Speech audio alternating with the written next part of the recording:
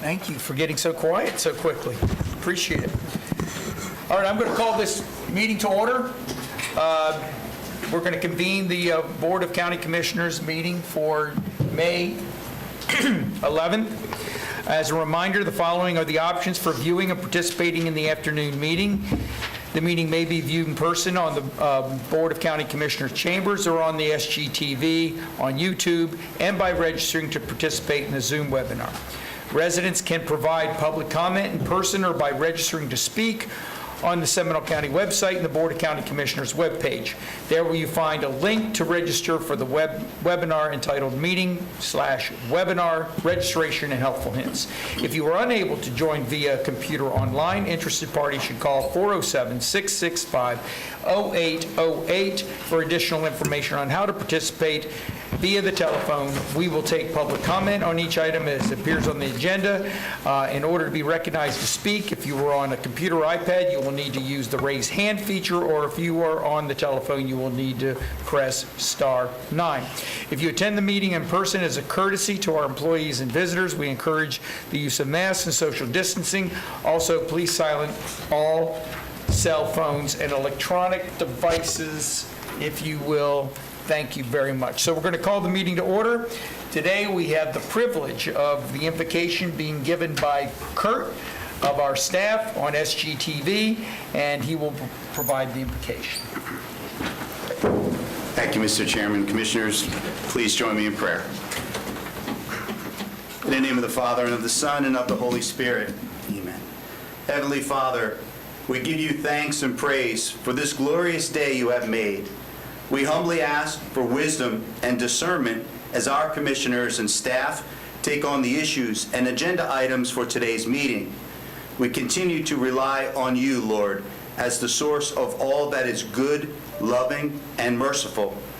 Help us to persevere in doing what is right, to uphold the dignity and respect of all people, no matter the color of their skin or the origins for where they came.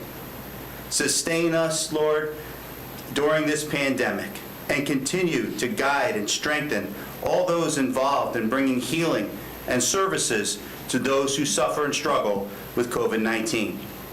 Bless and protect all those who risk their lives on a day-to-day basis to keep our citizens safe, and they put themselves on the line for each of us every day. We ask this through Christ our Lord. Amen. Amen. Miss Young, will you give us the honor of coming up and doing a Pledge of Allegiance today? Oh, of course. With honor.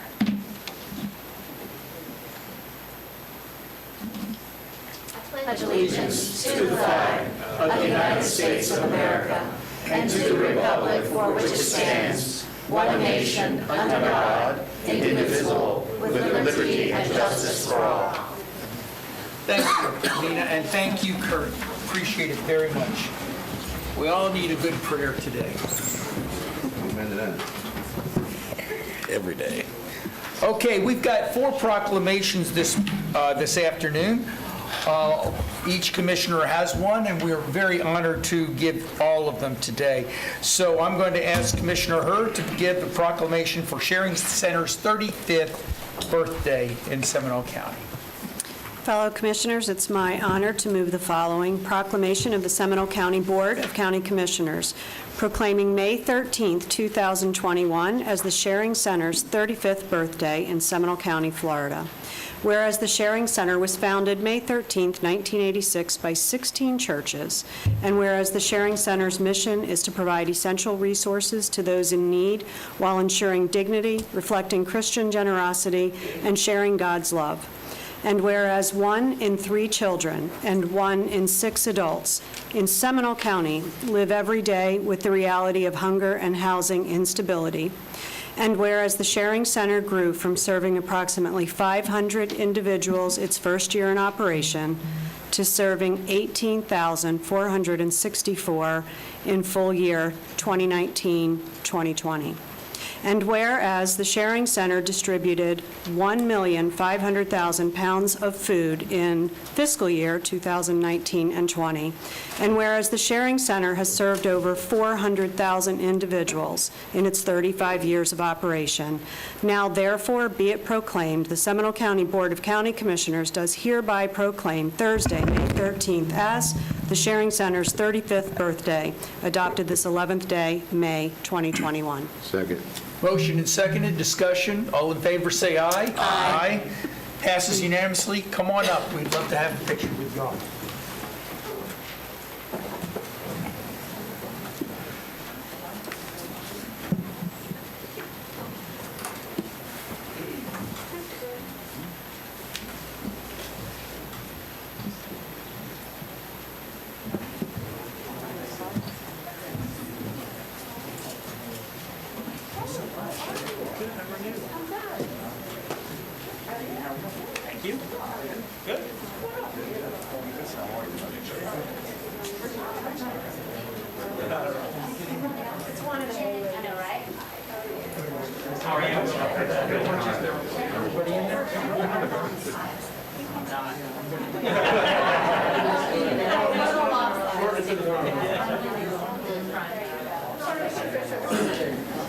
Someone needs to tell us what to do.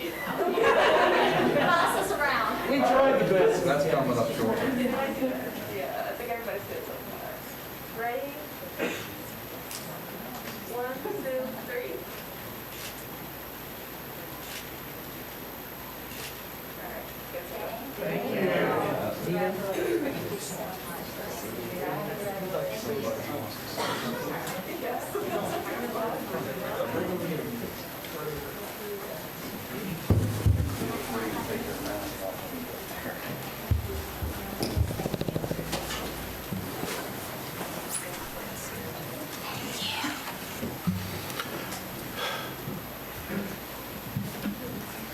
Good afternoon, Commissioners. Thank you so much for having the Sharing Center team here with you today, and thank you for celebrating with us 35 years of our providing services to Seminole County. My name is Nina Yan. I've been serving as the President and CEO for the last 2 years, and it's such a blessing to have such a great community partners in the County Commissioner's office. I also like to just recognize a few of our board members and team members that are here with us today. So if you're with the Sharing Center, if you just raise your hand. So this is a team, this is a dream team that make things happen, whether they're paid staff as our directors or volunteer leadership. We can't do the work that we do without everyone's support, staff and volunteers. And thank you so much for giving us this proclamation in celebrating our 35th birthday. Thank you. Congratulations. We all know what a great job that they do, and just as a sideline, they give the best bargains. They have the best bargains in town if you're looking for any shopping. So thank you very much. Commissioner DeLore, will you give the honor of celebrating Rotary Club of Oviedo's 50th anniversary? Thank you, Mr. Chairman. Just like so many other organizations, there are great organizations throughout all of Seminole County that have done so many wonderful things that it's good to recognize them. And I'm glad we're doing that multiple times here today. So today I have a proclamation of the Seminole County Board of County Commissioners celebrating the Rotary Club of Oviedo's 50th anniversary. Whereas Seminole County Commissioners and the citizens of Seminole County, Florida, have the abundant admiration and utmost gratitude for the service to the community by the Rotary Club of Oviedo.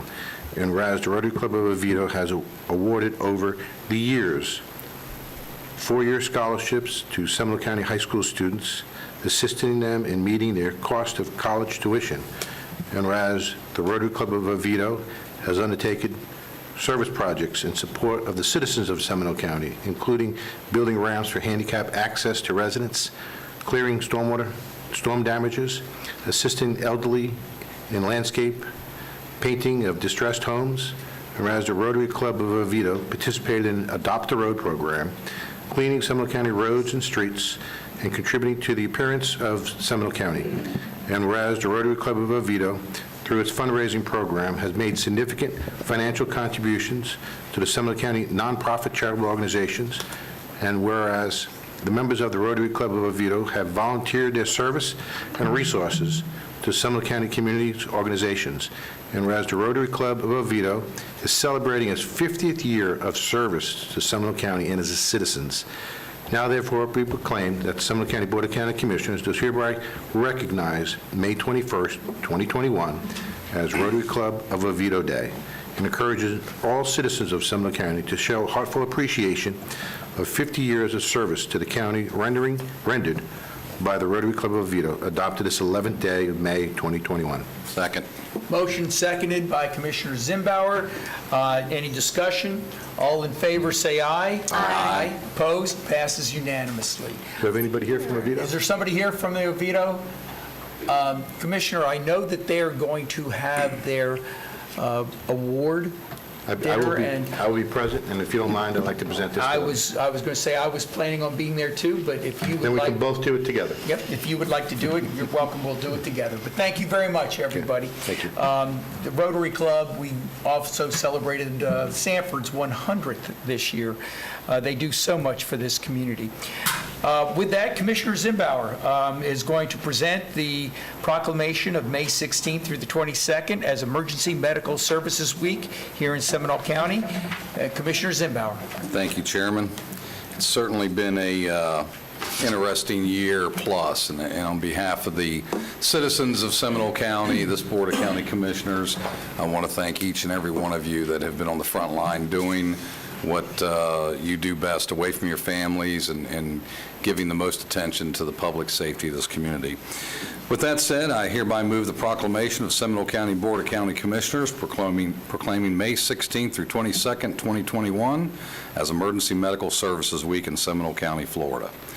Whereas emergency medical services is a vital public service, and whereas the members of emergency medical service teams are ready to provide life-saving care to those in need 24 hours a day, 7 days a week, and whereas access to quality emergency care dramatically improves the survival and recovery rates of those who experience sudden illness or injury, and whereas the emergency medical services system consists of first responders, emergency medical technicians, paramedics, emergency medical dispatchers, firefighters, law enforcement officers, educators, administration, pre-hospital nurses, emergency physicians, trained members of the public, and others out-of-hospital medical care providers. And whereas response to the pandemic by the emergency medical system required rapid enhancements and new protocols to appropriately and effectively treat and transport while keeping all patients and emergency medical service personnel safe to reduce the spread of COVID-19.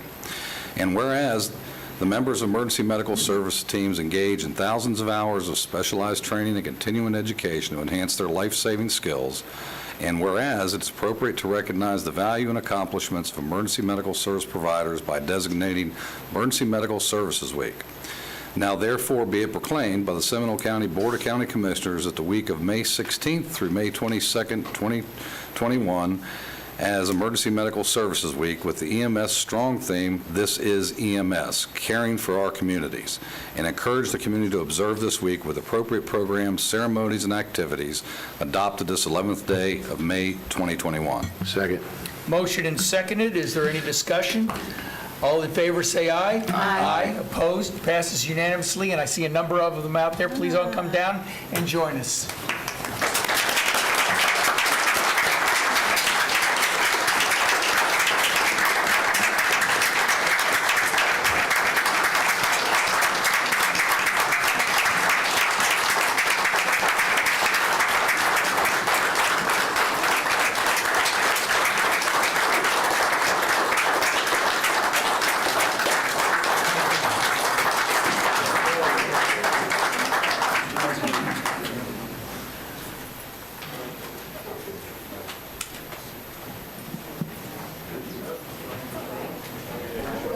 Everybody, squeeze on in, please.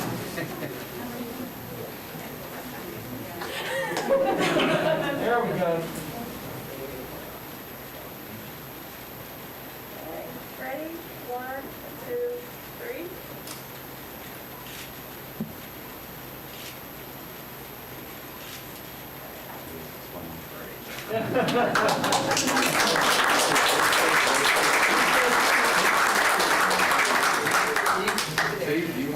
this? Yes, sure. On behalf of your fine staff. Thanks for being on there. Want to say something there?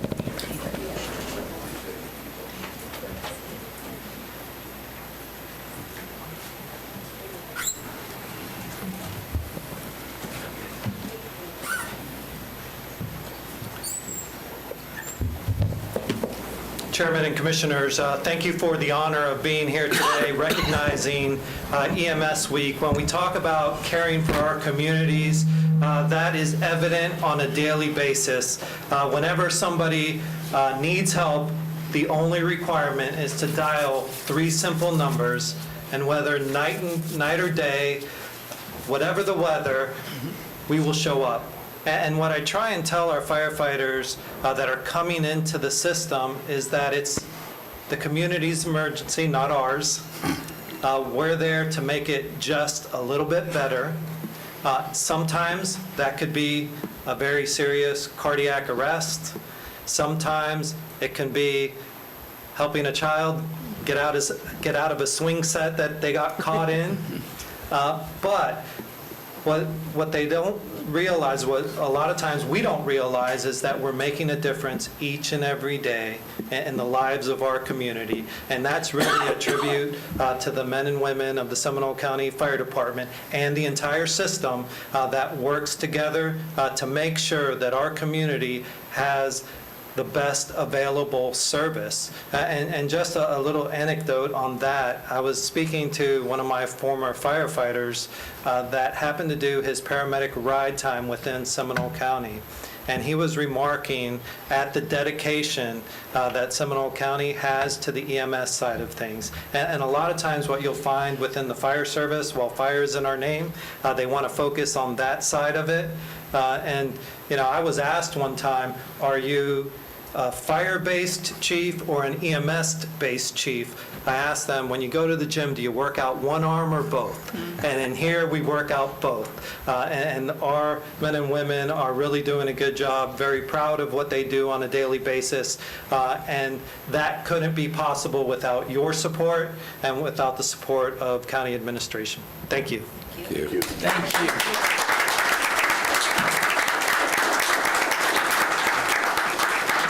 Thank you, Chief, very much. Well said.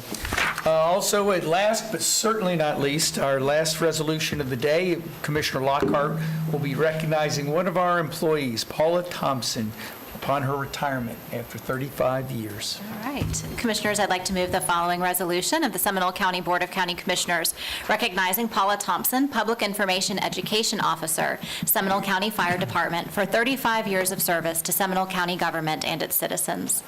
Whereas Paula Thompson began her career as a clerk typist with the Seminole County Fire Department on June 9, 1986, was promoted to a public safety educator in 1995, public information officer responsibilities were added in 1997, and on December 25, 2005, she was commissioned as a lieutenant serving as a division liaison officer. And whereas Paula Thompson has served Seminole County and its citizens over the years with the highest level of dedication and expertise, promoting safety while serving as a juvenile fire setter intervention instructor. I read that as juvenile fire setter. With the way it's broken on the page, I'm like, no, she didn't set fires.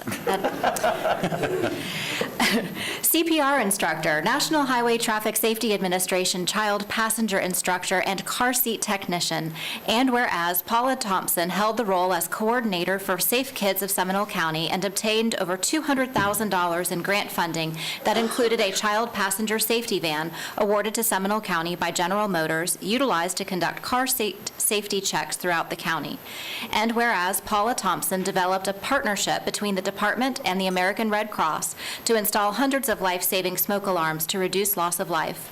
And whereas Paula Thompson responded to and served as a public information officer during emergency incidents and served in the Emergency Operations Center as a PIO for tornadoes, hurricanes, and numerous natural disaster activations.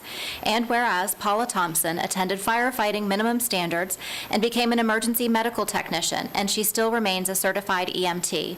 She was a member of the Florida Fire Chief's PIO deployment team and served as the Administration and Finance Officer for the Florida Fire Chief's statewide emergency response plan for Region 5. She attended Leadership Seminole and is a recipient of numerous state and local awards for her service to the community.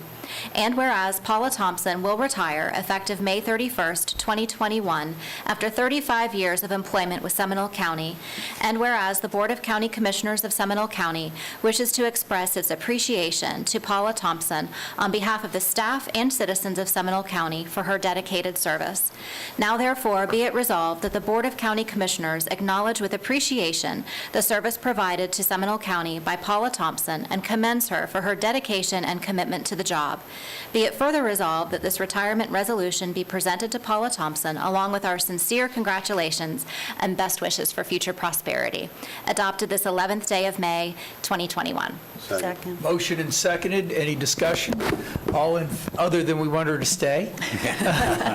All in favor, say aye. Aye. Opposed? Passes unanimously. Paula? Come on.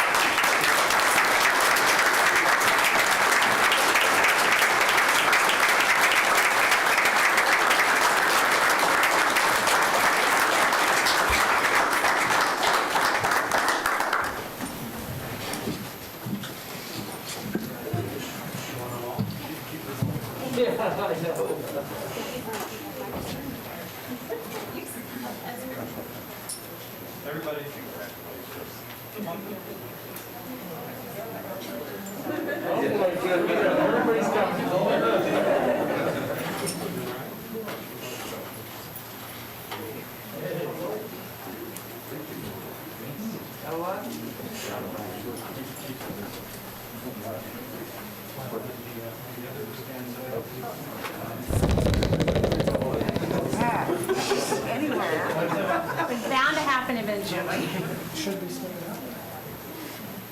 As long as everybody can see the photographer, she can see you. All right, ready? 1, 2, 3.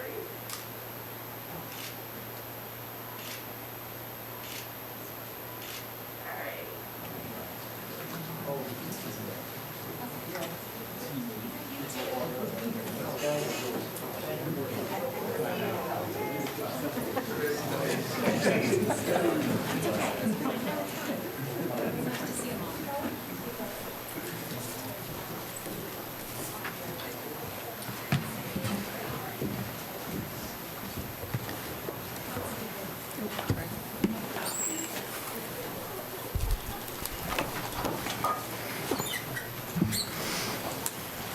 Commissioners, I certainly want to thank you for this opportunity to serve the county for 35 years. It's truly, truly, truly been a blessing to me.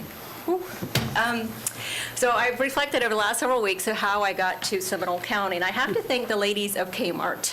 I worked in high school at Kmart, and my parents kept asking me, what do you want to do when you get out of school? I'm like, I don't know.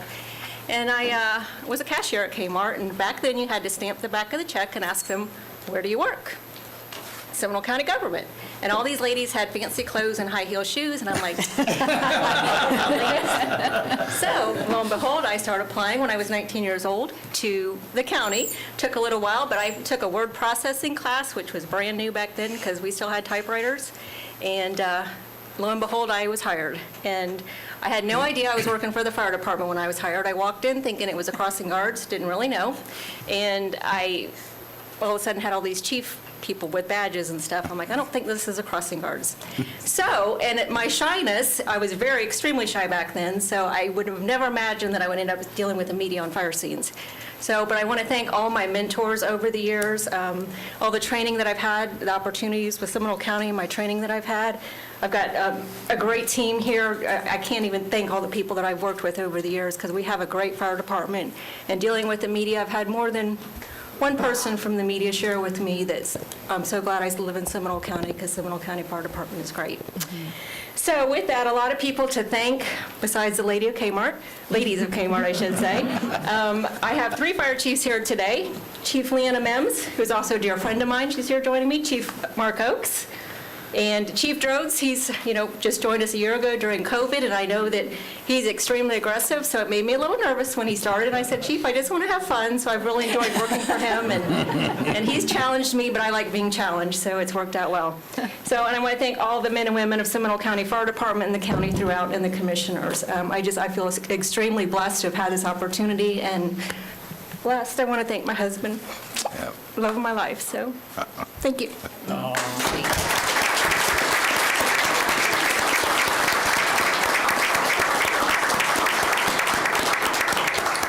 Excuse me, Paula, can you come back down here for a moment, please? Oh, boy.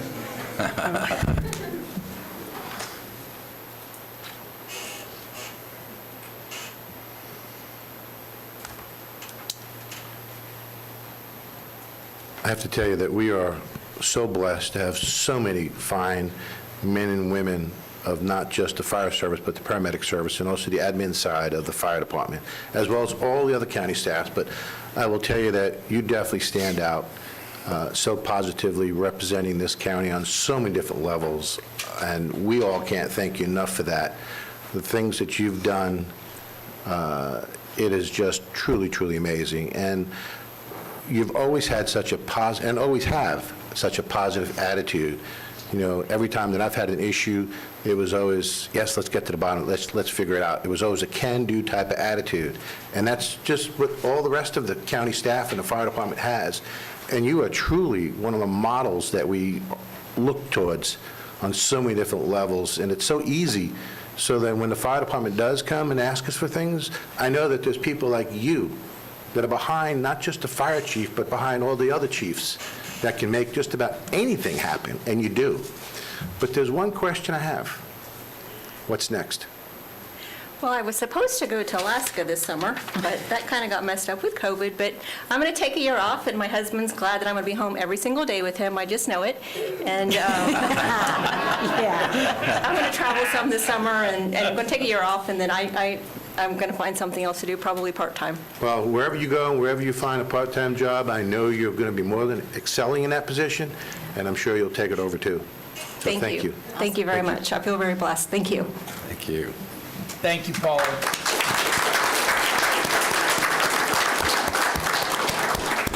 And thank you to all the recipients today. In one form or another, you all are what makes Seminole County unique and wonderful to live in. Thank you very much. Appreciate it. We're going to go to the consent calendar, or consent agenda now, and I'm sorry, I have to read another 3 paragraphs. And pursuant to Florida law, the public has the right to be heard on all propositions except when the Board of County Commissioners is acting on a ministerial or emergency matters or conducting a meeting exempt from Section 286.011 Florida statutes.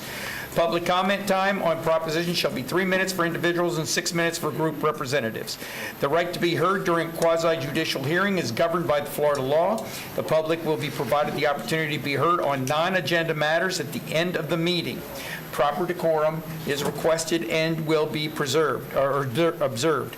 If members of the public would like to make comment and are attending the meeting in person, you will be called on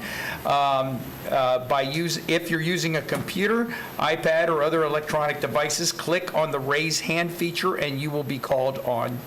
Also called on. Lastly, if you have called in on a telephone, you can raise your hand by pressing *9. You'll be also called on in order.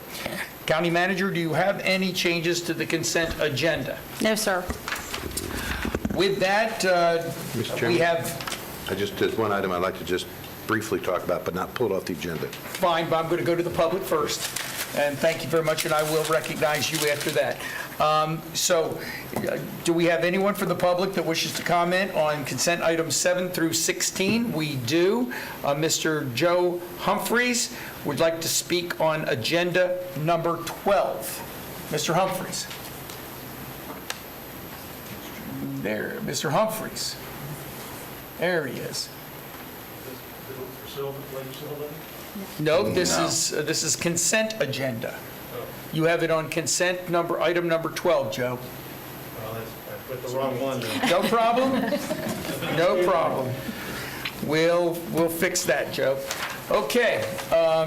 Is there anyone else? I have no other cards. At this time, I do want everyone to know that from the previous meeting, the work session that we had, if you look on your emails, you had a Deanna Houston that gave a public comment, and the clerk brought it up to me after the meeting, and so I asked her to put it out on the email for everyone, and she was talking about item number 1. So you should have the green card on that, okay? And we do have it back for the public record. All right, with that, we have consent agenda 6 through 17, and I think Commissioner Delory, you wanted to say something. Yes, Mr. Chairman, on item number 7, there is a resolution recognizing a resident here in Seminole County, Libby Harper, 100th year birthday. What you may not remember is that Ms. Harper used to be the president of the Friends of the Library. She was the president of the library. I can't even tell you how many years. I mean, it was just year after year after year. And I'm so excited that she's now turning 100. She lives in an adult living facility here in Sanford. And if there's no objections, Mr. Chairman, if this does get approved, which I think it would, I would like to invite as many of the public or the commissioners to go with me to present this, if we can get in, to Ms. Harper. I've been keeping tabs with her because she is also the daughter, and she's the mother of Diane Merck. And Diane Merck used to work here for many years as well. Diane Merck kept Commissioner Delory in line for many years. Oh, yeah. And her great-granddaughter is serving in the military. Yep. And her granddaughter actually volunteered, and she was in Syria for a number of months. She was one of 2 women that were picked out of all the people that volunteered. And so her granddaughter, as well as everyone else, is just truly, truly amazing. Thank you for that, Commissioner. Also, as a related issue, on number 8, we have a proclamation that May being the Older Americans Month, so it's related with that. Absolutely. So we are also honoring that today. And, we also are getting 3 electric chargers. Guys, I don't know if you saw that from FP&L, and that's item number 10. But with that, does anybody have anything that we wish to pull? No. Mr. Chairman, I'd like to make a motion to approve the consent agenda as presented, items 7 through 16. Second. Motion and seconded. Is there any discussion? All in favor, say aye. Aye. Opposed? Thank you. Item number 17, County Attorney, your agenda, sir. Yes, thank you. For the record, Paul Chipok, Deputy County Attorney. This is the Galileo School Foundation Educational Facilities Revenue Bonds in the amount of $33 million of educational facility revenue bonds. And this does not obligate the county. This is merely a formality pursuant to the tax code. It's a resolution in support, and these funds have been issued by the Seminole County Industrial Development Authority. So if there's any further questions, I'm here to answer. Questions from the commission? Is there anyone in the public that wishes to speak? I have no cards on number 17. Clint, do you have anybody on the cyber? No, sir. No one there? Mr. Chairman, I move to approve item 17. Second. Motion and seconded. Discussion? Seeing none, all in favor say aye. Aye. Opposed? Passes unanimously. Okay, thank you very much. Item number 18 on the regular agenda, consideration of jobs growth incentive, and I see that Tricia Johnson is in front of us. Yes, Tricia. good afternoon, Chairman and Commissioners. Tricia Johnson, Deputy County Manager. For your consideration this afternoon, a resolution recommending Microvast, Inc. for the Jobs Growth Incentive Program. As you know, the JGI program provides monetary incentives to induce qualified target industries to locate or expand within our community. The JGI program is administered by Seminole County government. Microvast was founded in 2006. They are a fast-growing market leader in design, development, and manufacturing of fast, long-life battery power systems for electric vehicles. Microvast currently has facilities in Tennessee and Texas and 1,800 employees worldwide. This is a new business to Seminole County. The proposed location is in the city of Lake Mary at 1907 Sand Pond Road, which will primarily house the research and development function of this company.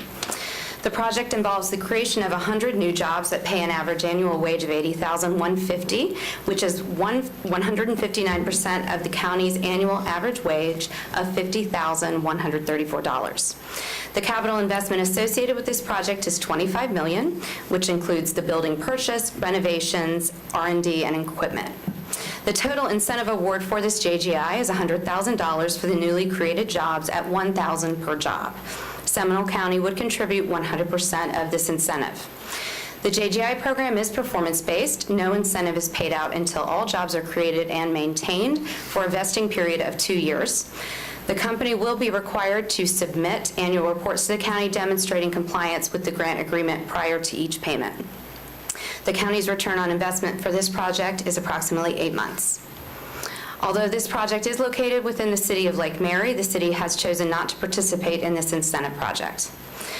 Therefore, I am seeking your approval of the Jobs Growth Incentive Funding Agreement between Seminole County Government and Microvast, Inc., providing an incentive for a total of $100,000.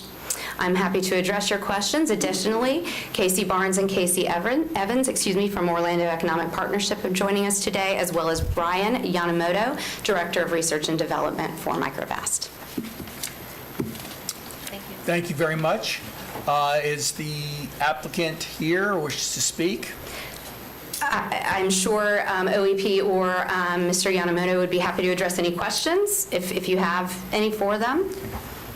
Thank you. Any questions? No question.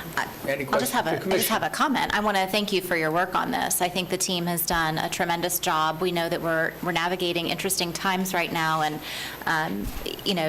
job growth incentives, there are good ones and there are not so good ones, in my opinion. And the good ones are transparent, and they provide accountability and a structure that can be followed, that are measurable. And I think this does all of those things. So I think that I think you've done a very good job of bringing something to us that's easy for me to support.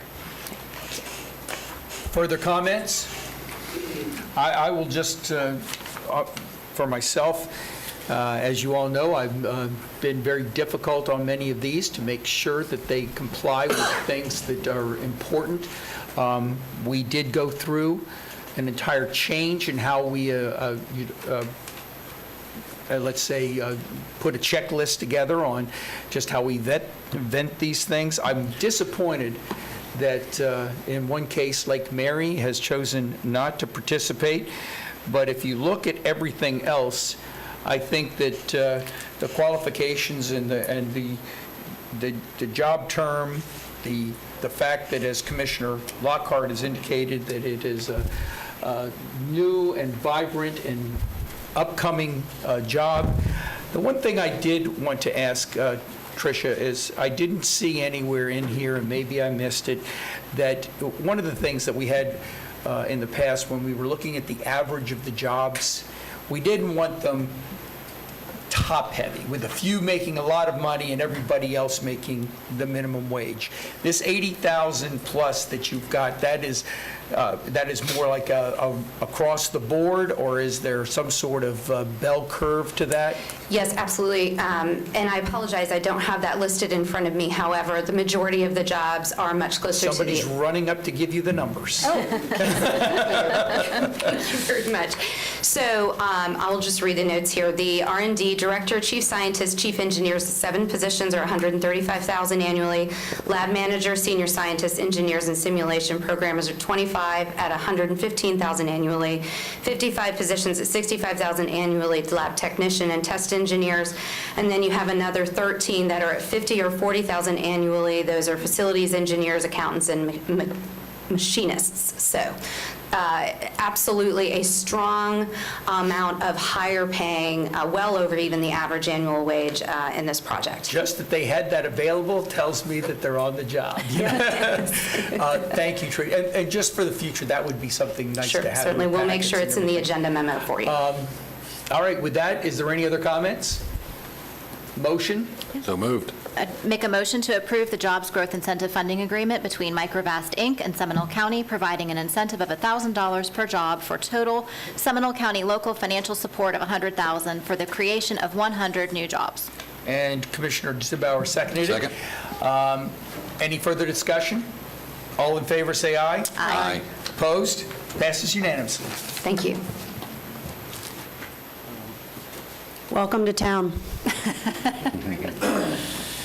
Commissioner, was there any public input on that?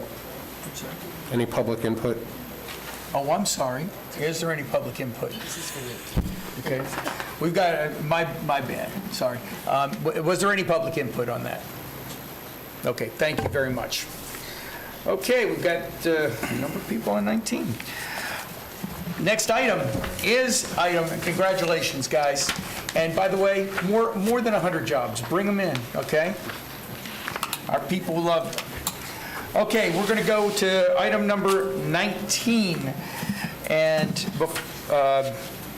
before I go into that, we are going to have to go to the public hearing. And once again, I'm going to have to read this as per the attorney.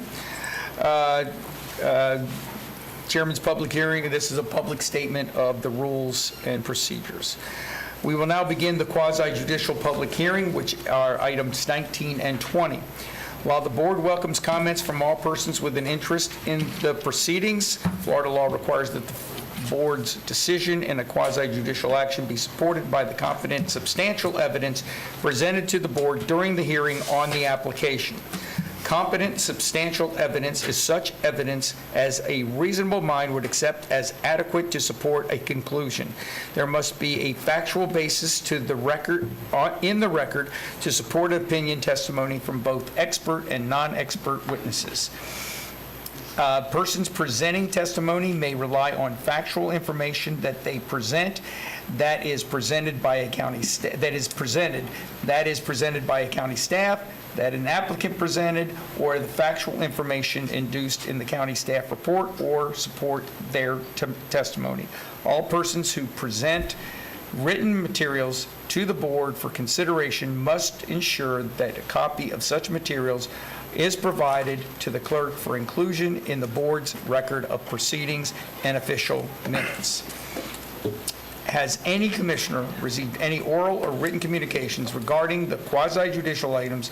If so, please disclose the substantial communications and identify the person making the communications. And I have my public records here that I will present at the end of ex parte and present at the end of the meeting. Mr. Chairman, I've submitted my ex parte electronically to the clerk, and it's available if anyone would like to see it. And the information that we were just handed out before the meeting, the clerk has a copy of, I'm assuming. Okay, great. Thank you. Mr. Chairman, I've also submitted it electronically. Commissioner? I'd like to submit mine to the record, all my ex parte for both issues, item number 19 and item number 20. Mr. Chairman, I will submit mine likewise, including a package that was just given to us when we came back from lunch.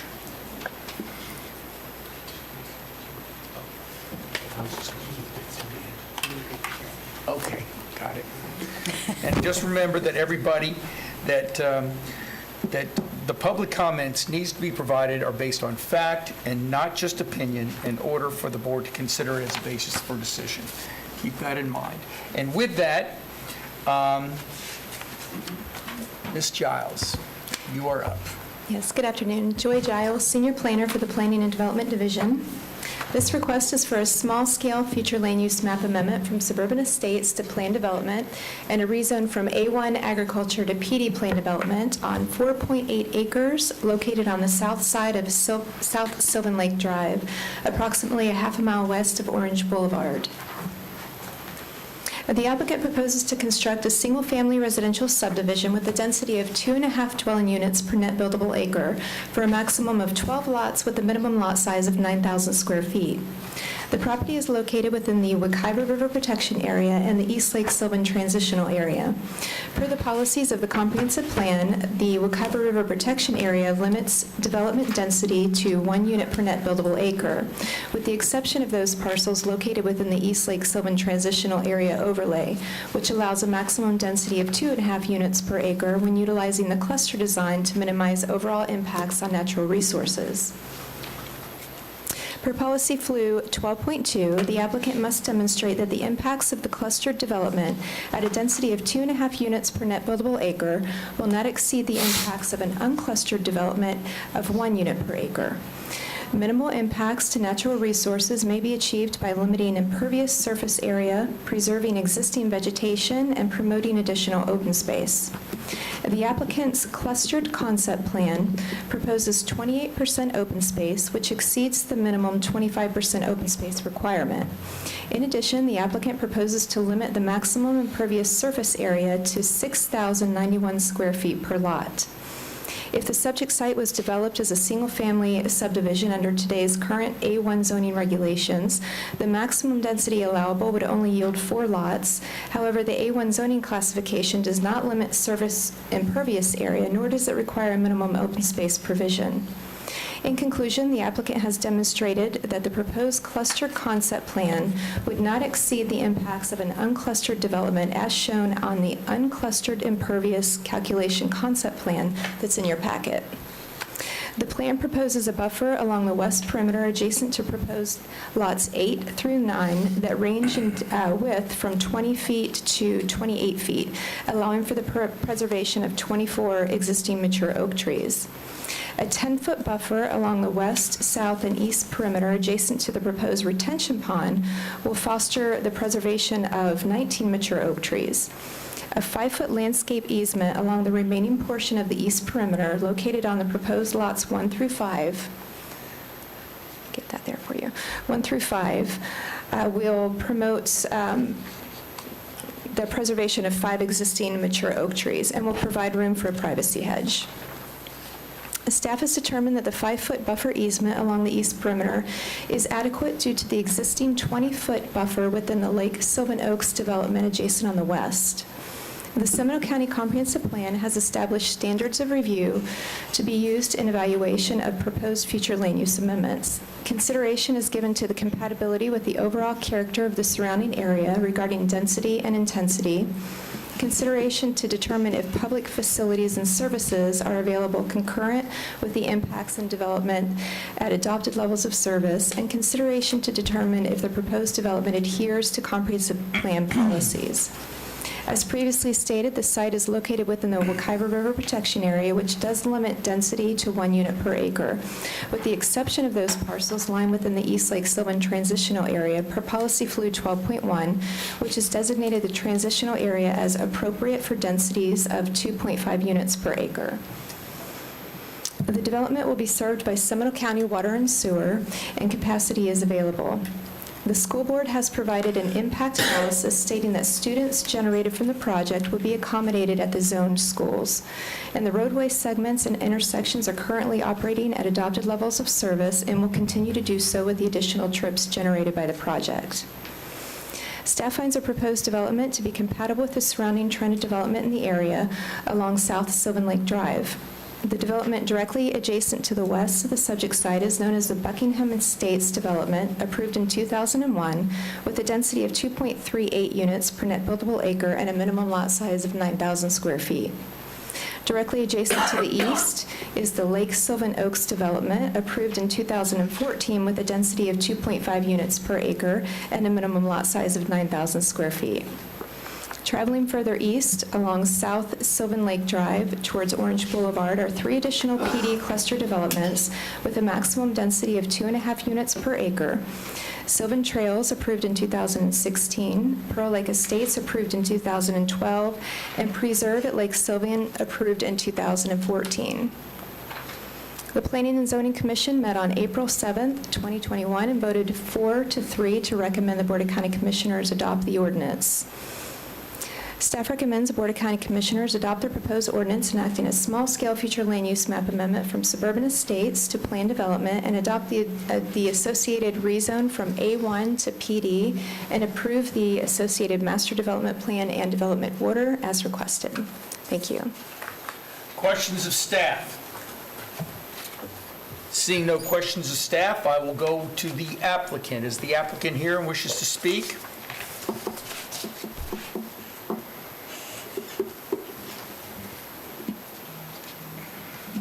Hi there, Chad Moorhead with Madden, Moorhead and Stokes.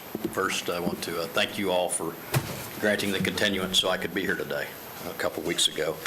I have a few things that I want to enter into the record that I entered at Planning and Zoning meeting, but they didn't make it in your packets. First one is the community meeting notice and the mailers and the sign-in sheet for what we did. We mailed out 98 mailers within a 500-foot radius, which I believe is it's above and beyond the 300-foot radius that's required or recommended.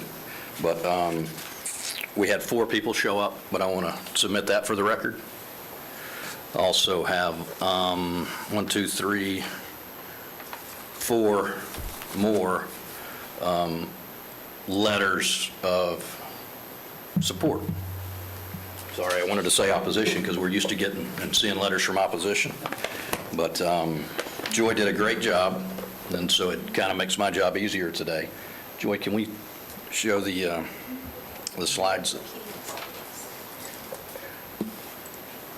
Mr. Moorhead, did you Yes, sir. give the letters you have given them? Yes, sir. Thank you very much.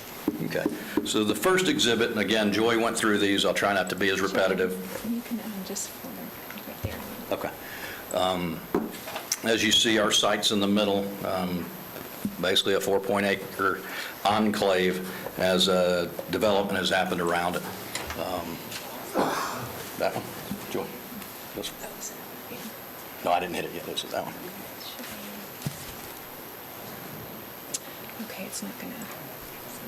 Do the next one. Okay. So here's the next slide that shows the zoning map, again, showing an enclave of PD amongst, all other developments that have happened out here.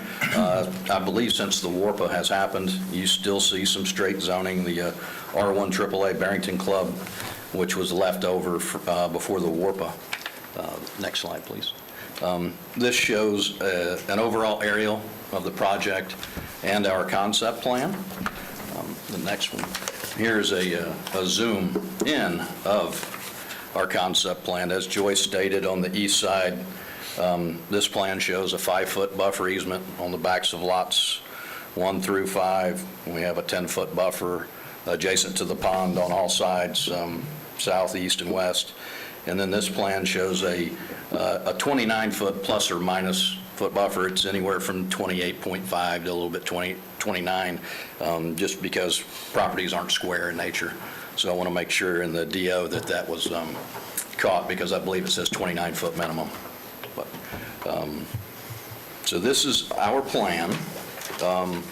You've seen the trend of development, and I know people really don't like to hear that, but the trend of development in this area is to, not to go, but 2.5 units an acre is what is all around us now. We've had some requests since P&Z to limit the project to 4 or 5 units, and honestly, that would be out of place. So we feel what we're asking for is reasonable. We heard at Planning and Zoning that there were concerns with traffic in the area. So I talked to Vasu in the Seminole County Transportation Engineering Department and asked him what a typical Seminole County 2-lane road, what's the capacity for that? And he told me, per the comp plan, it's 19,360 average daily trips, which is a lot of traffic. The latest trip counts, I believe, on South Lake Sylvan Road are somewhere around 700 average daily trips. So the road is way under capacity. I have some more PDFs. There were also some concerns with drainage. This shows a pre-development drainage map of the 3 projects. The proposed Sylvan Estates, the first project that was done on this roadway, Lake Sylvan Oaks, and Sylvan Trails. As you can see, probably 2/3 of it goes to the northwest, which goes to Lake Sylvan. Next one. In the post-development, those projects, the two on the east have emergency overflows that go to Pearl Lake. Our project will hold the 100-year 24-hour storm event, and we would have to work with staff on where the emergency overflow goes. It's possible that it goes to the east, to the existing retention pond, or it's possible that it would go back out to South Lake Sylvan. But again, that's after a 124-hour storm event, which is 10.6 inches of rain in 24 hours. So you've heard my spiel, and I had planned on stopping there. You know, we agree with staff's recommendations.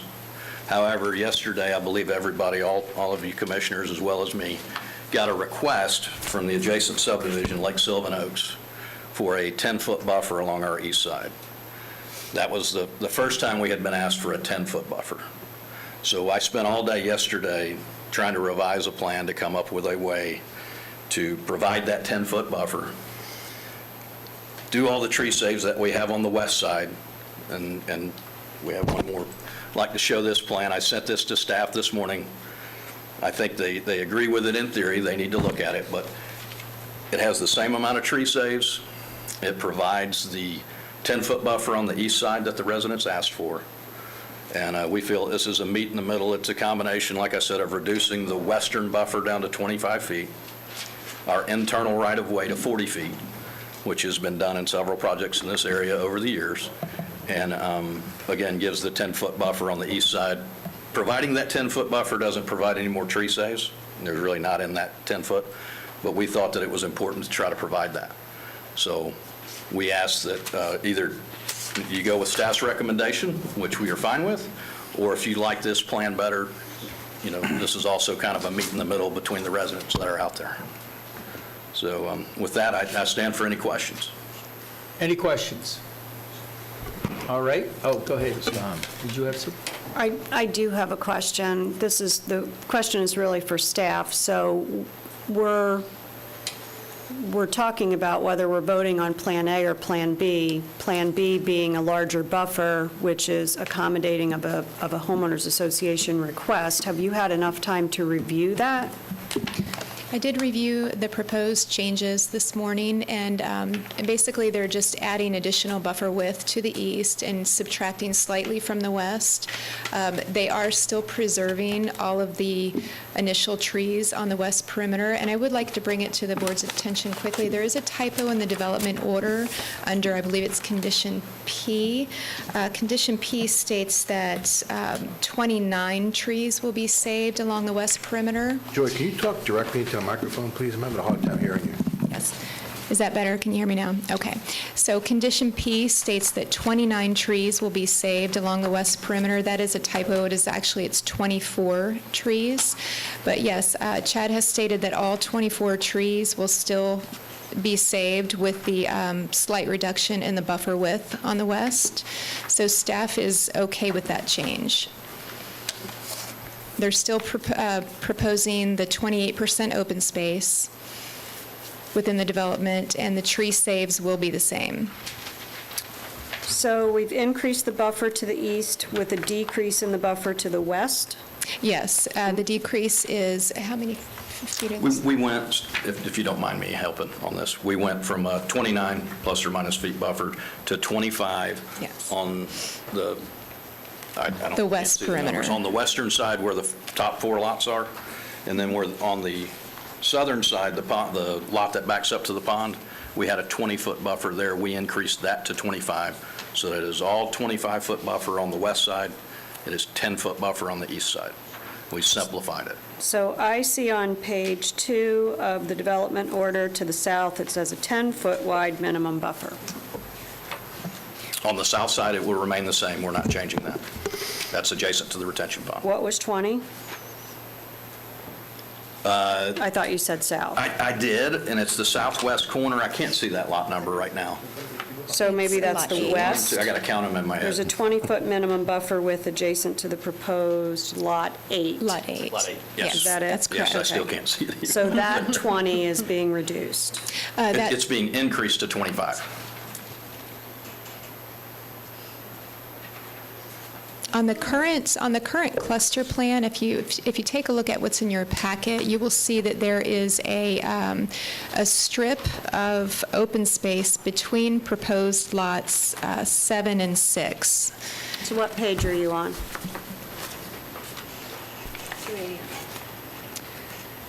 That is going to be, I'm not sure what page it is in your agenda, but it's the proposed cluster plan. Here, Joy, let's put that on the overhead. It'll make more sense, I think. It looks like page 289. Thank you. Okay, just While 289. we're doing that, Ms. Porter, can I have those letters, please, that was given to you by Mr. Moorhead? I've had a request to read those that have come in opposition into the record, so I think it's only fair that I read those 15, into okay. the record Oh, I see also. it. Okay. Chad, are you on the drawing sheet, CL? I think it's page 289 in our agenda. 289. That's sheet CL. Yes, that is correct, Commissioner Delarey. It is CL, titled CL. So if you look, there is a 15-foot strip of open space between lots 6 and 7. So that would be removed in order to shift these two lots over to gain more buffer area. Yeah, essentially, that's where the additional 15 feet, the additional 5 on the west adjacent to that lot, and the 10-foot on the east is how we created that additional 15 feet. Right, and you'll also pick that up here, too. Is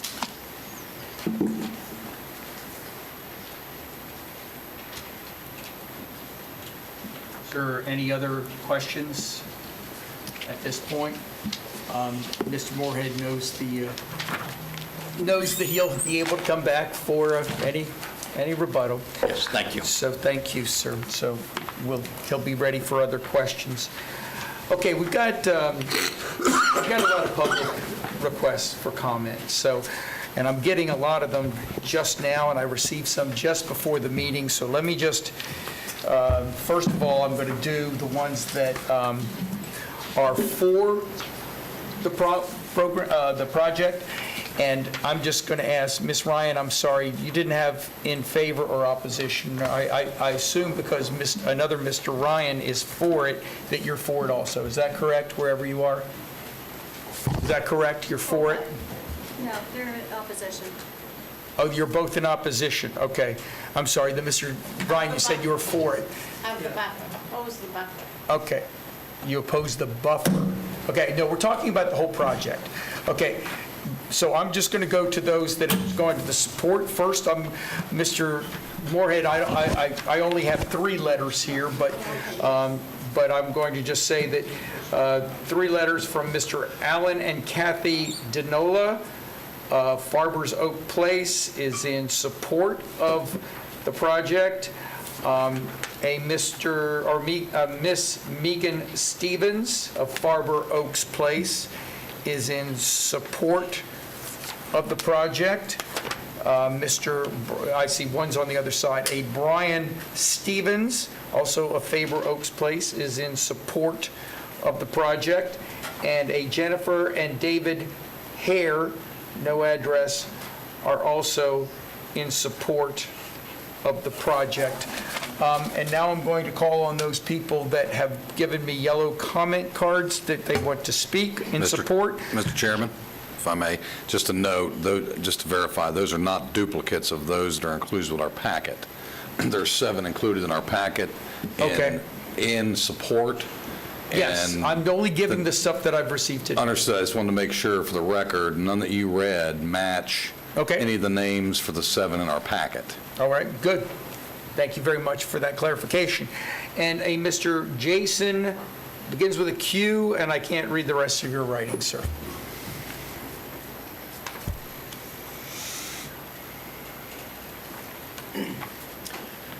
Good afternoon, Jason Quint. I live in Longwood. I currently rent a house over in Longwood. We bought a business and relocated our family. I'm a product of Seminole County, grew up in Seminole County, have moved back here, and we are trying to buy a home. And I will tell you, it is one of the most difficult experiences I have ever had. There is simply nothing out there that is of quality and of the reputation that WJ Homes brings to bear. Unfortunately, we're probably going to buy a house before we're able to find one of these houses. But I think about the economic impact, especially coming out of COVID, 12 homes, that's 12 roofs, that's maybe 12 pools, 12 kitchens, tile, drywall, all the jobs and whatnot that will be created and families that will be sustained and fed by a project like this, clearing the land, preparing the land, and also allowing that to continue. So I rise in support of this. I would urge you to support this and other areas of growth. I find that people that are against growth for growth's sake, growth is what keeps our economy going. Growth is what determines and what makes Seminole County a great place to be, is the fact I look at opportunities in Orange County where there's just tons and tons of homes being built, lots and lots of opportunity, and those homes are like a postage stamp. Those things like less than a quarter acre, very, very tiny, jammed next to them, you can touch the house next door. These are going to be on what seems to be like at least a half acre or more of space. These are going to be nice quality homes that the jobs that we just approved $1,000 a pop for. Those people need a place to live unless you want them to live in Lake County or Volusia County or Orange County. We seem to be having lots of economic growth. We need places for those people to live, and this is, I think, a perfect opportunity to find at least homes for 12 of those people. So, thank you. Any questions? Okay, Mr. William Breen, B-Y-E-E-N? Breen, sorry, sir.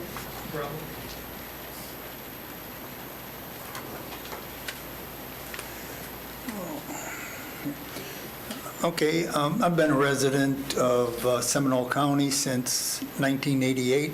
I love the county.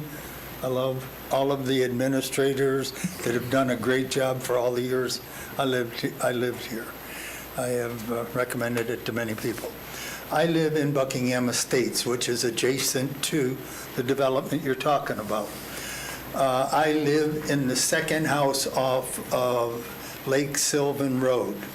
If you look on any of the things here, those two houses, mine and my neighbor's, he's on Lake Sylvan, and I'm the next one, we don't have a brick wall coming down there, okay? When it was Buckingham Estates was built, we asked the builder not to build or put up a brick wall, because we liked the horse that was back there and the bull that was back there, and being from Wisconsin country was my middle name. So anyway, after all these years, progress comes along. And anyway, I see the need for the house, for the person that owns the property to sell that property, because Seminole is expanding. The only thing that I just became aware of is what the engineer said here, is that they compromised my buffer. They took 5 feet of the buffer that was on the original plans and they gave it to the other side. Well, I've got all these beautiful trees back there, and they're right on the border of the 25-foot boundary. Yes, they're inside of it, but the root system is not. Okay, so what ends up happening is if they come in, they put a pool in there or anything else like this, that's going to disturb that, okay? Now, I've been watching those trees grow for a lot of years, since '04 is when we had the house built there. So that is my concern, is that we reinstate that buffer to the 5 feet. I'm a reasonable person, and a arborist would probably tell you better what the root system is. Maybe if you gave them another 2.5 feet, we split it up. So they want 5 or 10 feet on their buffer. And the reason originally that my property or the original thing was set up is that you people had said, Well, we didn't have the original buffer, so now we're going to give this property owners in Buckingham a buffer. See, we had no buffer on ours, and I thought that was a great thing that you thought of, and I would like if you would continue that thought. Thank you. Thank you very much, sir. And I guess that Mr. Breen was really in favor of getting his buffer back, if it goes. Okay, we are now going to go to, that's all I have for those in favor. Now going to go to those opposed that I've received. I don't know if anybody else received it, but the clerk gave me just now, before the meeting began, a petition of 700 people opposed to that. Okay. Want to make sure we had that. And then I have a few people, and I'm not going to read the full letters because they're fairly long, but there's some public comments here, just like the others that have asked to speak in favor. And the first one would be, this is opposed, and this is Erwin and Gina Hart that live in South Sylvan Lake Drive. And the development in my neighborhood has detrimental impact on my home and surrounding property, and I'm going to pass this down. Then Will Maneker, also of South Sylvan Lake Drive, and having resided at South Sylvan Lake Drive for 5 years, I've always enjoyed the balance of the green, natural green space in the homes that make up the various residences along the quiet road. This balance has appealed to me. The new development would deviate from that pattern. Mr. and Miss J. and Kristen Jackson of Wild Rose Trail in Sanford, and time and again we see overdevelopment and overcrowding in the small suburbs that have infrastructure handle watershed and traffic. And again, in opposition, Larry and Gina Holbrook of South Sylvan Lake Drive. And comparing the aerials of the conservation area adjacent to my home 5 years to current aerials show dramatic and potentially dangerous change. The consequences of conservation area foliage dying and striking street erosion, making driving, especially with many speeders, driving up and down Lake Sylvan Drive extremely dangerous. And they went on and on. So I'm giving this back to all of you to read as we go back here. And then I have had a request by those in opposed, just like we had that one that they have a lineup, and they've asked first that people go on the that they go from the computer, because most of them or many of them are either could not make it or are doctors that are in surgical schedules. So I'm going to, if I have no opposition, if nobody's opposed to that, we're going to go first to the virtual requests. And I was thinking of the doctors. Virtual requests. And Ms. Ferguson, I'm going to let you speak because you've asked to speak first, and then you have, then the folks that wish to speak online will be given the chance, and then we will go to those that are in the public without objection. Without objection. Go ahead, Miss. Wonderful, thank you. My name is Jen Ferguson. I live on a 5-acre parcel like the majority of my neighbors on South Sylvan Lake Drive. I'm a business owner, my husband is a business owner, and we've lived in Seminole County since 2002. I want to thank you all for the opportunity to speak today, and a special thanks to my commissioner, Commissioner Herr, for coming to South Sylvan Lake Drive to see the issues firsthand that we're going to address today. We appreciate also the time allotted to us at the 1:30 spot, which is now 2:44, to have our voices heard. Today, my fellow neighbors and concerned Seminole County citizens are going to address the issues and concerns with the proposed subdivision of Sylvan Estates. To save time and to focus attention, my neighbors have agreed to address the separate concerns which we all share. The purpose is to show you that the nature of our community would be preserved with keeping the current rule of 1 home per acre. We're going to talk about property rights. the rights of everyone, not just the few. Dr. Shukas, who is a very successful plastic surgeon and a neighbor of mine, has been very successful in organizing over 165 neighbors to vote for an MSBU on Sylvan Lake to prevent an invasive species from taking over the lake. We're going to address safety and flooding issues, and that'll be addressed by Dr. Kevin and Christmas Barber, as well as Dr. Chris and Chatal Pearson. Both families travel the world to help thousands of people see. They're both eye doctors. Road conditions and safeties will be addressed by retired Battalion Chief Paul Algieri, also my neighbor, and his firsthand experience with our road and all of its safety issues. Cluster subdivisions and how they're defined by our code and the American Planning Association guide will be addressed by our knowledgeable and familiar to this board, Nancy Harmon. Our natural resources and how they will be impacted will be addressed by Joe Humphreys, a longstanding and compassionate neighbor. Density and how this subdivision violates the standards set forth in the Seminole County Code will be addressed by Cindy Howler, a dedicated healthcare worker and neighbor. Allowable open space and net buildable acreage calculation will be discussed and explained by former Budget and Finance Director of the Sheriff's Office, George Sellery. Many other concerned citizens will be sharing their perspective online and in written statements, as you've already heard.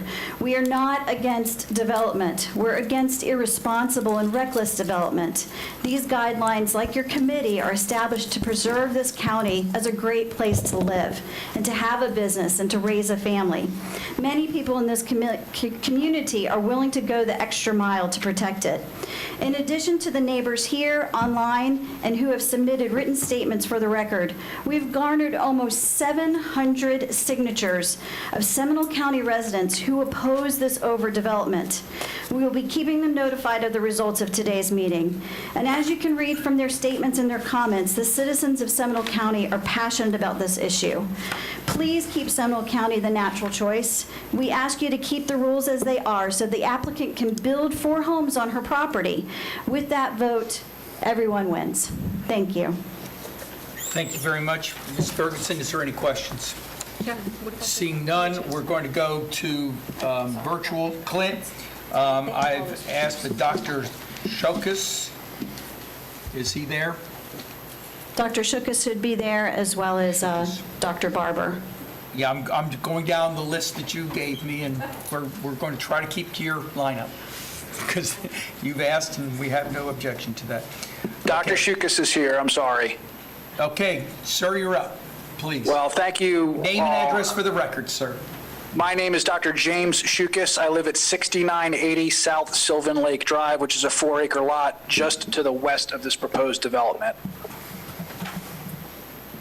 I've been before this commission before, as Ms. Ferguson had mentioned, several years ago to form an MSBU to try and save Sylvan Lake from an invasive hydrilla species. So I'll keep this very brief. As Ms. Ferguson said, a lot of my neighbors are going to come forward and speak on the different issues at hand, whether it be flooding or road damage or safety or traffic. I was really going to speak to a much bigger issue here, which is this developer is asking for an exception to a rule that is in place. There is a law clearly in place trying to limit overdevelopment of our beautiful county to 1 acre or 1 home per buildable acre. The developer is asking for an exception to that rule. As far as I can tell, you have 7 letters in your packet and potentially 3 letters in favor of this development. You have a petition with 700 names on it, and every single member of this community that lives on South Sylvan Lake Drive has come out against this development. This came up during zoning and planning, where they heard from greater than 15 families that live on this road that will be directly affected by this. My global point to this commission is just to ask you to do one simple thing, which is just stick with the law as it is right now. Do not grant an exception to a law that everyone is in opposition to. The entire community that lives on this road is in opposition to this development. And as Ms. Ferguson said, we're not against development. I think 1 acre and 1 home is absolutely fine. Trying to cram 12 houses onto a 4-acre lot that is not in line with the remainder of the community and comparing it to Buckingham Estates is not really, it's somewhat disingenuous at best. The entire community is against this. We're just asking that you consider keeping the law as it is and not granting an exception. And I think you'll see today that there are many more people opposed to this development than there are in favor of it. And what I would ask just to keep that in mind is there's a law in place. The community of people that are going to be directly affected by this don't want it. And I would just ask that you strongly consider that when it's really just one developer and, someone who wants a buffer between their houses when the rest of us, for a multitude of reasons, are against this. I'll keep it short because I know everybody else wants a chance to talk. I thank you for your time. Thank you, Dr. Shokus. Dr. Barber? Clint, is Dr. Barber there?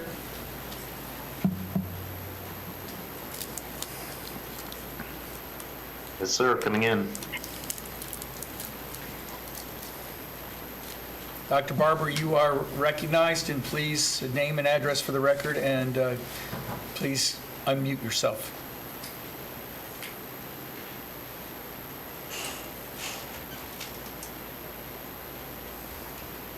Hi, good afternoon. This is Christmas Barber. My husband, Dr. Kevin Barber, had to step away because we're traveling to Honduras in the next few days for work with our nonprofit. We train ophthalmologists in developing nations. So he has to get a COVID test today to hop on an airplane. So he's doing that, and he'll hop on right back on as soon as he can. But I can speak. Like I said, my name's Christmas Barber, and we live at 6410 South Sylvan Lake Drive, right next to Mrs. Ferguson. And our lot's about half an acre, a little more than half an acre. And I just wanted to, first of all, say thank you to the Sharing Center for all the work you do for our community, and to the firefighters as well.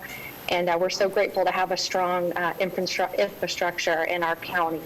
And so now I'd just like to address what the developer mentioned earlier in his presentation, was that the traffic count was around 700 trips per day. And I read an email from someone in his firm telling us that the count was about 700 trips per day, but that was measured at the second half of 2020, which is during COVID times. And traffic count during COVID time, it's been, actually a pleasure to drive on I-4 during COVID because there's barely any traffic. Everyone's doing a good job staying home and learning how to work from home and school from home. And so I would just submit that that's not really a fair comparison to what our typical traffic counts are on a daily basis. I would look at something from 2019 or even more recent now. It's starting to pick up, but it's certainly not its usual, like it will be hopefully in the next year or so. And then secondly, I'd like to mention that we have 4 kids, my husband and I, and we have a cute little dog, and we moved to that area because we love the nature. We love the bike trails being really close. We love to be able to be on the lake and play and have fun with our kids, and they love having their friends over to enjoy the beautiful nature that Seminole County offers. But unfortunately, we are no longer able to walk on the side of our road because of huge safety concerns. Just recently, I was driving down our road, which has a 30-mile-per-hour speed limit, and a driver was speeding right up on my bumper and actually drove around me on the side of the road to pass me and to speed past me. And I was terrified because what if my 9-year-old daughter had been walking our dog on the side of the road? She would have been killed. And so that's just, one simple example. Thankfully, everyone was okay. No mailboxes were even knocked down, but it's scary. And so the residents of 12 homes don't only bring themselves, but they would bring the traffic of course, construction, but deliveries. Everybody gets grocery deliveries, Amazon deliveries, UPS deliveries, and, we're on a delivery economy these days. And so I think it wouldn't be fair to consider only the residents as the traffic counting for the additional residents there. And so anyway, I just ask you the same as Dr. Shokus, please consider keeping it the way it is now and keep our neighborhood safe and beautiful. Thanks again. Thank you, Ms. Barber. Dr. Chris Pearson is also on Zoom. Clint?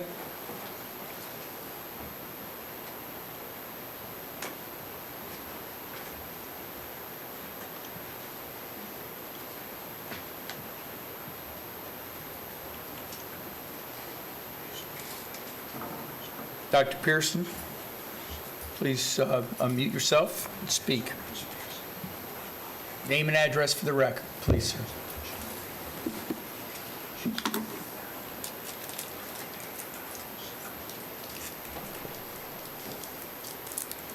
Dr. Pearson?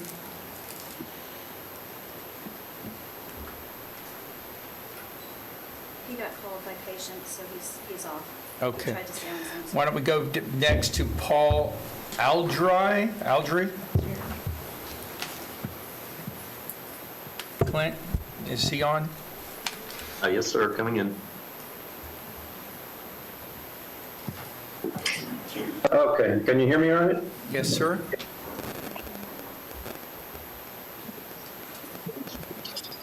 All right, very good. Name is Paul Algieri, 6590 South Sylvan Lake Drive. I'm a retired battalion chief from Seminole County Fire Department, and I covered this northwest area of the county for the last 14 of my 34 years of employment. I just wanted to speak briefly on a couple of safety concerns on South Sylvan Lake Drive that development does have an impact on. And for the record, again, we're not opposed to the development, just the density of it.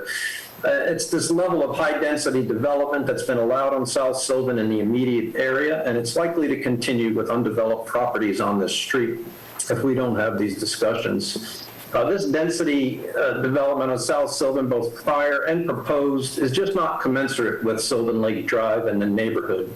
It's not what it's designed for. Maybe on Orange Boulevard. This road is a small, undersized two-lane road with no improvements made, such as sidewalks, curbs, shoulders, street light, or hydrants.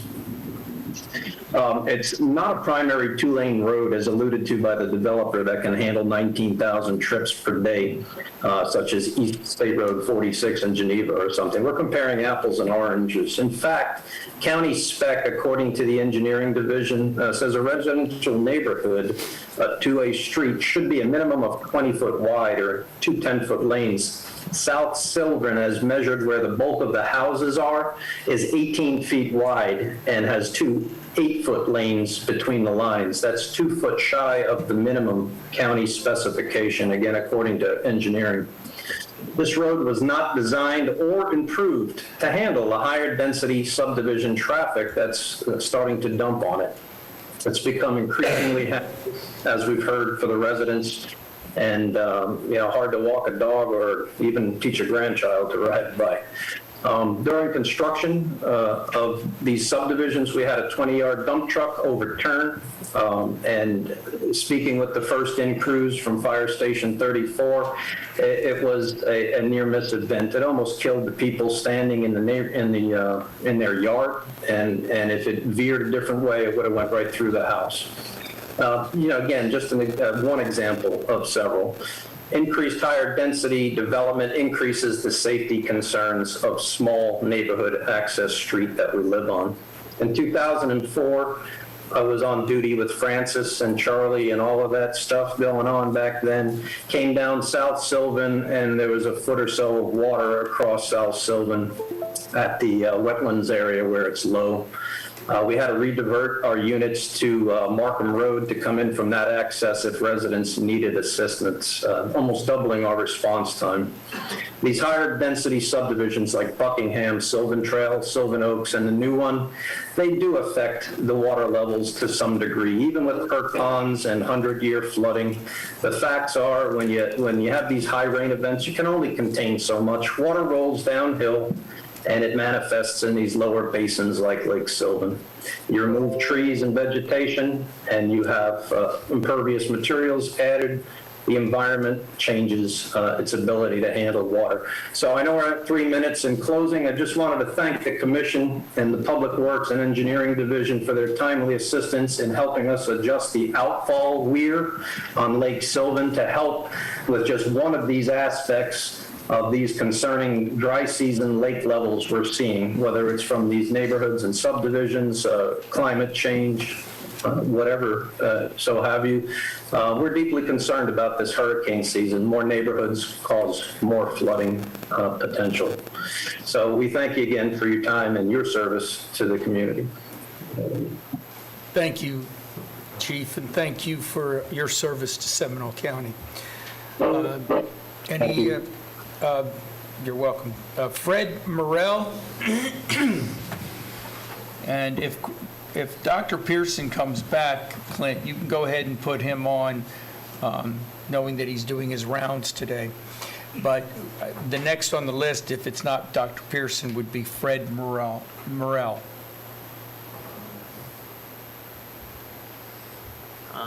Yes, sir. I see Michelle Morrill.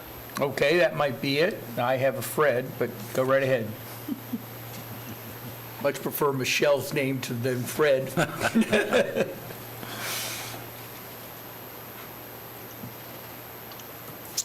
Michelle, you are recognized. Please name and address for the record. Take yourself off mute. Thank you.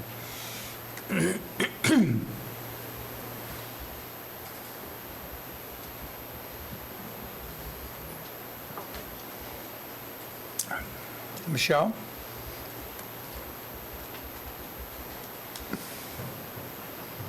Okay.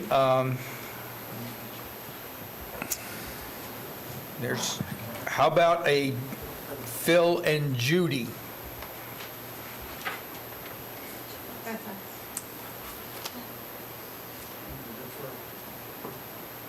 Oh, they're here. Okay, they don't have a last name here, but there's Phil and Michelle. Judy Ryan are here, good. Michelle is on the But I want to get to Michelle and Chris if we can. Michelle, you are recognized. Hi, good afternoon, everybody. My name is Michelle Morrill. I'm at 6595 South Sylvan Lake Drive. As y'all can see, I work right on the road, so I sit here all day long and watch the traffic. And going up and down the road about, I would say at an average about 65, 70 miles an hour.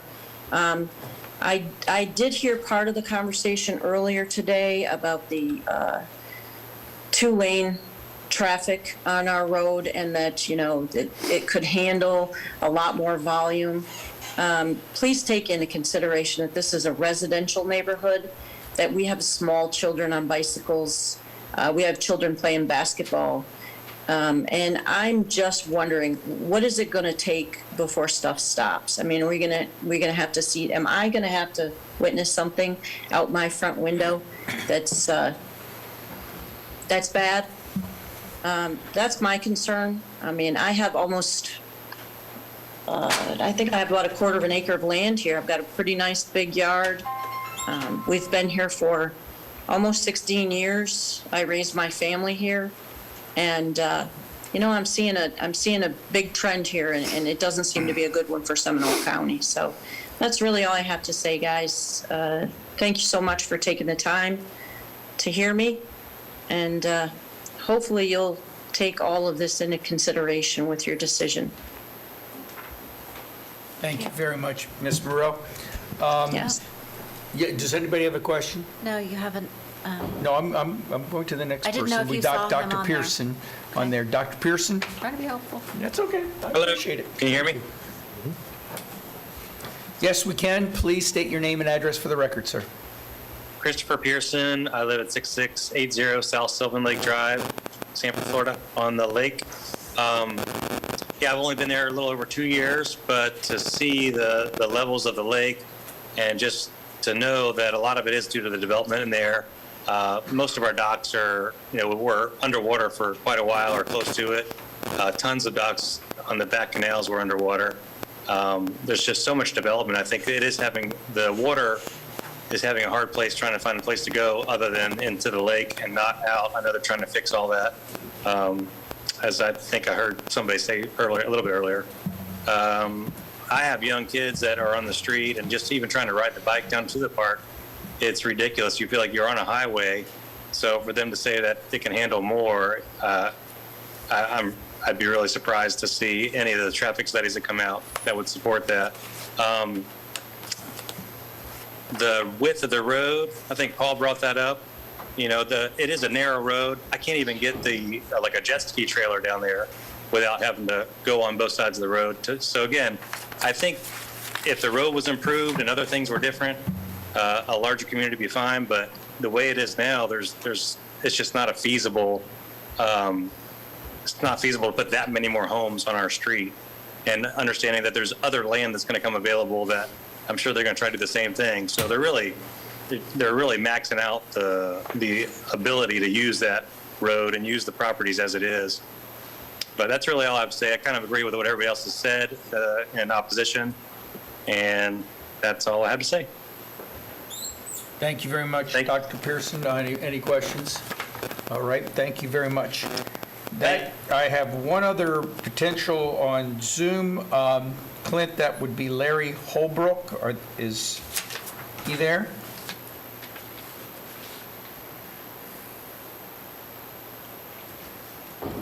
No, sir, I don't see anyone by that name. I do have another hand raised. Clint, do you have anyone else online? Yes, sir, there is another hand up. Okay, go ahead and bring them in. We'll get Gray Wilson. Mr. Gray Wilson. Mr. Wilson? Clicking all the right buttons here. Thank you very much. Gray Wilson, 1125 Broadgate Lane, Lake Mary.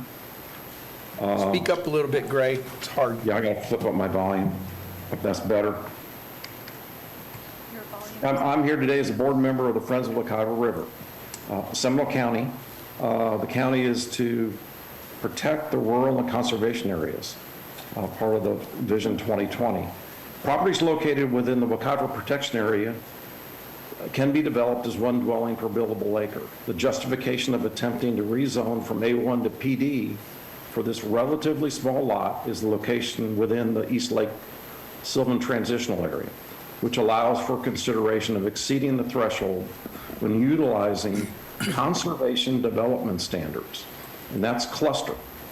The intent of this type of proposed development is to group residential properties in a different configuration. This is an attempt to utilize William White's textbook cluster development concept, which is known better today as a conservation development. American Planning Association weighs in stating cluster subdivision characteristic includes presence of undeveloped land that is held for the common enjoyment of the neighboring residents for the community at large. In contrast, characteristics of non-cluster developments are homes not oriented to produce any sense of community. To meet the threshold of cluster, the siting of homes in a group so that they have a focus of orientation and the separation of each cluster by common land for the use and enjoyment of the community. Several homes in development are grouped together or clustered, set off from others by an intervening space giving visual definition to each individual group. This proposal does not have any of those characteristics. The purpose of conservation development is primarily to create more area for recreation and space that promotes social interaction. The benefits of higher density of conservation development, a cluster, should promote items like increased bicycle usage and encourage high pedestrian use. The extra space available by a conservation development leaves rooms for parks and trails. The benefit of the retention pond is to act as the collector for runoff only for the four rear homes, and the cluster conservation development is supposed to be a total community shared ones. Design features need to demonstrate an improvement to the environment over the existing site. The option to maximize lots from 4 to 12 within the protected area must utilize conservation development good faith practices. Benefits here are scaled for the developer gain and lacks the balanced characteristics learned in the coursework of my degree studies that incorporated William White's cluster development. What we have here is suburban sprawl cloaked under the disingenuous use of conservation development. A conservation development model must include unobstructed views and effective private space. Accepting higher density living is typically a difficult obstacle for conservation clustering because the intent is a high standard. The achievement of conservation is what is lacking. Do residents have a shared conservation benefit, like a small park within the development, shared trails, gathering spots? They do not. Allowing conservation development that increase densities obligates the proposal for everything to be directed away from natural resources on the existing site. It doesn't on this proposal. There is nothing special about the roadway and sidewalk design this neighborhood offers to its resident. Great. Yes. Great. Because you're representing Wekiva, the Friends of the Wekiva, I gave you a few more time, but could you wrap this up, please? Sure. I'm just about finished here. So White's conservation cluster development concepts. So these are principles that need to be achieved with this exception. This is something above and beyond the standard 1/1, and these have failed. The other points to consider, and I'm just going to be finishing up here, are preserving the natural site features, the preservation of land in its natural conditions, prominently the trees. Mature oaks have a spread of 25 to 50 feet for laurels and 35 to 100 feet for live oaks. And construction in the canopy spread cannot infringe in the canopy spread of an existing tree. And so that's going to be really difficult with a 5-foot buffer. That's just not going to do it. Basically, White's cluster development concept for protecting trees, these natural resources, are to have really wide bursts around them, untouched at the elevation and canopy. It's an essential part of conservation development. What we're trying to do here is considering a round hole in a square peg. They just don't line up. And I just want to summarize. William White is the person that created the concept of clustering. And this is about clustering. This is the exception. This is the way that this development is asking to increase the intensity of development.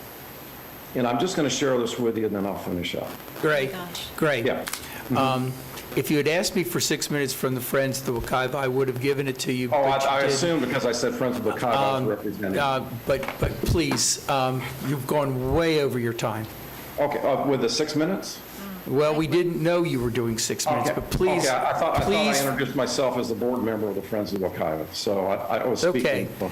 But We have anyway, patience here, so please go ahead. Finish Yeah. up, please. So basically, what William White is saying, and he is the father of the concept of what we're asking to do here, what you're being presented, is this vision. He's going down a countryside road, and there's no sweep of green across the hills. Splatter scores of random subdivisions, dreary asphalt curves. Gone are all the streams in the forests, and they're buried in the concrete. Rows of stumps are being removed, where the trees are. Basically, he's describing what's being proposed. It's the very opposite of what a cluster development is supposed to be.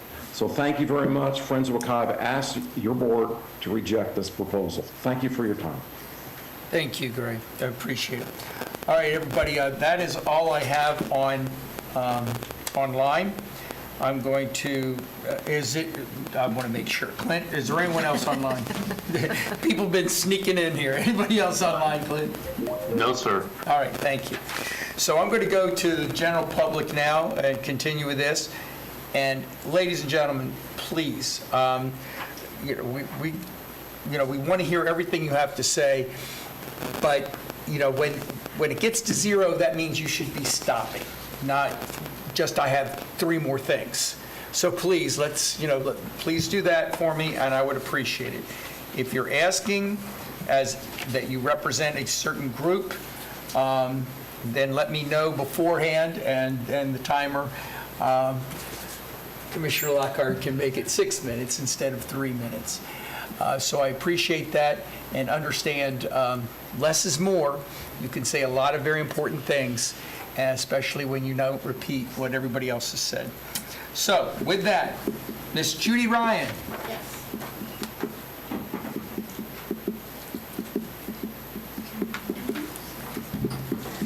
Hi, my name is Judy Ryan, 2210 Lake Sylvan Oaks Court. And I am opposed to the way they are developing this development. I'm not opposed to them building on the property, but I am opposed to a 5-foot buffer. I think that's absolutely ridiculous. As we have here, so we have Sylvan Trails and Lake Sylvan. And then this was Sylvan Trails, before you see the empty lot there with all the trees. They were talking about the buffer leaving trees. Well, there's the difference. They took most of those trees down, and there's no trees, and there's 20-foot buffer between both sides of Lake Sylvan Oaks.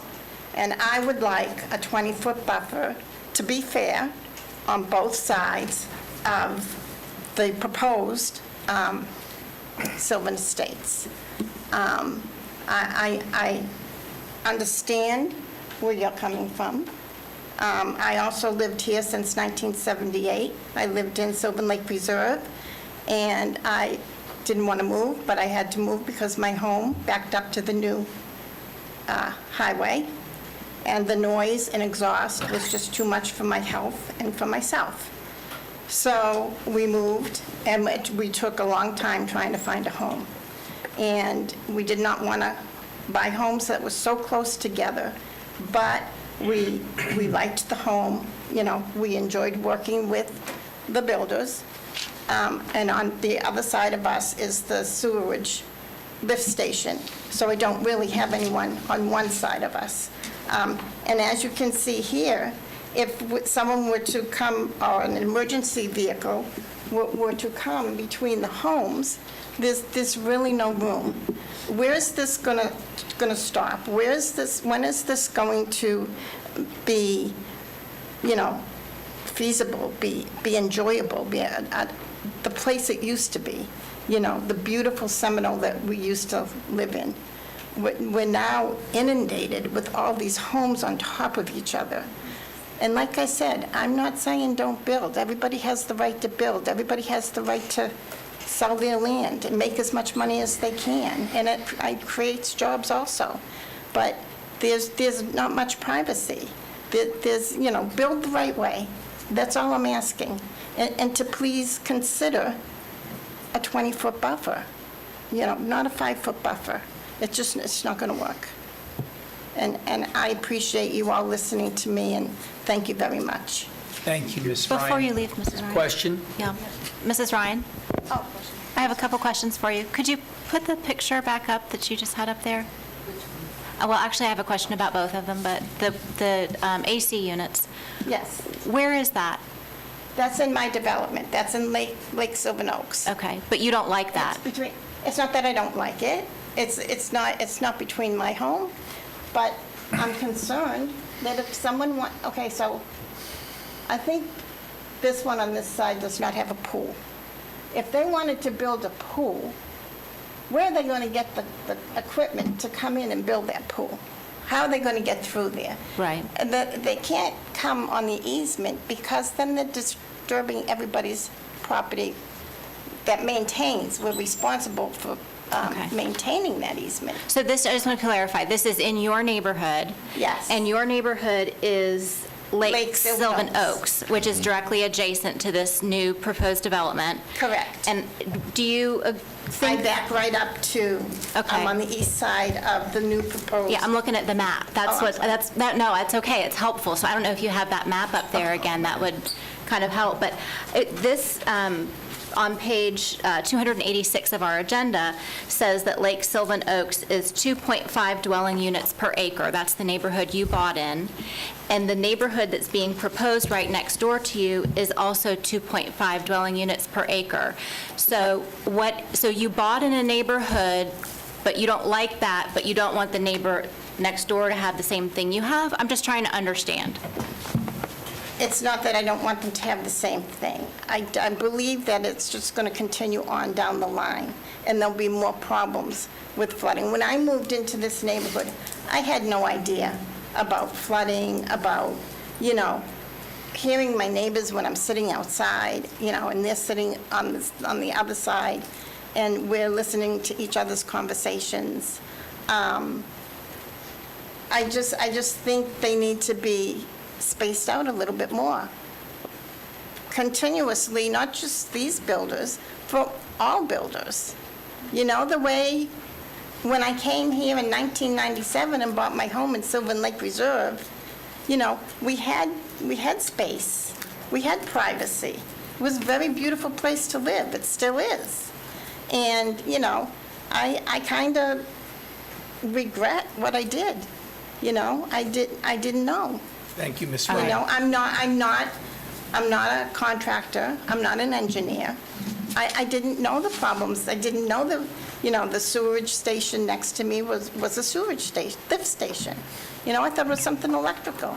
And it's my own fault. I will, you know. There's no fess up blame to here, that. ma'am. We understand, we get it. Just wanted to clarify. But I should have asked, you know. but Thank you, Ms. Ryan. Thank you for your time. Mr. Paul Ryan.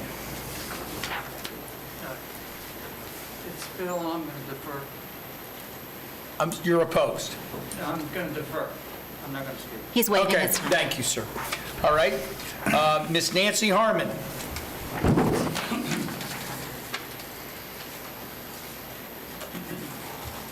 And since you all know who's up next, let's, instead of the grand entrances, let's get them lined up. We should have walk-up music. Mr. Joe, I mean, it really does, you know, everybody loves to get that walk-up. Joe Humphreys, you are next. Cindy Holler, you are next. George Sellery, you're after that. Okay. Ms. Harmon. Okay. Nancy Harmon, 752 Pioneer Way, Geneva, Florida. Gray Wilson did a really good job of talking about cluster subdivisions. I'm going to show you a few things, but I'm not going to restate what he stated because it's basically what I was going to say as well. But I want to show you pictures of that. But what I want to start with is what Judy presented to you, showing you, let's go back, cluster subdivisions, the conservation aspect of it. If you look at the plan that's being presented to you today, this is what the property looks like presently. I don't know what they did in the center. I think they were starting to do a dirt bike path. I'm not real sure. But I know it's not an arena for a horse. But if you can look at that and you see the density of trees on that property, and then to know that 29 or 24 trees will be what's left when this development is done. It's 24 trees. There's no conservation there, really. Under the cluster subdivision concept, it's that a lot of those trees would be remaining, and perhaps in the place where the dirt bike arena was going to be, that could be where several homes were clustered to create that community face, and then down south or down towards the river, or the road, there could be another little cluster, and within that center and that area, there'd be walking trails, there'd be park if they wanted that, something that would be an amenity. That's a requirement when you look at our code for cluster subdivisions. When you look at our code for open space, that's why I said earlier today open space. The big thing about a cluster subdivision is the open space. The important thing about it is that people have a place to go to and to live their oh, excuse me one second. Lee, Commissioner Constantine, I am here representing Sustainability Leader Initiatives. It's an LLC that we recently formed, and our goal is to ensure that there's sustainability in our development in our future. So I'd like my 6 minutes. Anyway, get back to this. So the one thing I'd like you to look at is our comp plan FLU 12-2, which states, this development can be done at 2.5 acres, I'm sorry, 2.5 dwelling units per acre, if the applicant demonstrates that such development has less impact on the natural resources than a non-clustered subdivision. I haven't really seen that except some numbers that were thrown around. So let me show you.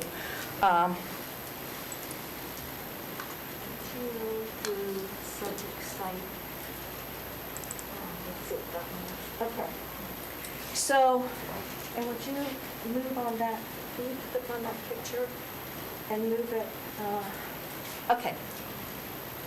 Could you make it small, I want you to zone in on this property, right up there. Keep coming down if you bring it down. Yeah, right, you had your pointer out. See where that big open space is? Okay, go right to the left of it a little bit here, right there, that property right there, okay. Would you make that more, and so we could see that a little bit more? That represents an acre lot. next to this, a couple roads down, or blocks down from this property.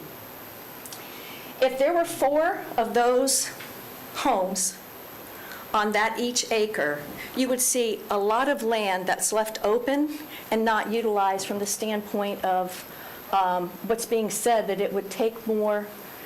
It's lost. Here it is. Hold on a second. I got it right. Still bring this one. There you go, right there. I just want you to see what a 1-acre lot looks like with a driveway and with a large house.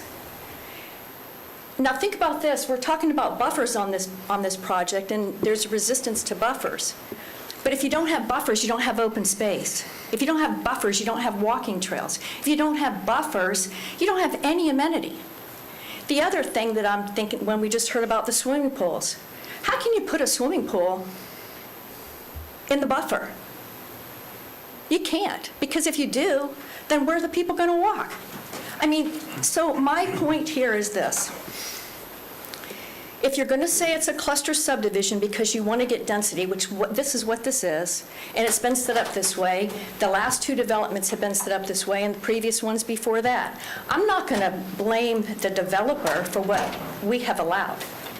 What I am saying is that if you are going to allow this developer to build on this property with a higher density, I'm asking you to make it realistic from the standpoint of a cluster subdivision, and if it means there's less density, less houses, to give him what he wants, fine, but make it a cluster subdivision. Make it appropriate for what we're saying it's supposed to be, or does it come down right there to Somerset?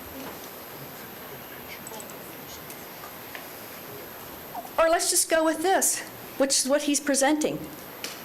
That's Somerset. That's nothing more than a PD development north on Orange Avenue, or Orange Boulevard.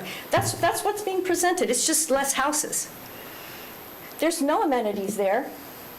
There's the wading pond, if you will. No trees around it. Same thing he's done on his last 2 developments. There's no trees around Sylvan Trail, the stormwater. There's none around Sylvan Oaks. Nothing. So I'm asking you, let him build, but make him build according to the rule. Or Ms. Harmon, thank you very much. Or keep it to the 1-acre properties, the 4 acres. Thank you. Thank you, Ms. Harmon. Mr. Humphreys.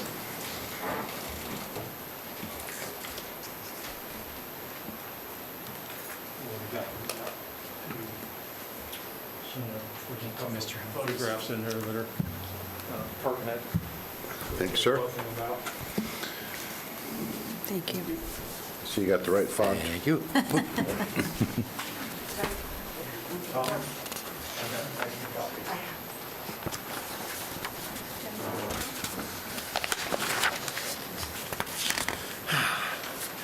My name's Joe Humphreys. I live at 883 Cardinal Point Cove, Sanford, Florida. And one of the interesting things that all these meetings that I've ever been to that I don't hear anybody talking about, we talk about water all the time. It's a major topic in the state. It's been a major topic since the state started developing. First we had too much, now we don't have enough. And what we do have is polluted. We hear about red tide all the time. So water is a major concern going forward. This is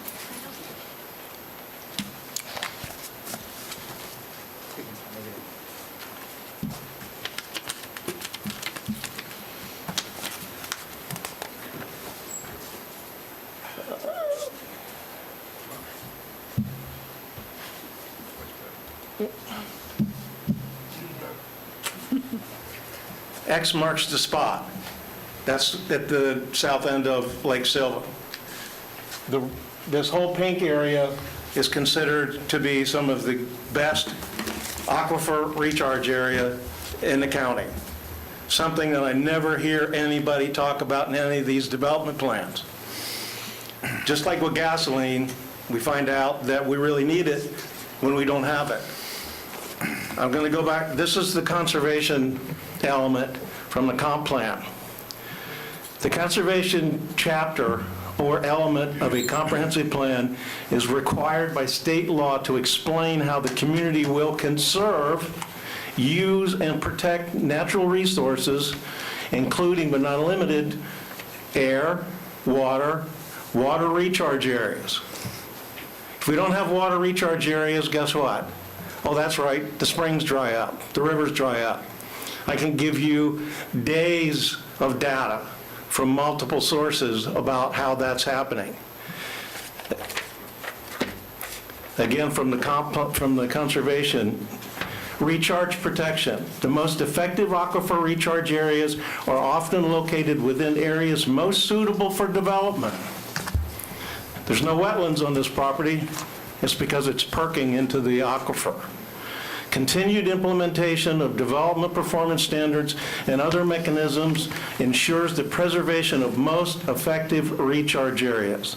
This is county documents. The Floridian aquifer is the primary source of potable water for Seminole County. Replenishment of the aquifer occurs primarily from rainfall to recharge areas. The most effective recharge areas are generally high, dry uplands with highly permeable soils and poor surface drainage. These areas are shown in the document. Measures to protect most effective recharge areas includes the increase of open space areas. I've included in the package, and I don't have time to show you, Madden and Morehouse know how to do cluster development. I know because I agreed to one that's right next door to my house. It's in the package. It's called Markham Landings. If you look on the note there, there's 46 lots on 61.4 acres. The other picture that you have there is my community, which is right next door. 17 one-acre lots with a conservation area and a retention pond. And the thing that people don't understand and don't talk about retention ponds, 70% of the rainfall that falls in our county transpires, 70%. So that means we have 30% left to live on. Well, when you put the water in a retention pond, what does it do? It transpires. So all the runoff from that community, from every one of our communities, goes into that retention pond, doesn't go into the aquifer. You don't have to be a rocket scientist to figure out that if you don't put water back into the horse trough, eventually the horse trough will be dry. Thank you. Thank you, Joe. Any questions? Appreciate it. Ms. Howler? Cindy Howler. Okay, back again. Cindy Howler, 1731 Beacon. I'd like to ask for 6 minutes, being the lead in my community. Please. Mr. Chairman? Go ahead. Thank you. So, Sylvan Estates, I'm a big property rights person. I really feel the pain of the present taxpayers who also have property rights in this area. I want to start off by saying I do agree with what Nancy and Gray said. I'm going to go ahead and, so page 1, picture 1 is up there. All right, so number 1, notice both of these pictures have a road. Number 2, notice that the one house per acre relatively has no retention pond. So that's in the bottom picture. That actually is off of Charlie Madden, Chad Moorhead's page also. Number 3, would you want to live in a house with retention pond availability to the community behind you? So when you look at the first picture, which has house, you see a road and a retention pond behind houses. That's not a cluster. So anyway, and you can see the picture on the bottom too, that it's just 4 houses there. Okay, so picture number 2, I see Mr. Zach Miller is in the audience, so I'm actually, pull that pink off. Just, thank you, appreciate that, Natalia. So Miller Estates, it's a nice community, so thank you for putting that there. You can see on the plat, and then on the overhead, if we could put up picture number 3. that there's no retention pond and there's a road. It looks just like Madden was showing, or Moorhead was showing when I had the first picture with the two pictures. So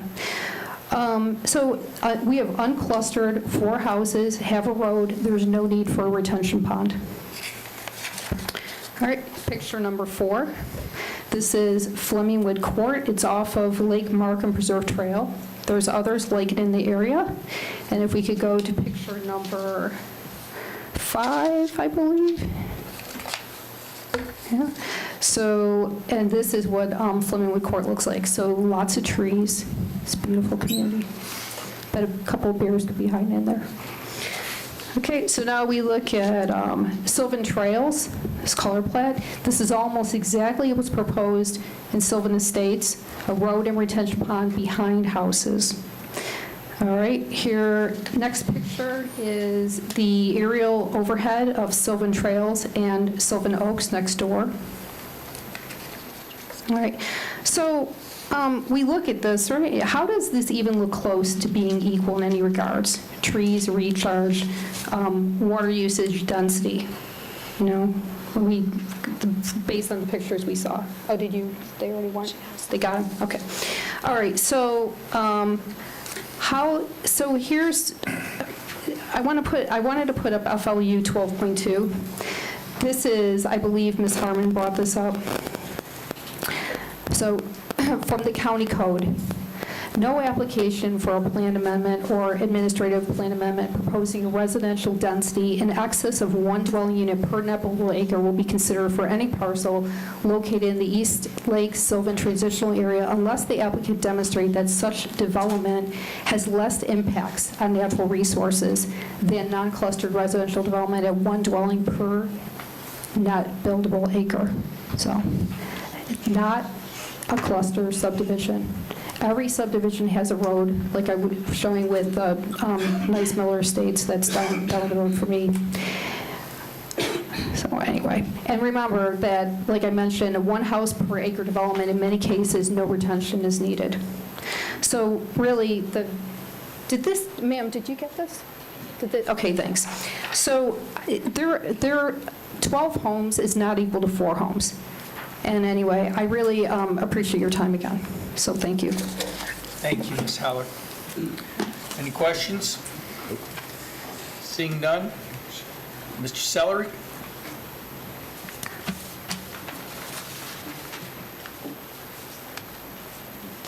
Thank you.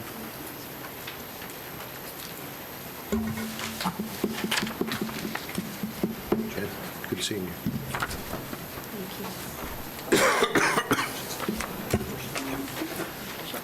Chairman? Yes, George. It's up to you. I defer to you, but this time, I'm with the Smart Development Group. We're over 275 people, and the county has recognized us before. I'll try and keep it less than 6. It's up to you. George, I'll give you latitude on your 3, but let's Okay. you know, I think we got the picture. All right, I appreciate whatever you can give me. Let me start out by one thing, because this whole thing boils down to cluster versus unclustered.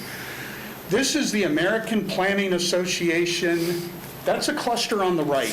Natural areas, reserve areas. That's what Heathrow has with the pocket parks and with the basketball courts, and Lake Forest has, and Retreat at Wekiva has them. There's a bunch of places that have the dedicated open space, and that's what a cluster is, cluster development.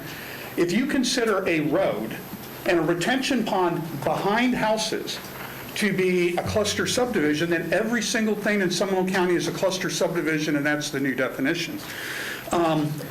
I was told once before that you folks really want facts, and so, you know, the Land Development Code is hundreds of pages, and there's all kinds of stuff in there.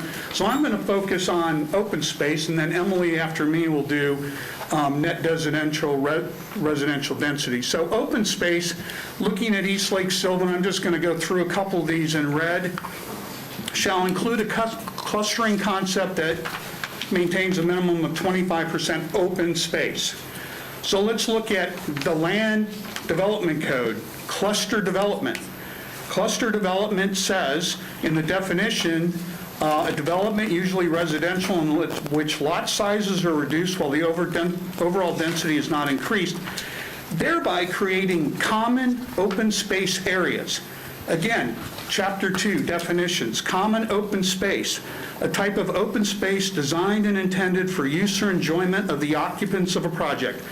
Going behind someone's house to use a retention pond doesn't really qualify under that. Somebody has said that this is an infill development. It's not.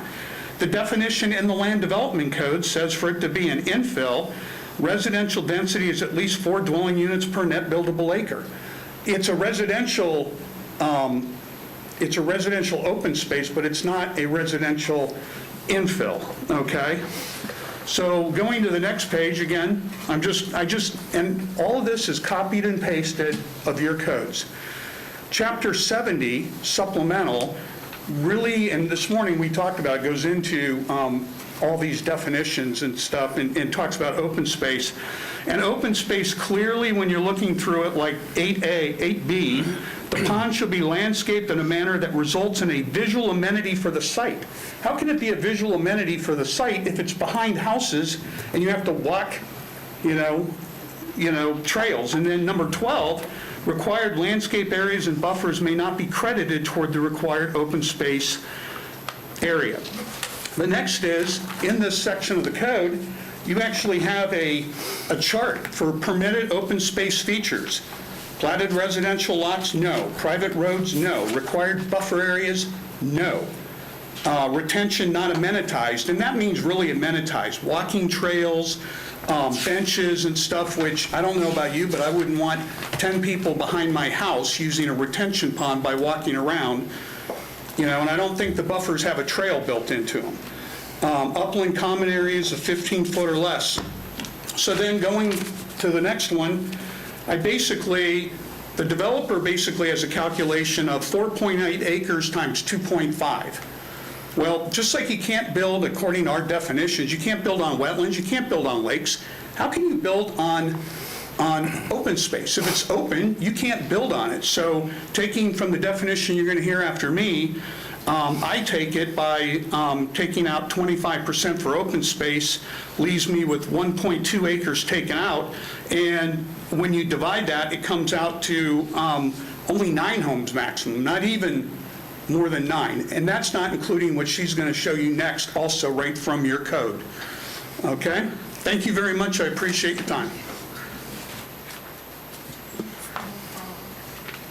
Thank you very much, George. I'm sorry, there's a duck behind you. It's a frog. It's a frog behind me. It's not like a big duck or a small duck. He was there last year, too. Get him out. Hi, Emily Turner, 1797 Tangled Oaks Court, Lake Mary. I have 2 things I would like to talk about. I wanted to point out the 2017 Seminole County Comprehensive Plan. It only has 2 types of land designation for net buildable acres, east rural and urban service. I wonder if another designation is needed for the west area that includes or within the Wekiva River Protection Area. The Wekiva River Protection Act requires that the rural character be maintained, and it's meant to protect the rural character. So how can the only option be urban if it's the Wekiva River Protection Area? It should not be under the same plan as the urban service area. When the Land Development Code is updated, I would ask you guys to think about adding another option for the net buildable acres. The second thing I want to discuss is the land use. And as George already went over, that's the proposal with 4.8 acres coming out to 12 lots. Okay, so Seminole County Land Development Code, Section 30.1359 is the procedure for determining net residential density. And Section A says that it should be calculated by subtracting the floodplain and the wetlands, and then multiplying the remaining area or acreage by 0.8. That 0.8 is the 20% to be devoted to retention areas and streets. That was not used for this development. Using the math from Section A, if you take the 4.8 acres, there's no floodplain, there's no wetlands, so you're still at 4.8. We multiply by the 0.8, which is the 20% for retention areas and roads, you come up with 3.84 net buildable acres. Then you multiply that by the 2.5 houses, and you come up with the 9.6 homes maximum as opposed to the 12 that's being proposed. So my question would be, why is this section 30.1359, section A, not being used or implemented in calculating the proposed density? Thank you. Thank you, Emily. Any questions? Ms. Esposito? Followed by Natalia. Thank you.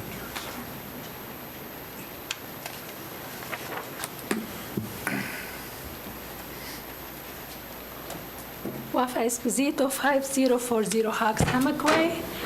I am a member of the EAB, the Environmental Advisory Board. I will not take 6 minutes. There is times where I didn't even go through 3 minutes, so I wouldn't, it's not my intent. Now, the plan developed criteria. How does the proposed Lake Sullivan estate meet the criteria listed in the Land Development Code for being allowed as a planned development? Land Code, I'm sorry. It's all right, Ms. Esposito. Just take your time. The Land Development Code, Section 30.441, intent and purpose. The Plan Development Code, PD district, is intended to facilitate various development types and combinations thereof that may be difficult to achieve under conventional zoning regulations. Plan development shall promote flexibility and creativity in addressing changing social, economic, and market conditions, especially where they are used to implement adopted policies of the comprehensive plan. So the comprehensive plan, the future land use is suburban, is about 1 acre, and the conventional zone for the Sylvan Lake is 2.5 units per acre. Examples of development concept that may be appropriate for PD zoning include, but are not limited to, enhanced protection of natural resources areas, mixed use or transit-oriented development, and infill development or redevelopment. Now, for Section 30.443, review criteria, in approving a plan development, the Board of County Commissioner shall affirm that the proposed development is consistent with the comprehensive plan and effectively implement any performance criteria that the plan may provide. In addition, PD zoning may be approved only when the board determines that the proposed development cannot be reasonably implemented through existing provision of this code, and that the PD would result in greater benefit to the county than development under conventional zoning district regulations. Such greater benefit may include natural resources preservation, urban design, etc. Now, as everybody has said, and you heard it, and I want to repeat it, how can you preserve those trees by reducing those buffers? It's just they're going to be destined to death, something we talked about when the density is very high for the lot. Now, remember, if a property owner who live on 4.8 acre would wish to subdivide 12 homes, they will be, rightly so, denied approval and asked to obey the future land use map, and so should the developer. You are not, as the consultant this morning said, you are not required to approve that request. The new development in Sylvan Estates will only have 5 feet. I mean, I've heard all that. So that's something everybody being concerned about. Currently, the county is trying to mitigate flooding. You don't want that. The Sylvan Lake is already flooding. Ms. Esposito, we've heard We know all all this. that. Okay, I'm not going, it's not, I'm not even. Okay, so I I think it's time to demand a change to strike a balance, and that been shaken lately by implementing uncharacteristic development. Keep up the continuity, the cohesiveness, and protect the character of the area. Nothing new. That's what the consultant was asking for today. Thank you, ma'am. Thank you very much. You're welcome. Natalia? I'm the vice president of Bear Warriors United, so I will be taking I might not take 6 minutes, but I'd like to exercise that right. My name is Natalia Rodriguez. I am at 362 Seminole Avenue, Lake Mary.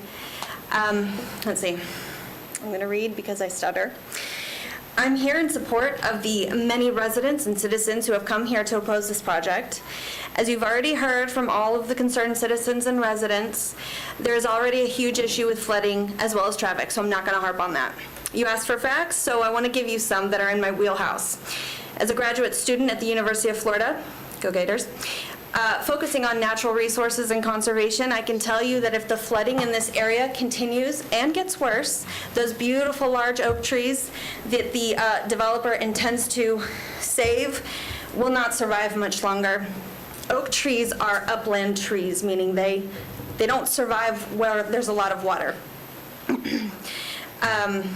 Their roots reside just a mere 12 inches below the soil.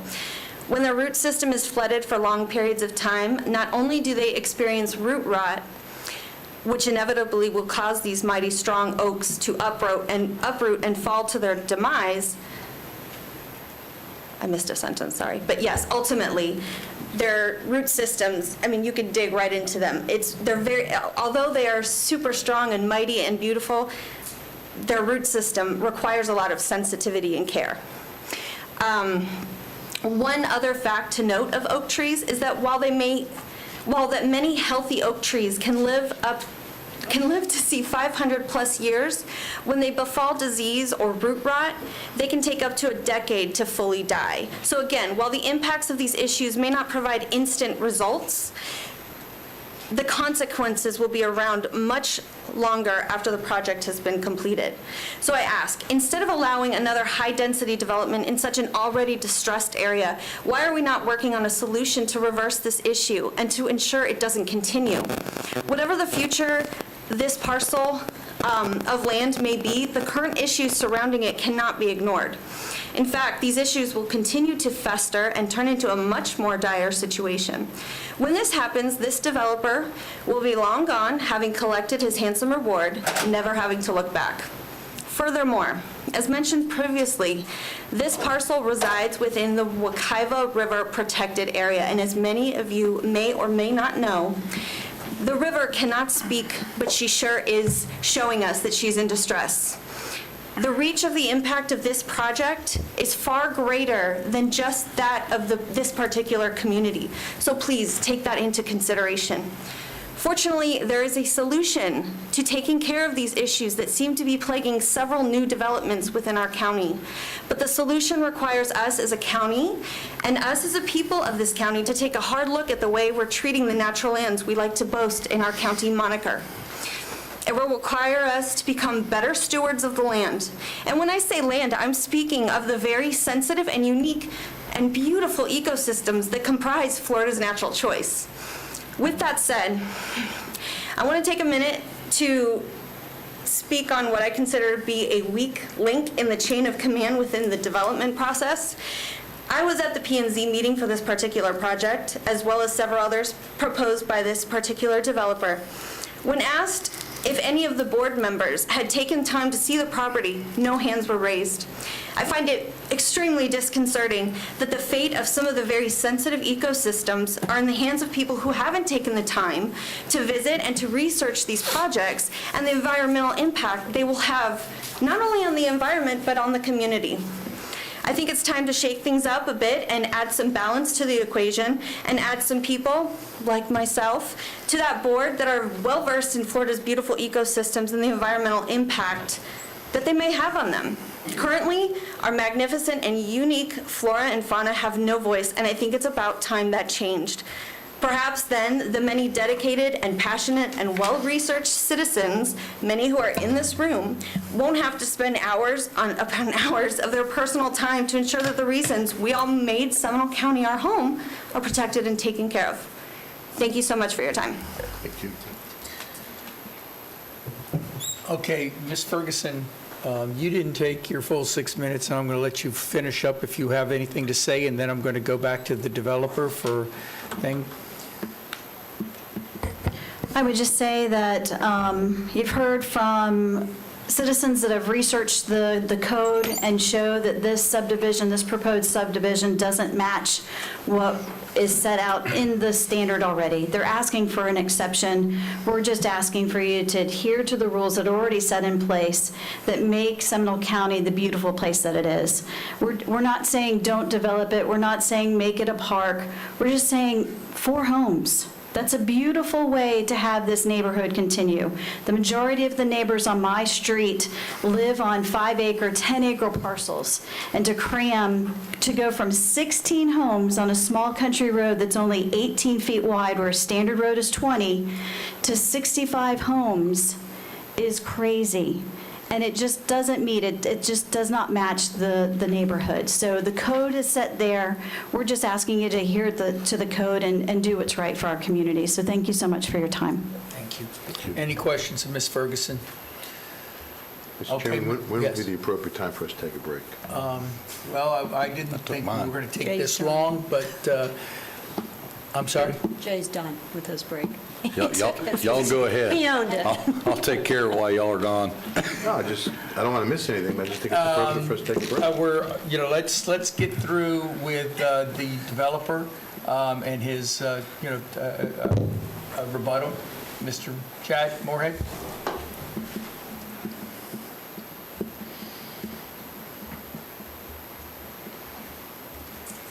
I was hoping we'd get through this project first, and then we could take a break. Thank you. Wow, that was a lot. Very similar to planning and zoning. As far as the traffic goes, can I get this back? You have it on the PDF, if you'd rather do that. But as far as traffic goes, when the first two, I'll call them the first 2 phases to the east, when we developed those, and I engineer them, I'm not the developer, but we were required to bring the road up to 20 feet in width.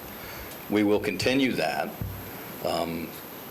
basically from the entrance of what I call the first phase to our project. So the road will be brought up to standard.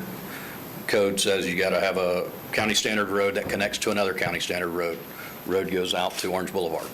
We also have done sidewalks. So there will be sidewalks on this section that go back to Upsala Road to Wilson Elementary School. So that's traffic. The stuff to the west, if it's substandard, obviously I don't think there's anything that we can do to take care of that, but I think you as commissioners can possibly down the road if the county's road is substandard, whether we go forward or not. Sounds like there's an issue with that. As far as the open space, there's a requirement in our DO that the open space has to be open to all the residents. We've tried to meet the intent of the cluster and tree saving by orienting our project on the east and clustering everything on the east and saving trees and open space on the west. The retention pond needs to go in the low spot in order to save trees. So we're kind of, I don't want to say handcuffed, but it's got to go there or we can't save trees. The density calculation that was brought up, and staff may need to chime in on this, this is the section of the LDC is right, but the comp plan was changed and the LDC was not updated as far as the 80% goes. So that was done. This was an old thing. Like I said, that was left over, and staff can mention that. As far as the difference between the A1 zoning existing and what we're proposing, A1 zoning has no cap on the amount of impervious area you can put on a 1-acre lot. There are lots of lots throughout this county that have up to, I found one that actually had 34,000 square feet of impervious area on a 1-acre lot. So with what we are proposing, we are capping the amount of impervious area that'll be allowed on this property.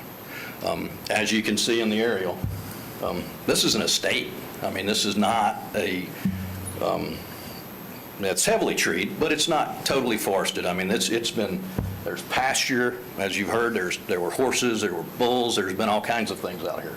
So it's not, you know, the majority of the trees to save are on the west side. Now, again, we've offered to provide a buffer on the east side for the people that are adjacent to us on the east, but we'll leave that in your hands as far as, I guess, which option you want to go with the 10-foot buffer and the 25-foot, or keep it at 29-foot on the west. Required buffers are not allowed in the open space. That's a fact. But there are no buffers required on this project. 75-foot lots adjacent to 75-foot lots, per your land development code, do not require buffers. We are providing them. Recharge area, that's correct. It's a recharge area. You have part of your code, and St. John's has part of their code that, you know, requires additional retention requirements in a high recharge area. We will meet those. We have to. And I'll close with again, you know, this is kind of a phase 3 of an existing project. It's an enclave in there. The majority of the people that have spoken against us are probably a quarter of a mile to the west. I don't disagree that it will affect them somewhat with the 12 homes on this roadway, but to go and put 1-acre lots on this particular property based on the trend of development around here, it wouldn't fit at that point.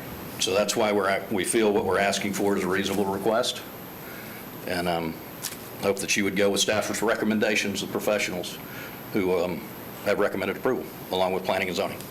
Thank you. Thank you very much, Mr. Morehouse. That's Mr. Moorhead. Moorhead, I'm sorry. Because Morehouse was mentioned, and I chuckled back there, but it is Moorhead. I'm sorry. Please forgive me, sir. Okay. We have finished the public hearing, so now it's up to questions and comments by commission. Does anybody want to start? Commissioner Herr? I'd be happy to start.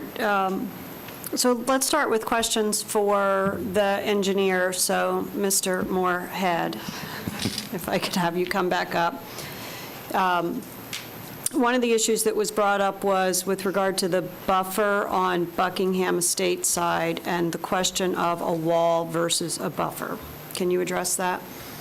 I believe there was just a statement. There's an existing wall. Can we get that same exhibit back up there? We might as well leave that exhibit up there. There's an existing wall on the west side of Buckingham. Well, it's their east side, our west side. Everywhere except for the last 2 lots. So, it's better down here, I'm not that tall. So everywhere except for from here up, correct? Correct. Okay.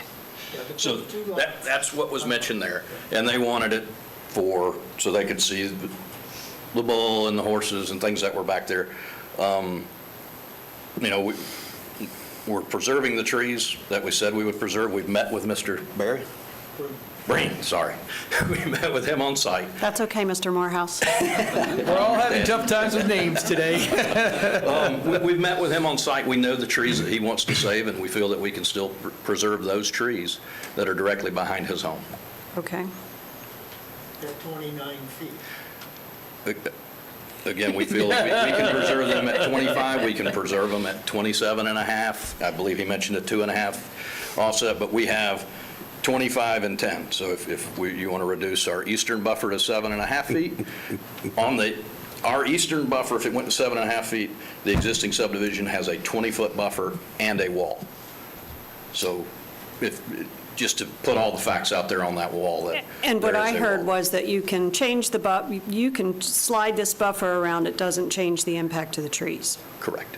Okay. As long as we don't go less than 25 feet on the west side. Right. And that's not an option on the table, to be clear.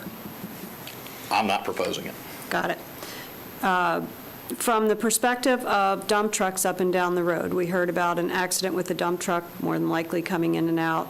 Now, I shouldn't say that, because the traffic on 46 is is disastrous at this point with the highway, the changes, all of that we have in this district, trucks running up and down all of our surface roads. So whatever impact you have in terms of the development, do you have the capacity to only bring them in through Orange Boulevard? Yes, we could require that the contractors do that. We don't anticipate having many dump trucks, if any. We're anticipating the site balancing. Usually you're importing fill or exporting fill if you have dump trucks, but we can require that the contractor bring his equipment in from Orange Boulevard. Yeah, so I'm going to take the word dump out of that and just... Okay. Yeah, More there's more general. than just dump trucks. And then I have a few questions for staff. So thank you, Mr. Moorhead. So I'll reverse my engineering here so that I ask whoever's standing up there the right questions. Can you address the calculations? Yes, I can. I can start with the net buildable calculation that was stated earlier. So under our old definition of net buildable, we did require that right-of-ways also be subtracted from the net buildable calculation. That was updated in 2014 in the comprehensive plan. It was not, the land development code was not updated at the same time. That is something that still needs to be done, but the comprehensive plan is the correct definition for the net buildable density calculation. Mr. Chipak, would you give me a nod in that direction that that's accurate? Yes. Not that I pursuant to question you, I'm just getting it on the record. Pursuant to state law, the comprehensive plan will control over any Thank you. Inconsistency with the land development regulations. Could you also confirm, while I'm looking at you, Paul, the notion of 1 to 1 equal to 1 to 2.5, 2.5 to 1, with the idea of impervious land? Everything we heard here today passes your test. So the question was, I have to realize I'm dealing with a lawyer. The question that continues to come. Speak slowly, please. Speak slowly. Just like at home. So No, it costs us more if you the speak question, slow. right, I know that trick. The question continues to come up of how can 1 home to 1 acre equal 2.5 homes to 1 acre? And I understand the question, and I see you guys nodding. I live on 1 acre in this county. I can build whatever I want and drop as much cement on that ground as I want. Is that accurate?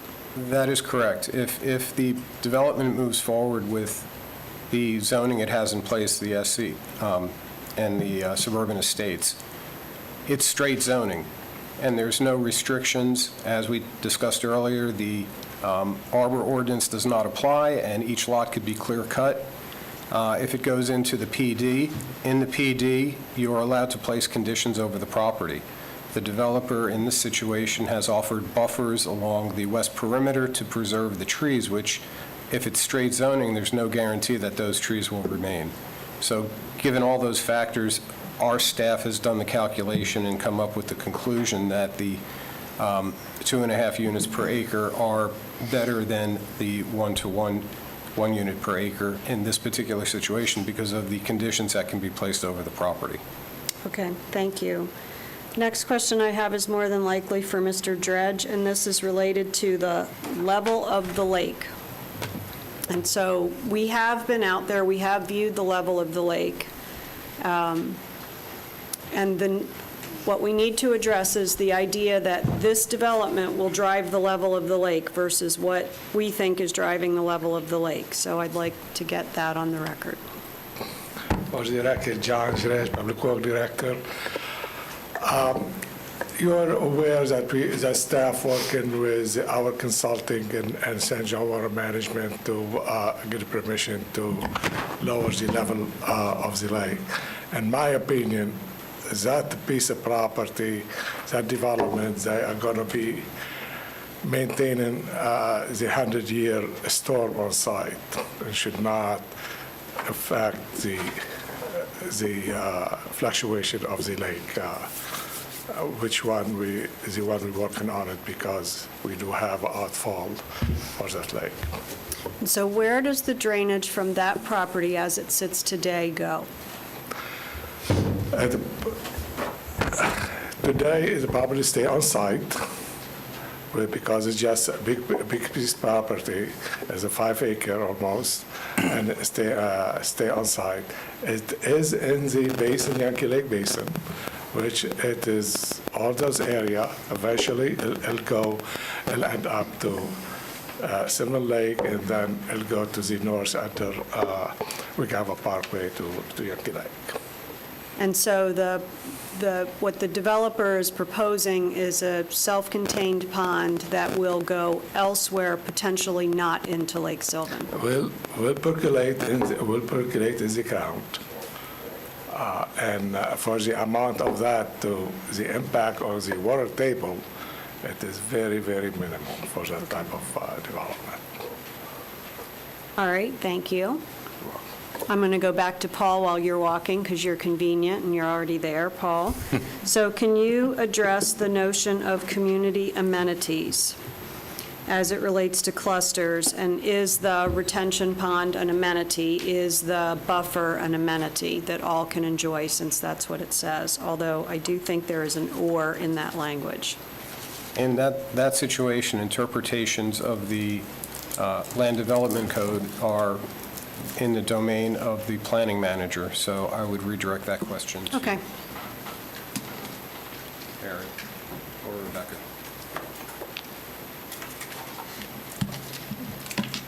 And so I'll point out while you're doing that in the document that was handed out, I think this was handed out by Mr. Sellery.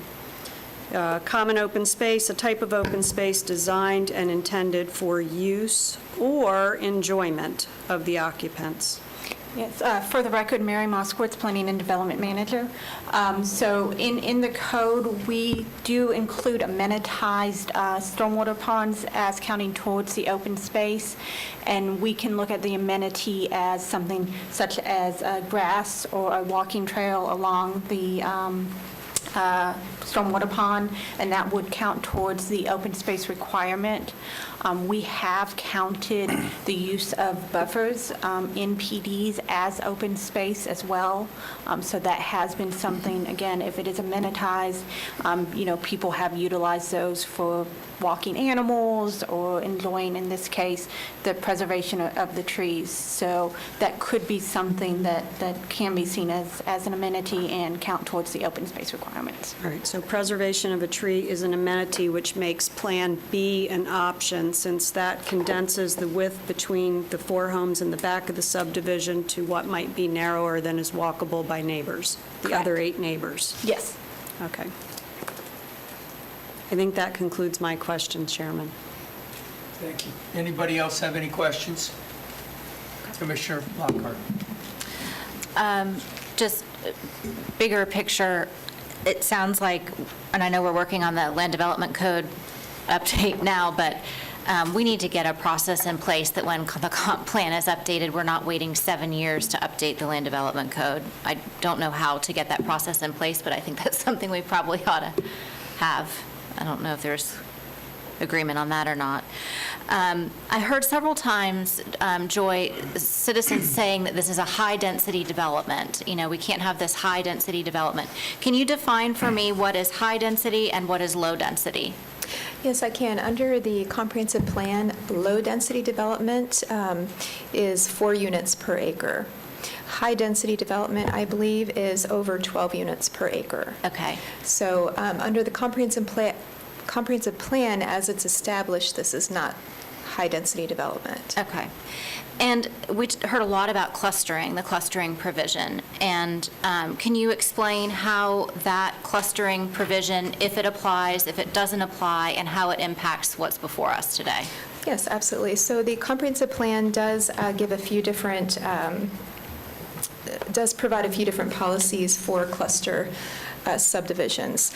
The primary intent of the cluster subdivision in the East Lake Sylvan Transitional Area is to preserve, minimize impacts, and preserve vegetation and existing vegetation and wildlife, and resources on the property.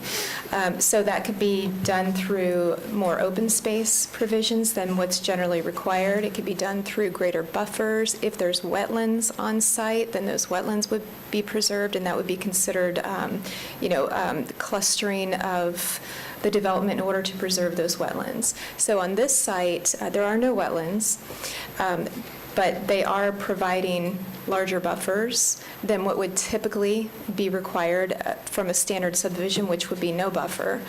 And they are providing a higher open space of 28% instead of the minimum 25%. And so in doing so, they are able to preserve trees. Okay. So the reason there are no buffers required, is that because we have two compatible uses right next to one another? That is correct. Okay. Yes. Also heard discussion about infill development, and I've heard urban sprawl thrown around. Can you help define whether or not this is urban sprawl? Is this infill development? Help us out with that. Well, it would not be considered urban sprawl because there are already developments just like this one along South Sylvan Drive. I wouldn't consider it necessarily infill either because as it stands now, it is already being utilized as a single-family residence. Infill would be a piece of property that was not developed and everything else around it was developed, and so all of the services are already there, but the property is just not developed. Okay. So, all right, but we're good. It's not urban sprawl. correct. And I guess one of the things that we're going to continue to struggle with as a board is that these 5-acre-ish, 10-acre, these smaller parcels are the majority of what's coming before us right now. And if there is a different way, as we look at the land development code or as we look at, rewriting some things that we need to be thinking differently about some of these smaller, I won't call them infill, redevelopment type projects. I mean, personally, because they are, I see this as compatible with what's around it, I'm not sure that there's as much of a problem, but this is a continual thing that we are seeing that the community is struggling with, that is causing a lot of consternation, and this is pretty much what's left for us to work with. So I'm open to hearing whatever it is that staff thinks that we might be able, what tools we might need in our toolbox to help with these projects, because I'm not sure we've got this one figured out exactly the right way to go about it. Does that make sense? It does. I think I am going to defer that to Rebecca Hammock because she might have some other thoughts on that. I know that we're looking at small area studies like along Orange Boulevard. I'm not sure if that's something that we would necessarily do in this area because there's not much property left to develop. So if within you're the East Lake Sylvan area. Right. So if you're the last person, and I don't know that this is exactly the last lot in this stretch, but if you are someone who has had a home like this on 5 acres and these little mini developments have grown up all around you and you're the last person, should what has happened around you keep you from being able to do what has happened around you? And I guess that's something that, I'm kind of struggling with the, I got it, but I don't want you to get it thing that I'm hearing a lot of right now, and I'm just not quite sure how we can better communicate the situation we're in. Well, I have a quick question. Was that a question? Or just? Yeah, I mean, I'd like, and I don't know that now is the exact. I think we're at discussion, Yeah, no, this is discussion. I think that this is a prime example of what our agendas are going to be stocked with for the foreseeable future. And so I'd like to hear, yes, Mr. Zembauer. I'll stop. Chairman's daydreaming, I think. No, I mean, the question I just had, since we had the staff up here and we were asking questions, I was just trying to ask a question. I've heard, and we all know, comp plan takes precedent over zoning. Comp plan here is urban estates. Urban Estates is 1 unit per acre. So currently, the property is allowed to build at 4 units. So remember, they're not asking for what the zoning is. They're asking for an increase in zoning, and they've used the cluster. I just wanted to know, that is correct. It's 4 units currently. They could go in, they would not have to come before us, they could go out there, they could build. That's correct. That's what I just wanted to know. So they're asking, so the question is, they're asking for more than they have right now. That's Thank you. correct, yes. Thank you. I'm just open to suggestions, because I think this is as much a communication issue and an education issue of what we actually have versus what people would like us to have. Is there other questions before we go to discussion? Okay, discussion. So can I make a motion? You can, yes. I think we're at that stage of the game. So my perspective on this is that we have a lot of discussion around bigger issues that are getting lumped into this vote. And those other issues are related to how we interpret traffic counts, the 19,000, just so everybody knows that lives on this road. That freaked me out, too. There's no way that road can accommodate that. It does accommodate the 600-700, and it probably does accommodate post-COVID traffic as well.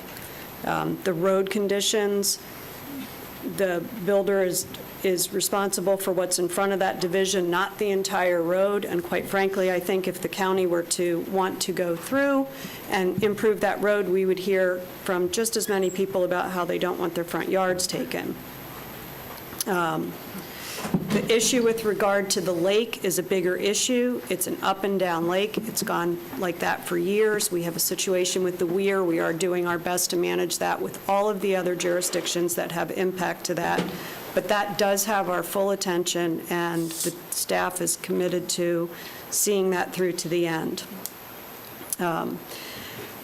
I cannot, in my mind, determine how I would not move to approve this based on the fact that it is absolutely an enclave, and that I wouldn't want to purchase a 1-acre lot surrounded by the other lots, which is what was done to this homeowner. So with that, I move to adopt the proposed ordinance enacting the small-scale future land use map amendment from suburban estates to planned development, adopt the associated ordinance enacting a rezone from A1 to PD, planned development, and approve the associated master development plan and development order on 4.8 acres located on the south side of South Sylvan Lake Drive, approximately 1/2 mile west of Orange Boulevard, with the exceptions to the development order as noted, that it would be Plan B, and that the associated changes to the buffer numbers would be made. Second. Motion and second. Discussion. Commissioner Zimbauer. So Commissioner Lockhart is correct and raises an obvious question. So if I could have a little latitude, Mr. Chairman? Depends on how long the latitude is. We've got a lot of latitude here today. I'm thinking we can give it to him. So how many in this audience have lived here since 1970? How many have lived here since 1980? 1990? 2000? Okay. So herein lies the problem. Y'all moved here for a reason. I've lived here the majority of my life. It'd be easy for me to say I wish y'all hadn't moved here and built a house. This Lake Sylvan area, I can remember when we could ride our horses through there. There wasn't the houses that are there now. So who has the right to dictate what somebody does with the property? Is it the people that were originally here? The people that came later, or the people that came last year? We have 1/3 of this county that is set aside by the voters of this county to be a rural area. It is the entire eastern half of Seminole County. Commissioner Delari's district and my district make up the majority of those districts. Now we're studying rural enclaves. There's not a whole lot left in this county to develop. It's either redevelopment or the pieces that remain. So it's like eating a big meal, and at the end of the meal, you've got a few crumbs left. We're going to continue to deal with those crumbs along the way, and we're going to continue to have these discussions. But if you could for a minute, put the aerial up there for a second, if you would, please. I think it was the very first slide that you all had.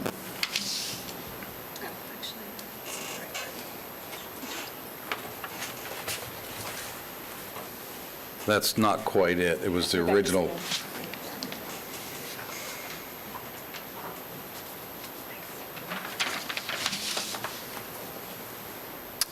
There you go.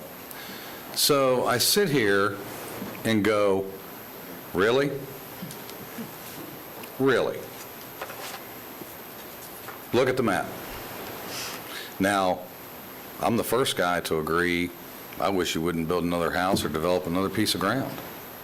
I wish a lot of that had never happened. But the reality is, they have a right, they have entitlements, they're able to ask. But to the district commissioner's point, to put 1 acre lots in between what's there right now makes 0 sense. And I could buy 1 acre lot, put 4 there, and I could pave a long driveway all the way to the back, build a garage and a barn and all those things, and have less impervious area than what is proposed in this. So at the end of the day, none of us may like it, but it is reality. We're going to continue to have those battles. I don't know what communication tool we can use to help folks understand that just because you live on 5 acres or 10 acres in a certain area, and you maybe have some chickens and maybe you have a cow, doesn't mean you're in a rural area. Everybody says they're in a rural area. If you want to come to a rural area, then you probably should come to the east side of town, where the majority is rural, where you have to drive 15, 20 minutes, half hour to buy groceries, where you cannot get on an interstate highway within 10, 15, 20 minutes, where you do not have 6,000 square foot McMansions.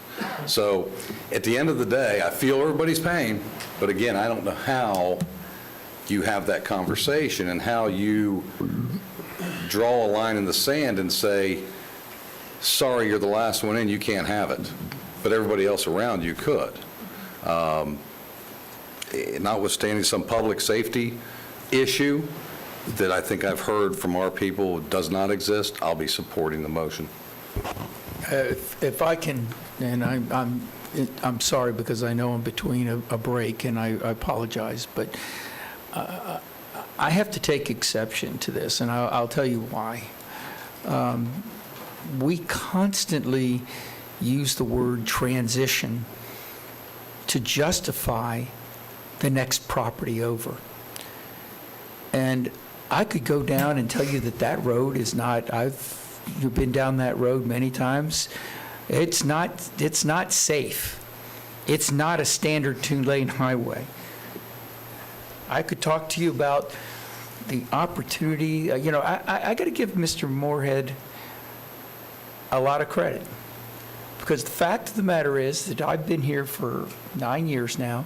Seems like every difficult project, because he's good, he's here, or his partner's here. And folks, this is a difficult project. Those people that live on Sylvan Lake, yeah, they haven't been here as long as I have, Jay, or you. I came here in the 50s. But they bought it when it was suburban estates. They didn't think that it was going to go down that road and continue to be higher density. They bought it as single 1-acre units. Now, my conscience is clear, because I voted against the last 2. because they were wrong then, and this is wrong now. And I'll tell you something else, and give you another reason why, I would be concerned about Sylvan Lake Drive. Those other properties that you're using as an argument around it to say that they shouldn't have an objection, those roads come out somewhere else. Not Sylvan, not Lake Sylvan, only the properties right next to it that we've approved in the last few years at 12 units for 4 acres or approximately. And then because they have it, we're supposed to give it to this guy or whoever. The point is that, it's Swartz. And I have nothing against them. They build a good product. And they're building right, huh? They're not the property owner. Right. No, but I'm just saying that they're the applicant. And the point is that, once again, we just keep going down the line and saying, okay, because the other one had it, we've got to give it to this one, and that makes a transition. I don't see any cluster effect on this. I see 12 properties that are all going to put single-family homes with a pond behind it. And quite frankly, if somebody walks through my backyard and wants to walk through the pond back there, I don't think that's much of an amenity for them.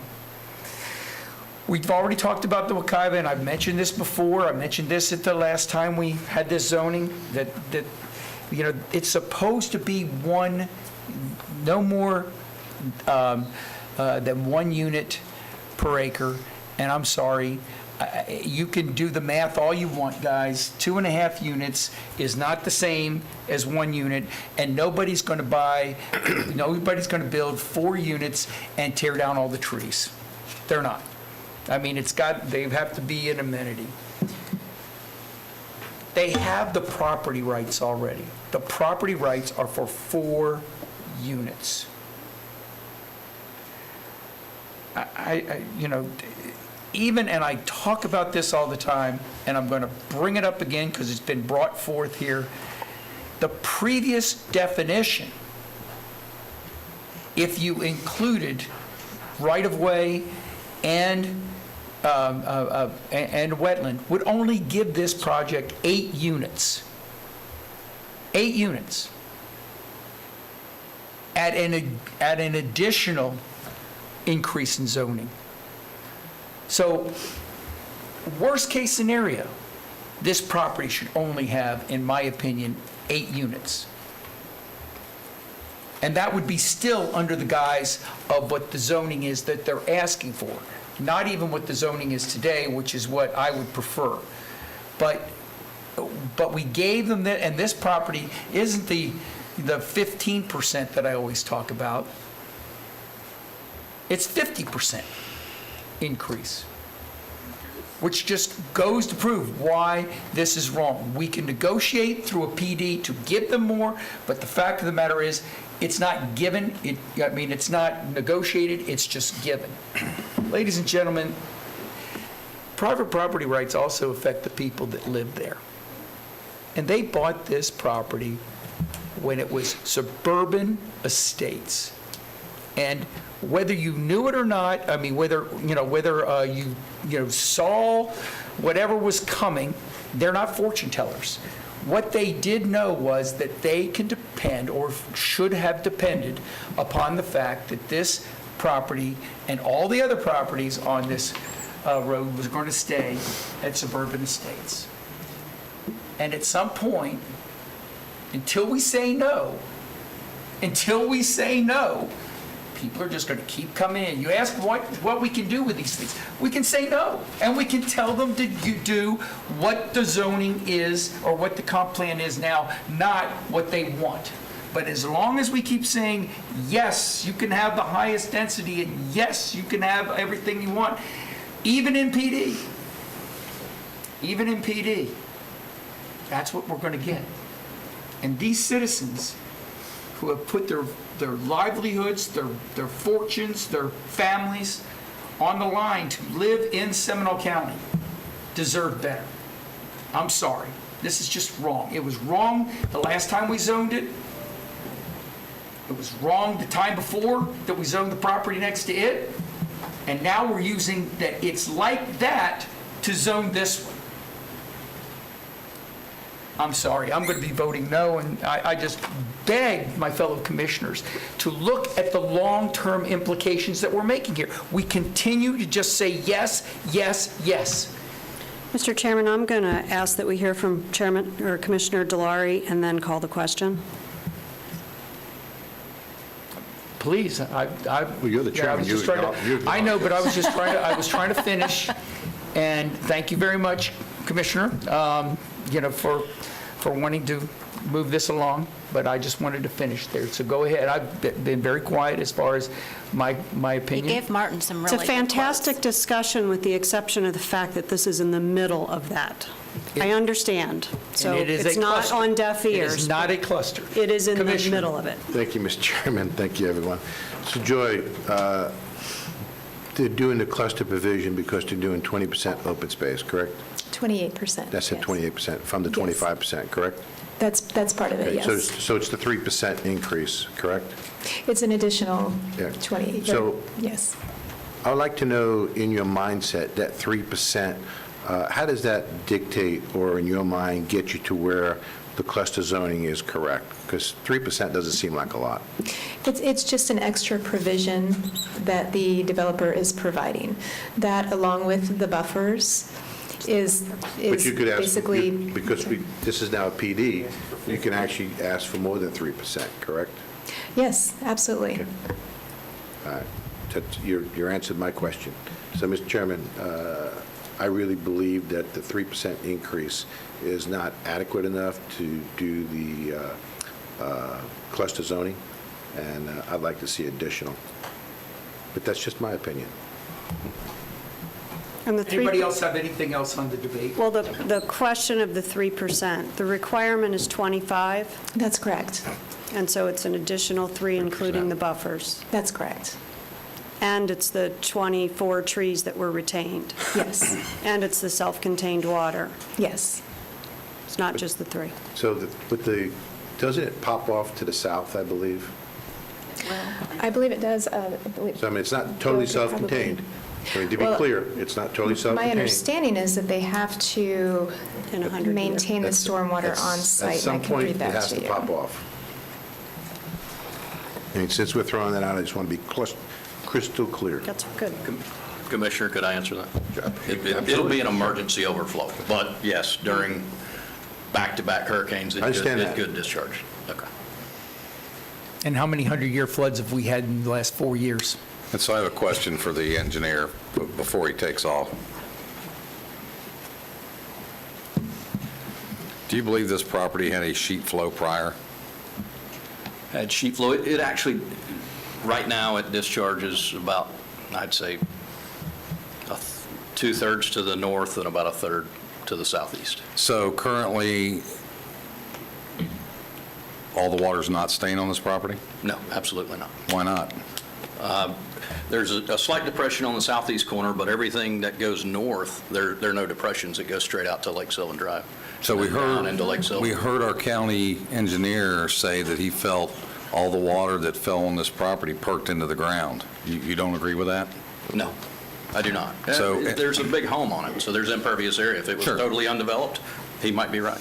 So currently, whether it's topography of the ground on the existing 4.8 acres, 4 inches of rain falls in an afternoon, some of that rain that hits the ground is running off the ground to Yes. the adjacent properties? Theoretically, yes. It would. Some will perk into the ground, some will run off. Sure. Okay, just wanted to make sure it was clear on that. Thank you. Any further debate? No, Mr. Chairman, in all due respect, I would debate with you over your statements. I don't think this is the time and place. I think it's time for us to move on. Commissioner Zimbauer, I would welcome that, and I agree with you.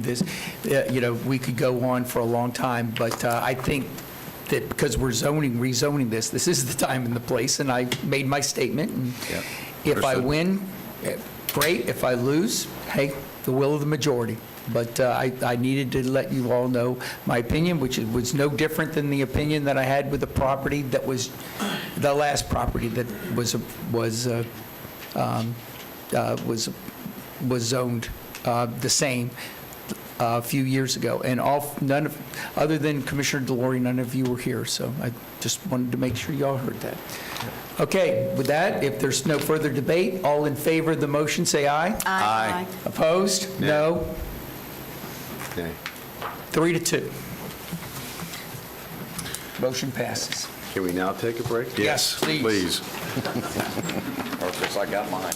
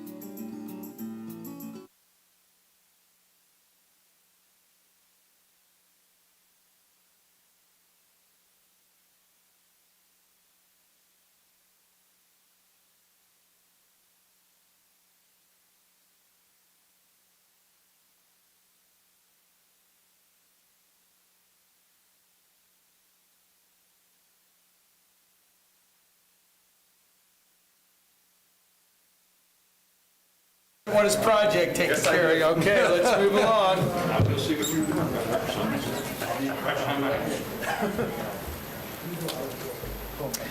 Please, yes. And it should be this.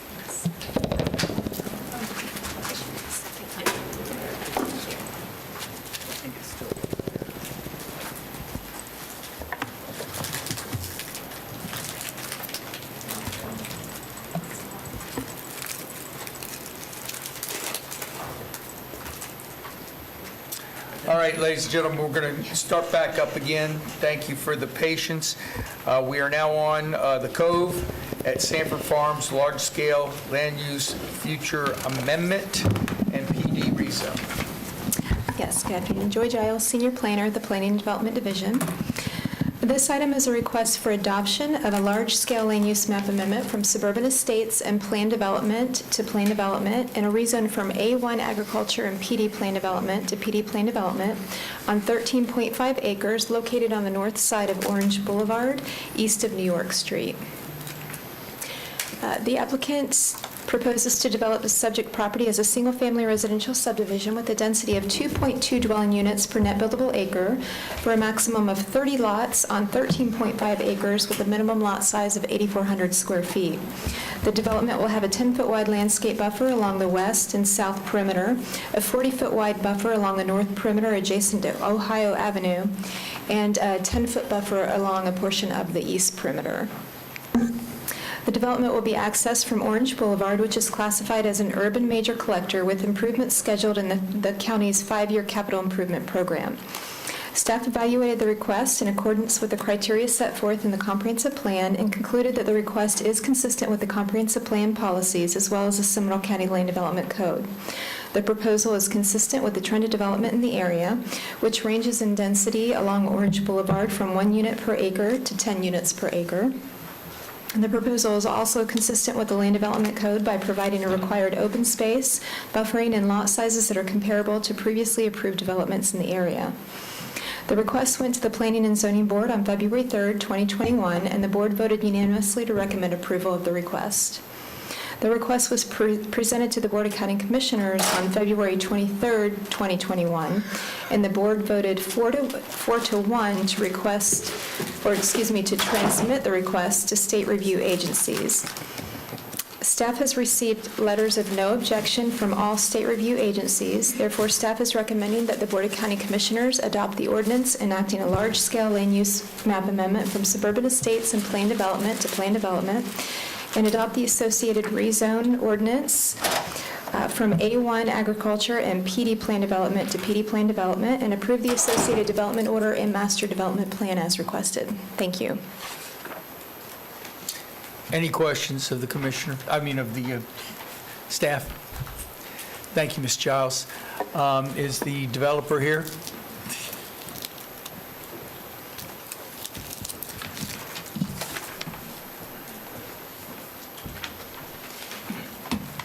Good afternoon, Commissioners.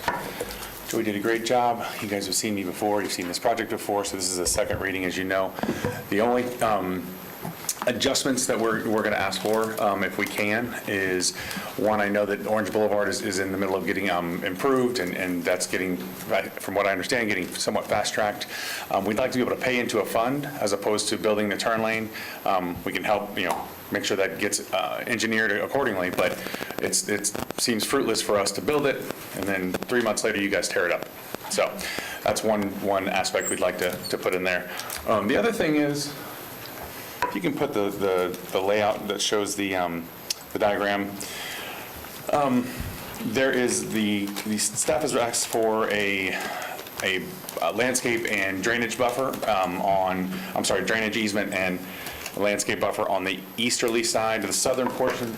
No, the one that has all the lot layouts. Oh, sorry. You guys own, perfect, thank you, Joy. You guys own the property just adjacent to that. Now, in between us is the drainage ditch there, and I think it was called George Street or something like that at one point, or Georgia maybe. What we're asking for is to utilize that buffer and landscape drainage easement as being one and the same at 10 feet. Right now it's shown as 10 feet, but it's also asking for an additional landscape buffer between you and I. You guys are going to have a landscape buffer there as well. So that's the only adjustment that we're asking for on what's proposed. So, Thank you very much, Mr. Miller. Any questions? Seeing none, thank you very much. I have a question. I'm sorry. Oh, I'm sorry. It didn't You look were like eating. it didn't, and yes, I was actually trying to swallow the gummy bear, truth to be told. No, Gummy which bear. was just a bad decision to stick that in my mouth. So why? So you sat through most of what we just sat through. Yep. Why would you come to us at one point with a set of buffers and then come to us with a reduction in a buffer, even though it's up against our open ground? This is about bears walking through the trees. Like, why? Well, just to the north of that, just so it's clear, just to the north of that, on the other side of the ditch is a wall that has for retreat Wekiva. So we are not required to have any kind of buffers, landscape, or lead Right, easement there. but you came and we voted and you said, you gave Sure. us a set of numbers. And that's what we've got is the numbers that you have voted on is what we're maintaining. The only difference is we're looking to combine basically the landscape buffer and the drainage easement to be one and the same adjacent to your property. Because there's no, I mean, you're going to have a retention pond there. I'm not affecting anybody over there with my landscape buffer. I'm not protecting anybody from the landscape buffer visually. Yeah, yeah. Commissioner? So, follow-up. So, what I've heard in the past is that you really can't maintain landscape where you do drainage because you have to have drainage instead of landscape. So how are we combining them? So it would be maintained from the opposite side of the ditch, basically, is the intention. No, if you're combining them, how would you, if you're going to keep trees, and I want to make sure I'm understanding what the request is. So if Right. you're keeping trees as the buffer and you're using that for drainage, how do you put in drainage where there's trees and keep trees? Because it'll sheet drain into the ditch. So we're not talking so- about laying a pipe. No. Okay. It would ultimately sheet drain. Now, where a pipe would be laid is, you can see this drainage easement here. We're talking a different easement. Okay, Does that make sense? sure, yes, it does. All right. Further questions or comments? I do, Okay. Mr. Chairman, to staff. So on this issue, staff has looked at this closely. So regarding the request for, and I just want to make sure that I'm fully understanding the request too, Zach. I know we spoke briefly, but you're requesting a reduction in the drainage easement from 15 feet to 10 feet.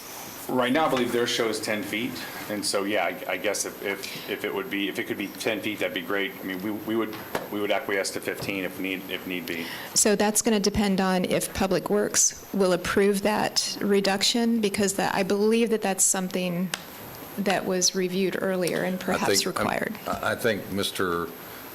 Dredge looked at that last time we were here and made some statements, so I'd like to hear from him on that matter. Bill, are Okay. you going to? Bill, you're going to address that?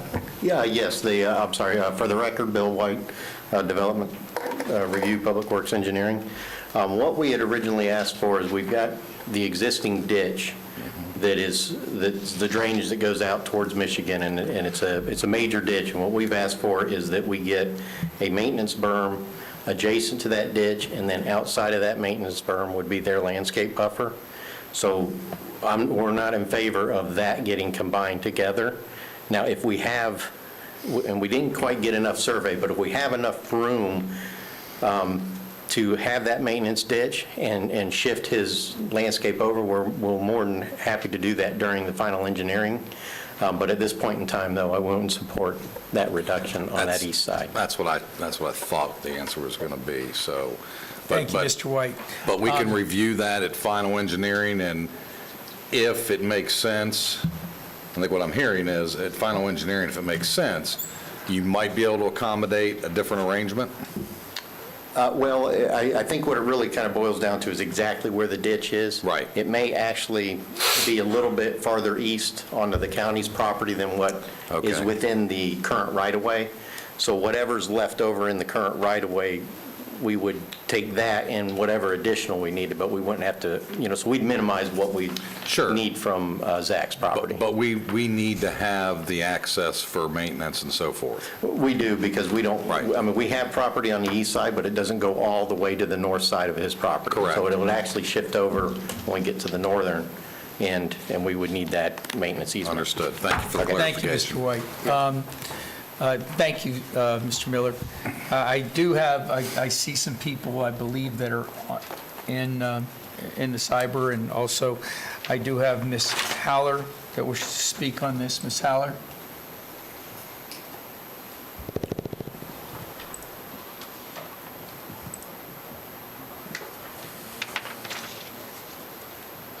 Cindy Haller again, 1731 Beacon Drive, Sanford. So Nothing personal. Nothing personal against Mr. Miller. So, like I said, he's better than Madden. So a couple of things when I spoke, when this was heard by the BCC before, the fence, so on the north side that faces Ohio, is the brown fence, is that in the development order? I'd like that to address, please. No sidewalk, and he was going to pay into a sidewalk fund. A bear sign that we talked about to educate and to bring awareness. Also, I know this is really, I guess I just say this because I like being a glutton for punishment, but I think a reasonable compromise, seriously, is half-acre lots, but I know that's probably just a dream. And also, how does it meet open space and residential density? And that's all I have. Thank you, Mr. Howard.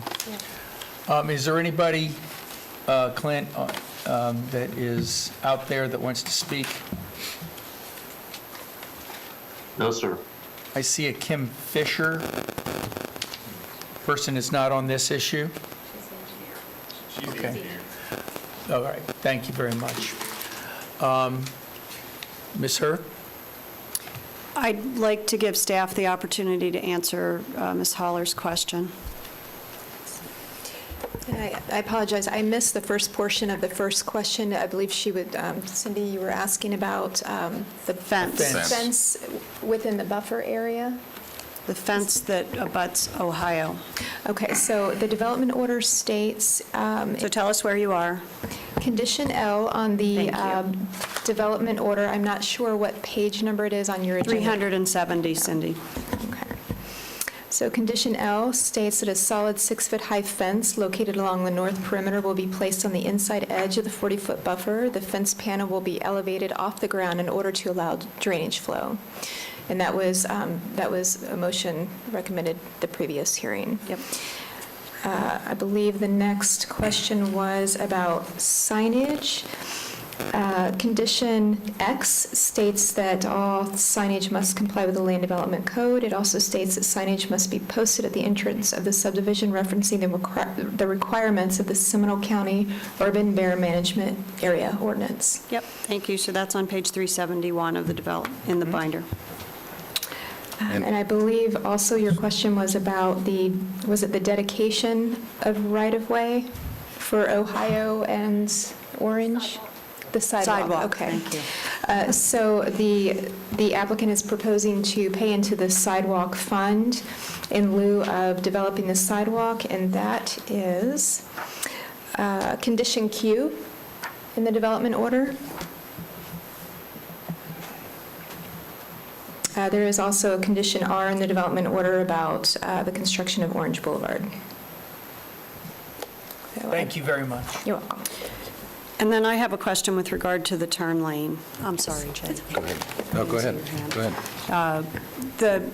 The concept of paying in versus us redoing those roads seems to me like the potential for having a gap of a new development built, no turn lanes, and then the pressure comes to the county for adjusting the turn lane. So can somebody walk me through the timelines there?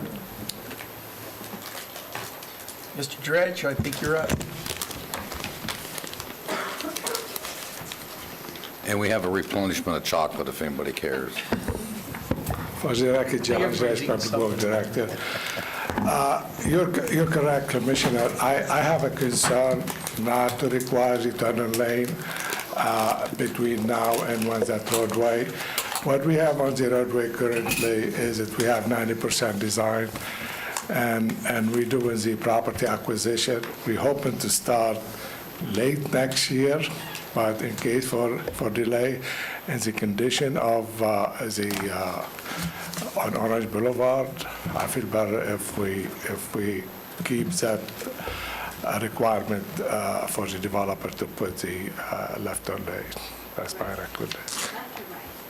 Left turn lane. Left turn, I think. Left end. Okay. That's mine. Commissioner Zimbauer? On that matter, Mr. Dredge, I don't necessarily disagree. Do you believe there is the capability Because on the other hand, I'm also not an advocate of going through the motions, tying up traffic for these citizens in that area. If the developer does the left turn, if we're going to be doing it within a certain time frame anyway, we don't know when Mr. Miller's project's going to break ground. We don't know what all's going to happen with final engineering. There's a lot of what-ifs. So is there a way that we could coordinate, and I'm okay, like the district commissioner says, let's make sure the developer, if it makes sense to put it in, if it's going to be a long time before we ever get to it, but if it's going to be in close proximity, by example, I'd hate for us to have the developer do it, and then we're coming through 6 months, 9 months, or even a year later and ripping it all back out and causing more traffic jams for these folks. Just the thought from a timing perspective. Yeah, we can coordinate on the timing when he start, but if he's gonna break ground the next month or next few months, that roadway and it is at least 2 years construction on our roadway to start in that area. Okay. And a lot of development in that area. Right. And that's a concern. If he's not going to develop in year and a half, and we only have what you're saying 6 months, yeah, it doesn't make sense when we work with them. But what we stand today, it is when that road is going to be, I kind of have a concern. Right, understood. Thank you. And then, Mr. Chairman, I think it would be appropriate to make sure public understands this is really a second reading on this. It's an adoption discussion that we're having. There was a comment made, we'd like to have smaller lot sizes. That ship has sailed. I'm going to open it up for, is there any other discussion? Let me just say one thing about that, though. And Commissioner Zimmer, could you put up the photograph of the development? And Commissioner Zimbauer, I'm going to take a very little bit of time with this, but, the first one was a transmittal. So frankly, you can transmit and it can come back and you can be, go back all the way to the last one and you can be against it. Oh, sure. And you can vote, and you can lower the density if you want to. So I don't want anybody, so I want, that was not, I just want to make sure that we're clear on that this, the one with the development lots, please. And all I want to say is that because. Land. Go. The other way. There you go. And all I want to say is that I voted against this the last time. And this is just a simple philosophy that we're going through. Look at that, and look at what we had before. Mr. Miller did a very good job comparative to the other properties around there. And I even said that at that particular meeting. But just like the other property we just had, the fact of the matter is, and you said we could have the debate. I'm just saying that these things are all looking similar. And what they're looking like is let's get as many units as possible, as much as we can.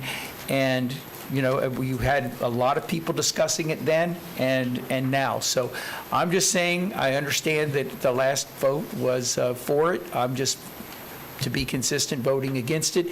And I agree with Commissioner Lockhart, and I hope all of us, that we do have a problem here, that this continues to come back to us, and it's the same argument, and especially in, excuse me, Commissioner Herr, but Commissioner Herr's district, because that's where a lot of people want to live right now, and that's where some of those enclaves are.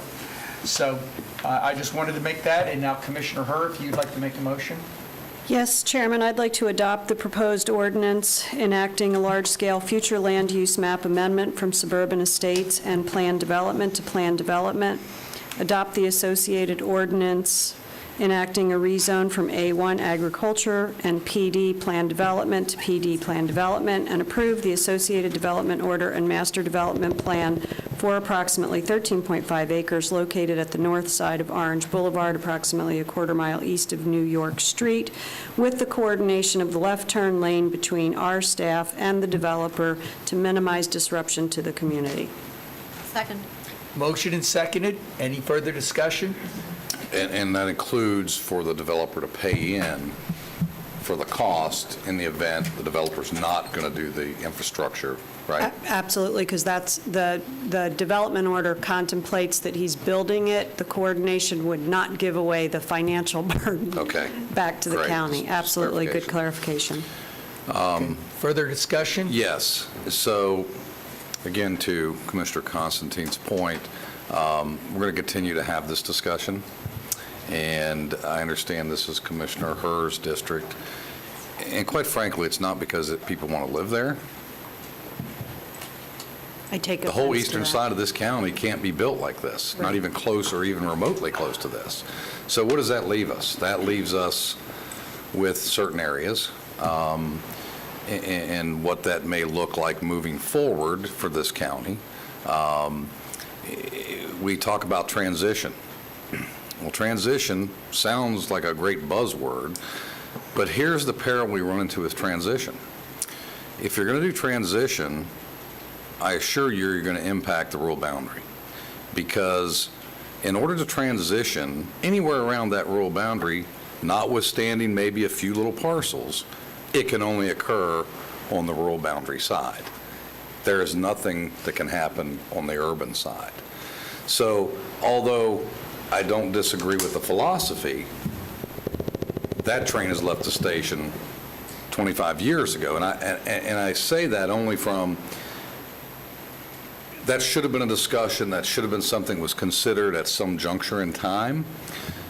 But in order to facilitate that now, really, in many areas, is going to cause a lot of heartburn and grief, especially along that rural boundary, and will continue to put pressure on that rural boundary. And I think we've heard from our citizens all around the county, regardless of whether they live in our rural boundary or not, that they desire to preserve that. And it will always and continue to be attacked. It'll always continue to be desired. So transitioning, I think it's going to be a puzzle patchwork of type things that maybe staff can look at, but I don't know, because of what remains, it's really going to be Commissioner Herr's district for the most part. A couple pieces in Commissioner Lockhart's, a couple pieces in mine, maybe a couple in Commissioner Delarie's, other than redevelopment. Can I just, and please, everybody, I mean, I don't want, I'm going to be brief, but let me just say, this has nothing to do with the rural boundary. I'm sorry. We have a very, very other important amenity, tremendous resource known as the St. John's and the Wekiva River Basin, and that's where this is being built.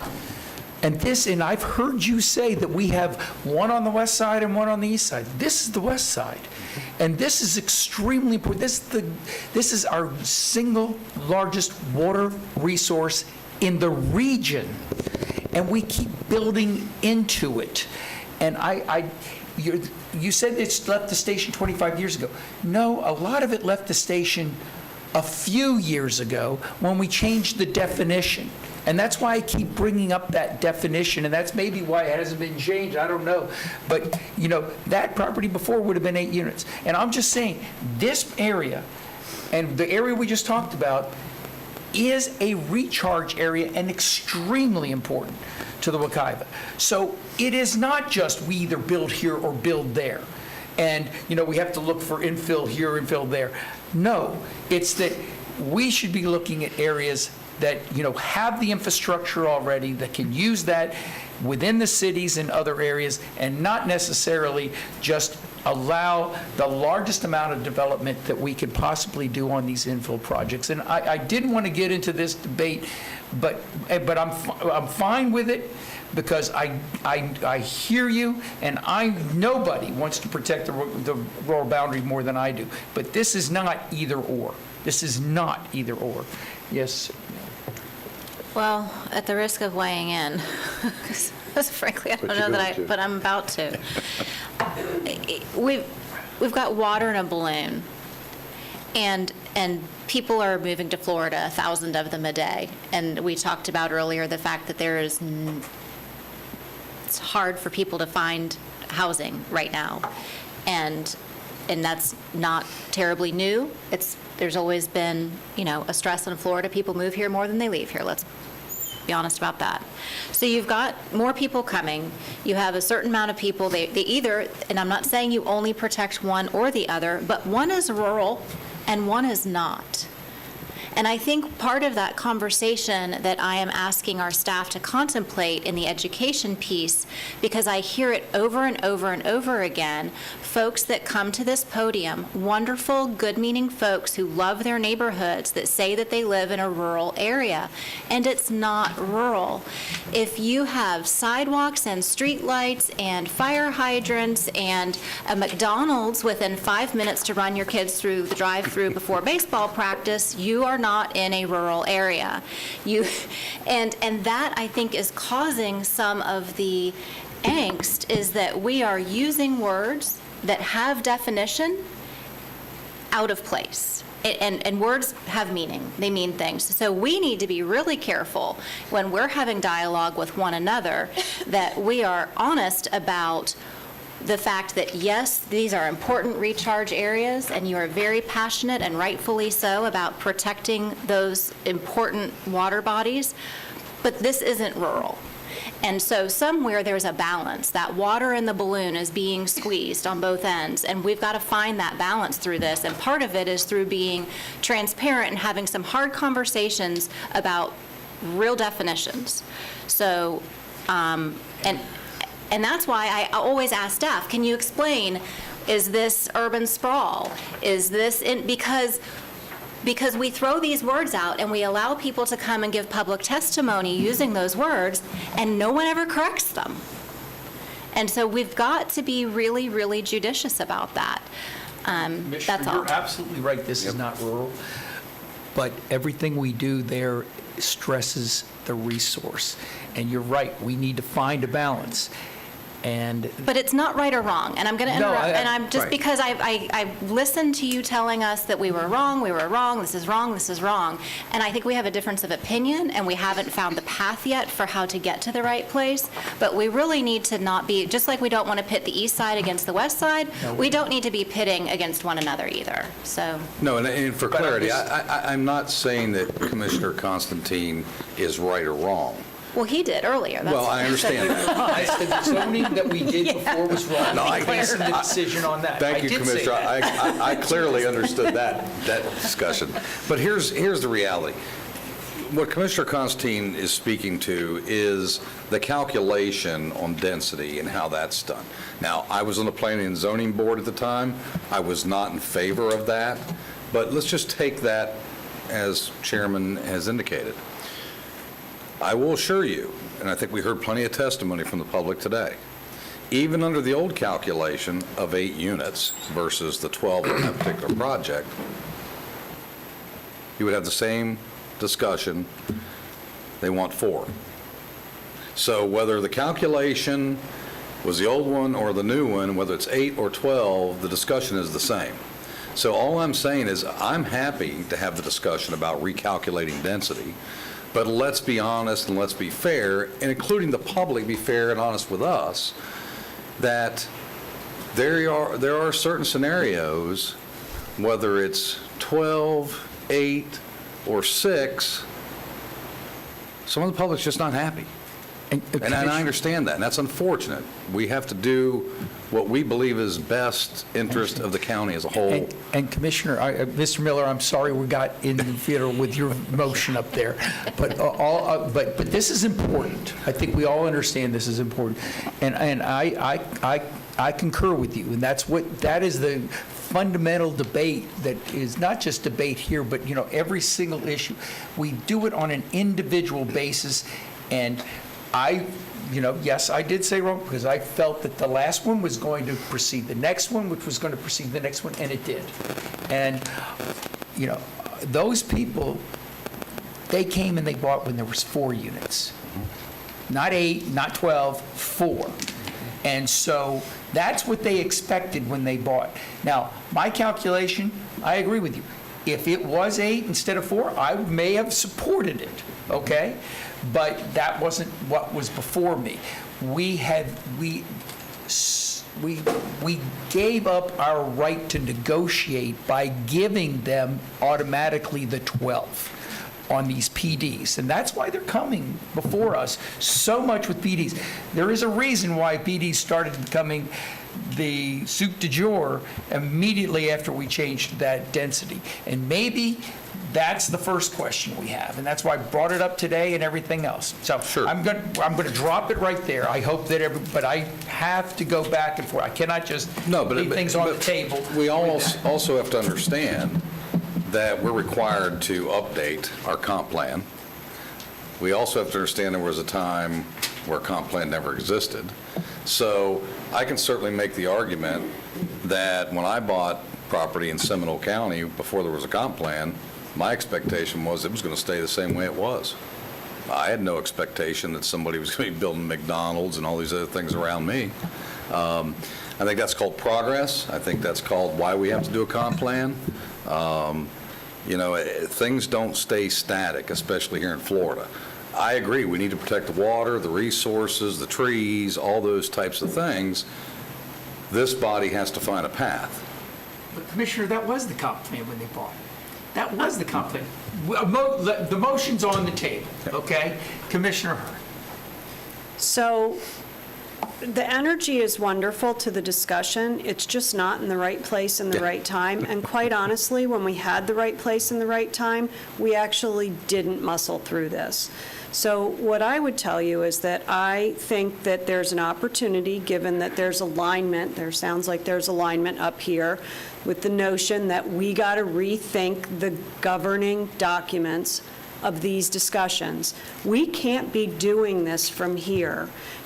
Bringing up the fact that, well, if you calculate it under the old rule, well, the old rule's the old rule, it's gone. Right. It doesn't matter. I can't calculate it under the old rule. That's legislating from the bench, and there's rules against that. And quite frankly, what went on before I got here, I can't explain, but we had a community in the middle of all this other stuff that got built around them. That it's too late. That ship has sailed. But what the ship has not sailed on is the fact that we need to, at your direction, have somebody from the team or a group of people from the team that are pulled out of their current functions, that do nothing but revisions to the plan outside of prepping for these meetings that we have over and over and over again and have the same discussion, because that takes them out of the progress. We will be having this discussion in my 4th year if we don't stop what we're doing and make those hard decisions now. But that means that we need a team of staff that's pulled out, that's led by somebody that's amazingly competent at this, and that they lead us down the path of solutions. And they look to other communities, and they look to forward-thinking communities, and maybe some backward-thinking communities, because we have a little bit of both here. And I wasn't pointing at you, but I did just point at the two of you when I said that. Perfect. So, but we can't, every once a year do our strategic plan and kind of dabble at it. That's what we're doing. So, and we also can't continue to have these discussions with people that have emotion. So, again, I don't think we've heard from Commissioner Delary. All I'm going to say is I think there's been enough dialogue on the Yep. dais. Mr. Chairman, I'd like to make a recommendation and call the question. Yep. All right, we have a motion, second, on the floor. All in favor of the motion, say aye. Aye. Opposed, no. Nay. 3-2. Okay. There's been a request by the staff to postpone 21, 22, 23, 24 till time certain June 22nd. Is there any objection to that? No. Do I have a motion? So moved. So moved. There's a motion and a second by Commissioner Zimbauer, motion by Commissioner Delary. Any discussion? Seeing none, all in favor say aye. Aye. Opposed? Passes unanimously. We are now on the county manager report. County manager, there is both a legislative update as well as I do believe that you have some updates too. I have a few small things, but I'm going to let the legislative update go first because we've got Oscar here. And I think Oscar can Ron's wait. He doesn't mind. standing by, so. Good afternoon, Chairman and Commissioners. Tricia Johnson, Deputy County Manager. We are going to have our legislative representatives, Mr. Ron Book and Mr. Oscar Anderson, do a legislative recap for you following the 2021 session. So before I introduce Mr. Book, who is on Zoom, so Clint, if you could look for his waving hand, I'd appreciate that. I did want to make sure you saw County Manager Guillet's, there he is, County Manager Guillet's email that she sent last week regarding our federal appropriations requests. Congresswoman Murphy's office has submitted 2 of our requests, which is very exciting. The Little Wekiva River cleanup request for a little over $600,000, because we are required to, we were originally going to request $1 million, but we have to pay a percentage of that as part of the appropriations criteria. And then also our E.E. Williamson Trail and Road Project, which will be about $4.3 million if it is fully funded. Of course, we haven't gotten the thumbs up for funding yet, but we've cleared a couple of really big hurdles. So much thanks to Congresswoman Murphy for considering both of those projects, and all the details are in the email, including the other projects that she submitted as well. With that, I will turn over the first portion of the update to Mr. Book. Thank you, sir. Chair, Commissioners, can you hear me? Yes. How are you doing, Mr. Book? A little louder. I'm great, sir. Thank you very much, and thanks. Hey, Ron, you're going to have to get close to the mic. We can't hear you as well as, yeah. Thank you.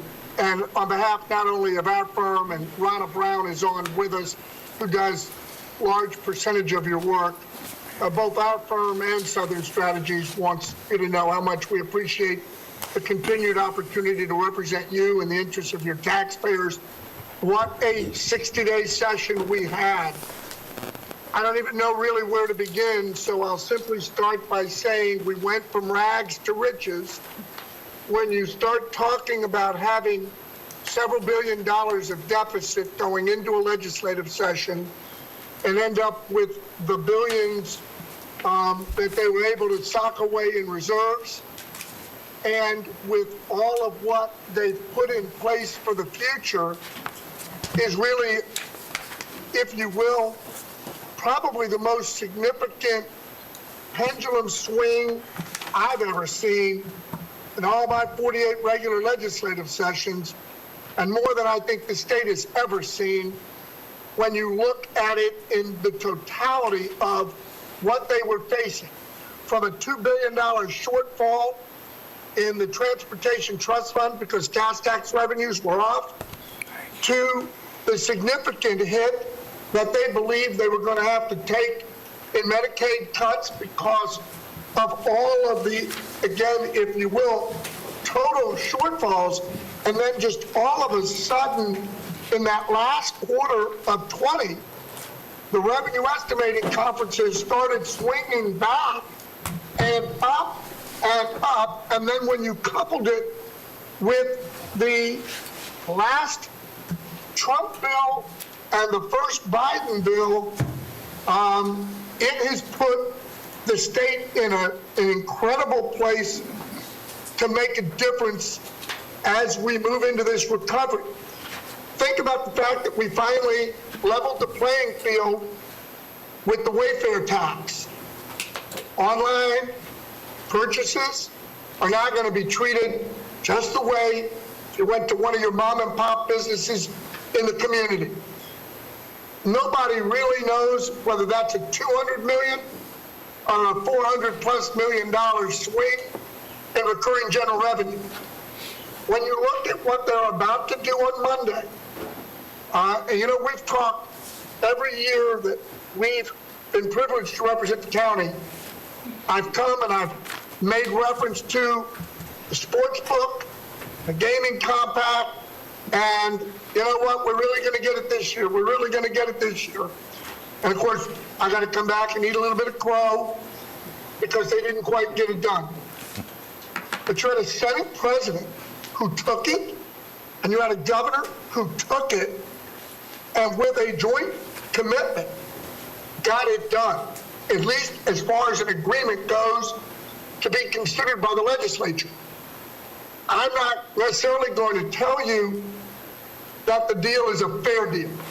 I happen to think the state should have gotten closer to $600 to $650 million. And by the way, the compact is not amendable by the legislature. They can choose to reject it.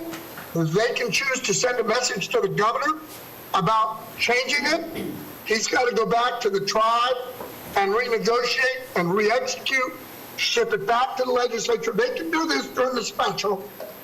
And then once legislature does its thing, of course, it gets sent to Washington to the Indian Gaming Regulators, IGRA, to determine whether or not it meets the balance test of exclusive opportunities for the Seminole Tribe of Florida, who of course live on sovereign lands. And there's a reason I made the comment.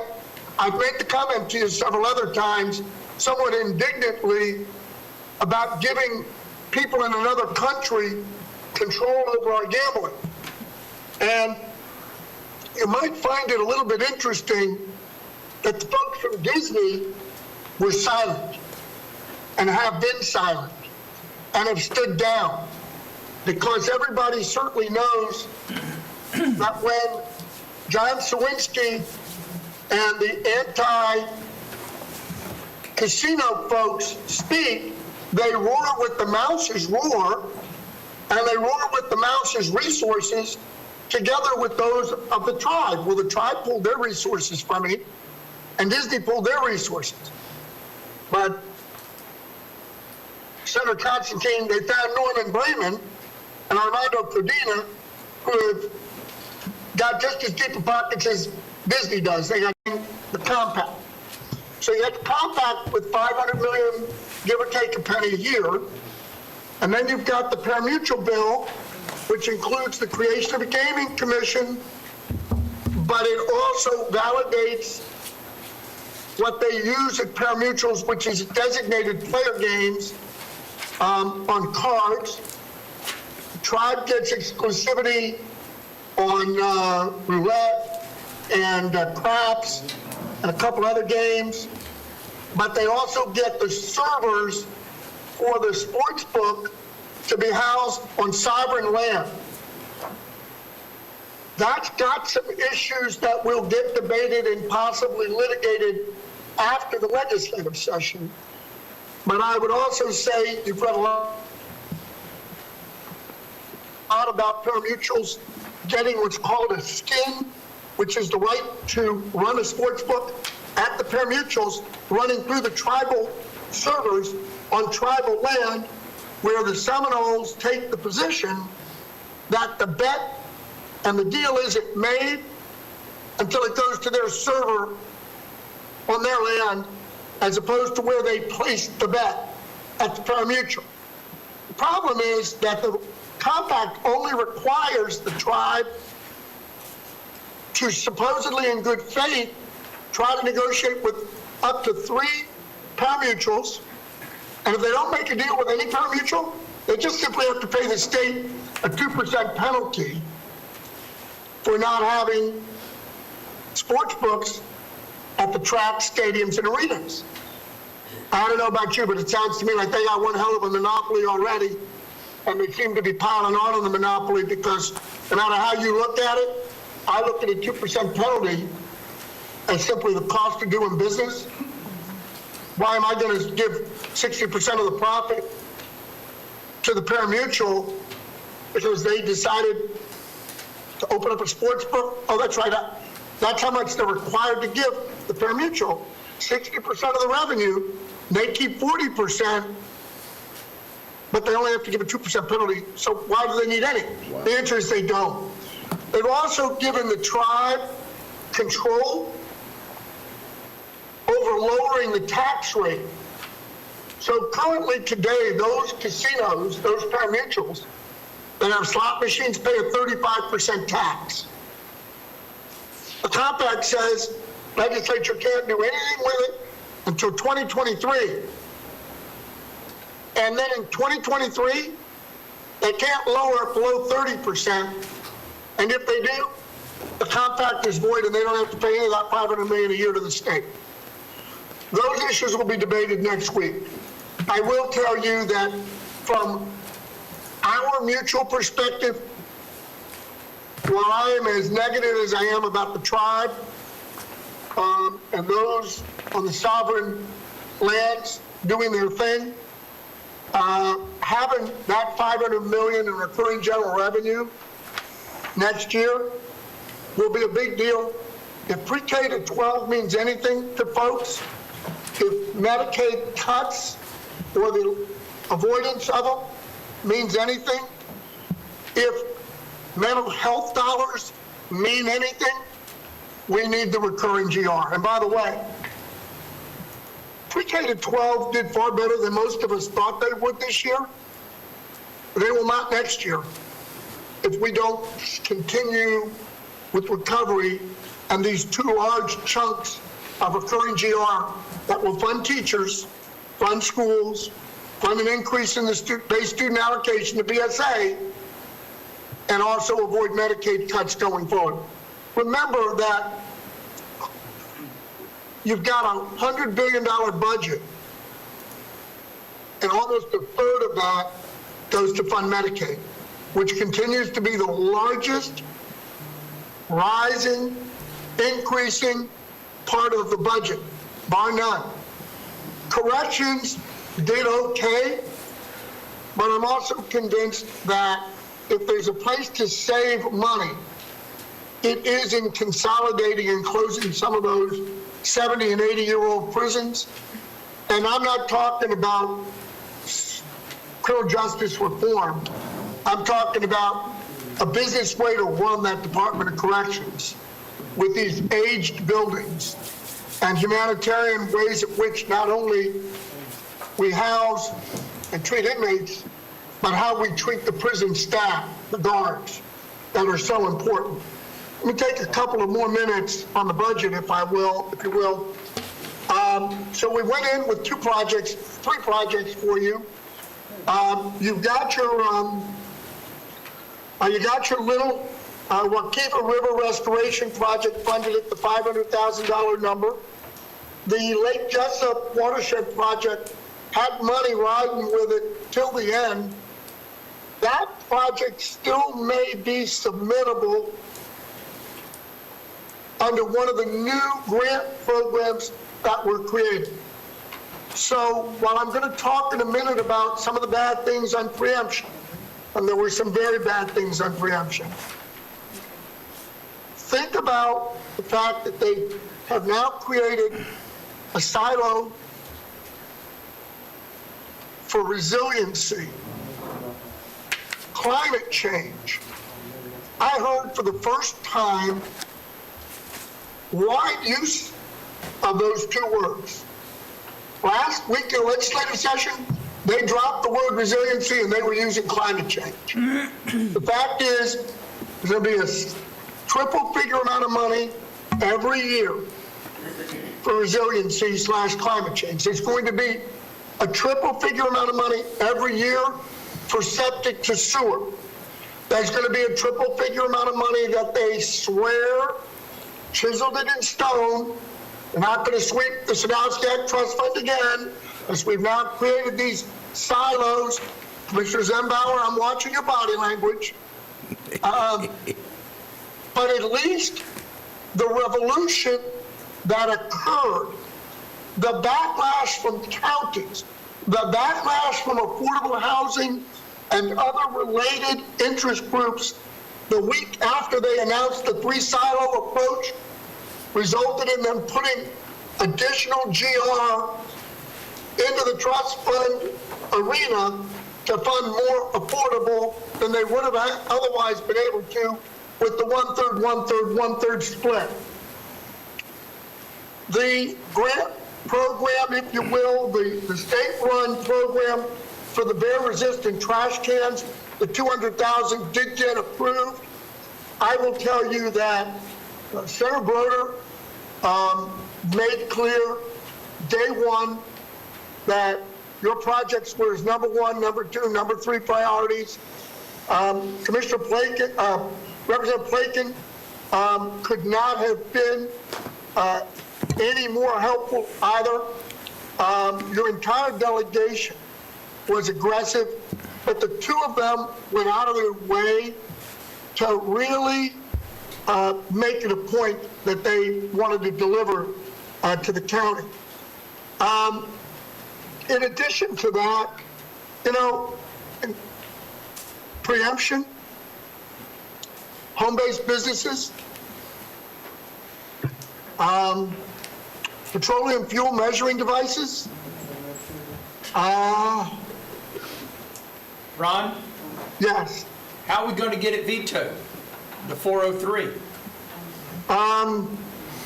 Remind me which one 403 was? Home-based Home businesses. business.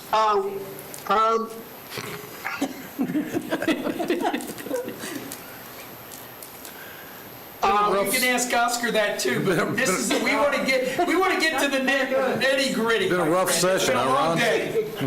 Well, look, when you talk about what didn't pass, when you talk about the retirement stuff, the FRS system stuff didn't pass, the sovereign immunity garbage didn't pass, the vacation rental garbage didn't pass, regulation of smoking in public places didn't, the 911 public safety, the telecom, the special risk stuff didn't pass. There's always next year for of the preemption of recyclables and plastics, and the attempted repeal of tree pruning also didn't unfortunately pass. But a lot of stuff died. A lot of bad stuff died. How are you going to get it vetoed, Lee? Here's what I would say about the governor. He has demonstrated that while he shares some of the views of the House and some of the views of the Senate related to local governments, he has made it clear that he has lines he's not going to cross. Let me use an unrelated example. So in the gambling package was portability for a billionaire to move a license to the Fontainebleau, and potentially for Trump to get one and move it to Trump Doral. Miami Beach and Doral would never create a zoning pathway for either of those two properties to have casinos. So what did they do? They put preemption with portability, and that was what they were trying to pass. The governor said, I'm okay with portability, preemption's a bridge too far. The leadership of the process was committed, commissioners, committed to it. The governor put a stiff arm right in their faces and said, no, I'm not doing that. So he has lines in the preemption world he's not going to cross. Unfortunately for me, I don't want to be the one with the list trying to predict which ones he'll veto. Senator Constantine, which ones will he veto? I don't know where that bridge too far for him is. I can tell you it was on zoning preemption. I can tell you it was on some of the Key West stuff they tried a couple years ago. But look what they did on Key West. And I'm not saying that what they did in Key West was smart business, but they were driven by their constituents, and they had a public referendum, and it passed overwhelmingly, and we're going to come in and legislatively undo the will of the people. Yeah, that doesn't make any of us happy when they're willing to do the unwilling people. We may agree or disagree on issues up here on the board, and even up with what is happening in Tallahassee. But the one thing we all agree on is, we're sick and tired of them preempting our responsibility to them. Listen, Ron, take a glass of water. You sound like your throat's going just going crazy. And No, Oscar, why don't you come on up here? Why don't you come on up here? At the end of the day, to answer Senator Constantine's question, letters, Lee, letters. He reads them. Actually, he doesn't really read them, but he is real attentive when he does his briefings. He gets how many calls, what are the yeses, what are the nos, and what are they saying? So he pays attention to that. By the way, the COVID liability bill, I think is good for local governments. I think it's good for businesses and communities. I think that colleges and universities got hurt this session, but I think that, again, for as difficult as it was to navigate, to get into the buildings at all, to testify, and I still haven't been in the Senate. They finally opened it up Monday of this week. But think about the fact that I didn't step foot in the Florida Senate, had to get down to the Civic Center to testify in what can only be described as the most surreal atmosphere, and I will simply give you a replay. Go into the Civic Center, you get ready to testify. As long as you're just going to wave in support, you go in, you go to the microphone, you can see the committee on this big 100-foot by 100-foot screen.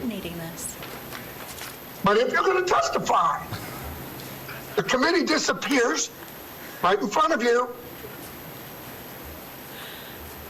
and you start speaking in delayed, slow motion. Ron, we were all there. We were up in Tallahassee. We understand.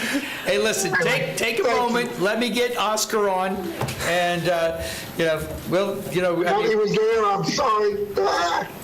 Oscar, go ahead, buddy. Thanks, Ron. That's great, Ron. Thanks, Ron. I'm sorry. No, it's all good, Ron. Thank you, Mr. Chairman. Ron covered a lot of it. I do want to go back to home-based businesses real quick.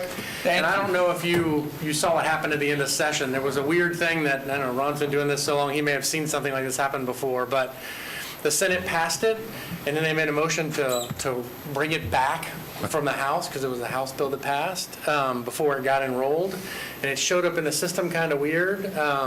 The Senate took the point in good order, but it didn't.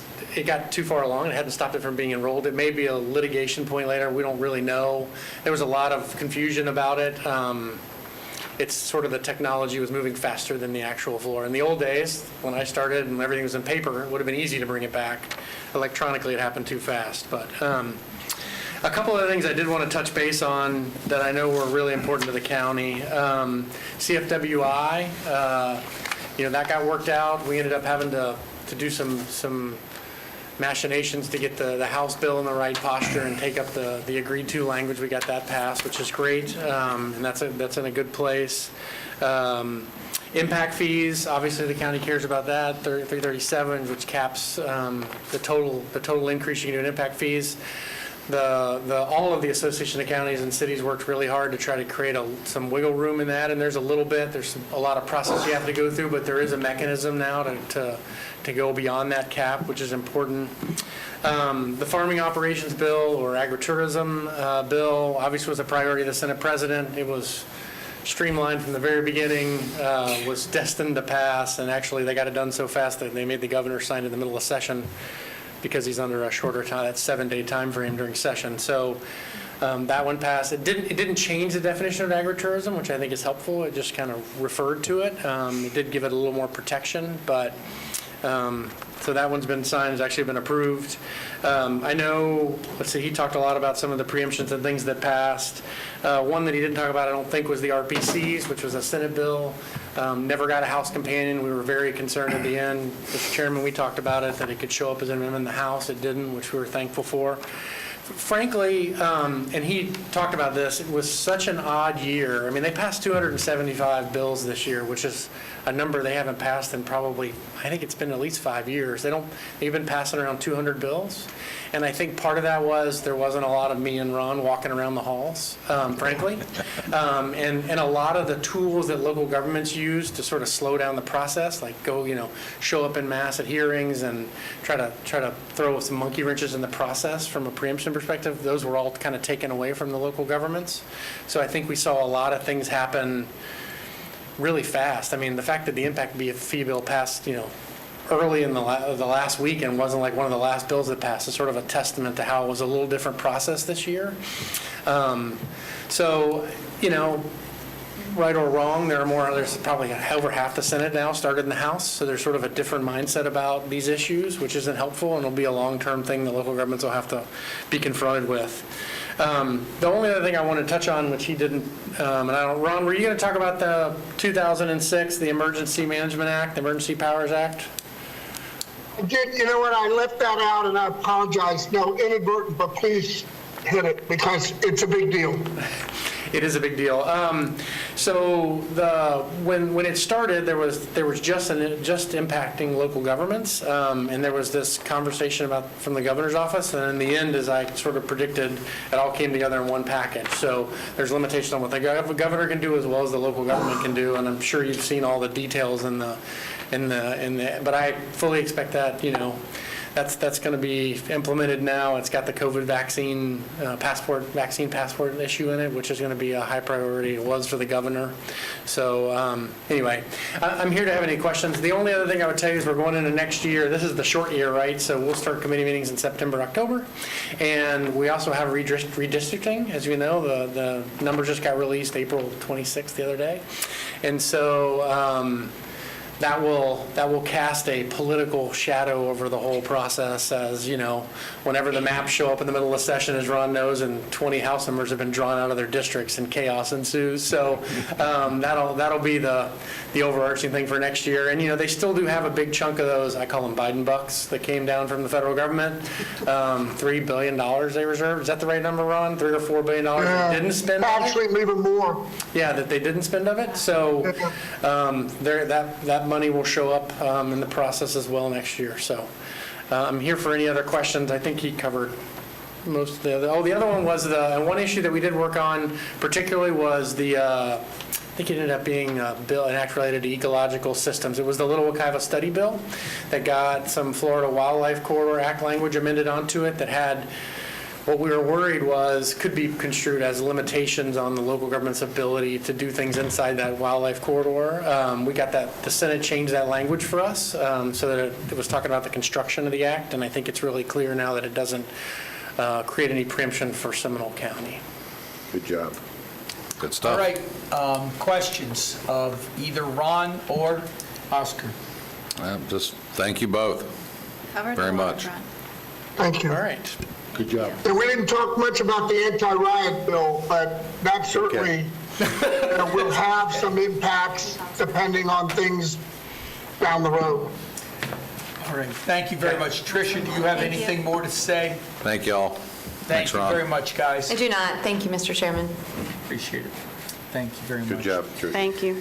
Okay, County Manager. Okay, I have just a couple of quick things for you.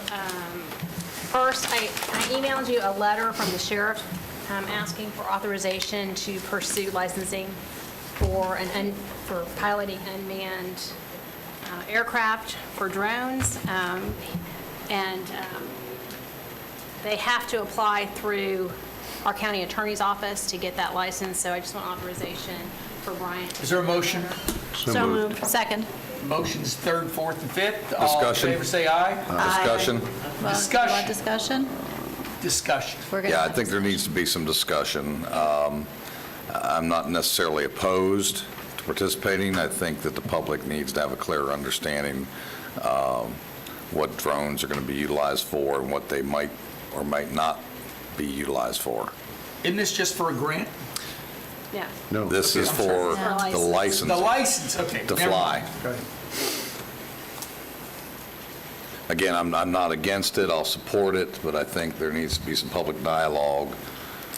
And I think that the sheriff would probably agree that, The sheriff, yeah, did the there's- sheriff know there was going to be dialogue? Because he should probably be a part of it. correct. And perhaps we can ask him to give some more information. He'll be here next Tuesday, so maybe we can Yeah. talk a little bit about it then. I mean, all I want to do is try to diffuse the big brother argument that, likely will come up, that we should at least have that dialogue. So I'm okay supporting the application process. Anybody else want to comment? Mr. Chairman, I have no problem having the sheriff or someone from the sheriff's department give us a presentation or give some dialogue, as was stated. It's always good to have full transparency and understand what it's going to be used for. Okay, so the motion is to approve the application process for the licensing. We all know that the direction is we would like to talk to the sheriff about just, the use format, other things of that nature. All right, with that, is there any further discussion? Seeing none, all in favor, say aye. Aye. Opposed? Passes. The only other quick item I have for you is we left you an update on the emergency rental program. So I'm not going to run through all of the numbers. You have this, but I will be happy to answer any questions you have. We're almost at a 40% spend on this. We have been reaching out to nonprofits, to the school board, and also we're attempting to go with the sheriff's office. They have a youth and family program to try to make sure that we can get the word out, especially now that we expect that eviction prohibitions are going to be lifted. The other thing that staff is working on is getting, as you may be aware, we got some additional space at Reflections for temporary workers to help administer this. We're looking at getting a little bit more space and establishing a storefront for folks that maybe aren't prepared to go through the electronic application process. That's important because we also are getting another $11.2 million through the American Rescue Plan. This money has a spend deadline at the end of this year. That money has a spend deadline of December 2024. So I don't think it'll take us that long to spend that money, but just so you know, we're attempting to get. I'm a little concerned about making sure we get this money spent by the end of the year. So we're making some pretty strident efforts to coordinate with everybody we can coordinate to make sure that they know that this money is available. But we'll keep you posted on that. Speaking of the American Rescue Plan, we yesterday received guidance from the Treasury Department. Finally, we are still getting through it on a staff level.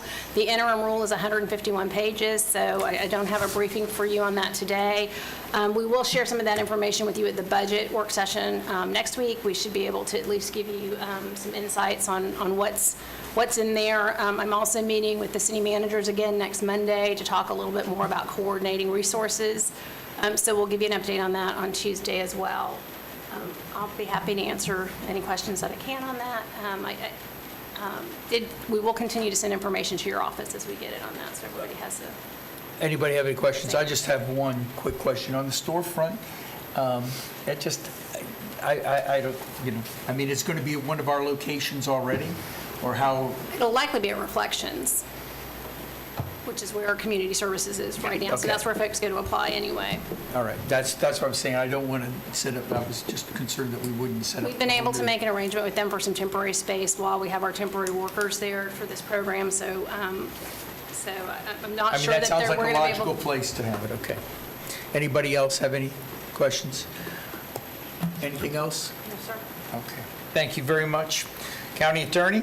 No report at this time. I don't believe that we've had any future items submitted for agenda. Is there? Yes, I'm getting there. I'm getting public hearing. Comment is next. So, anybody have anything? Yes. I was going to bring up in my district report that I do have 2 future items. I will submit the document that needs to be submitted. These are not time sensitive, but they are sensitive. One is an ordinance around the treatment of circus animals, should we ever have a circus in town.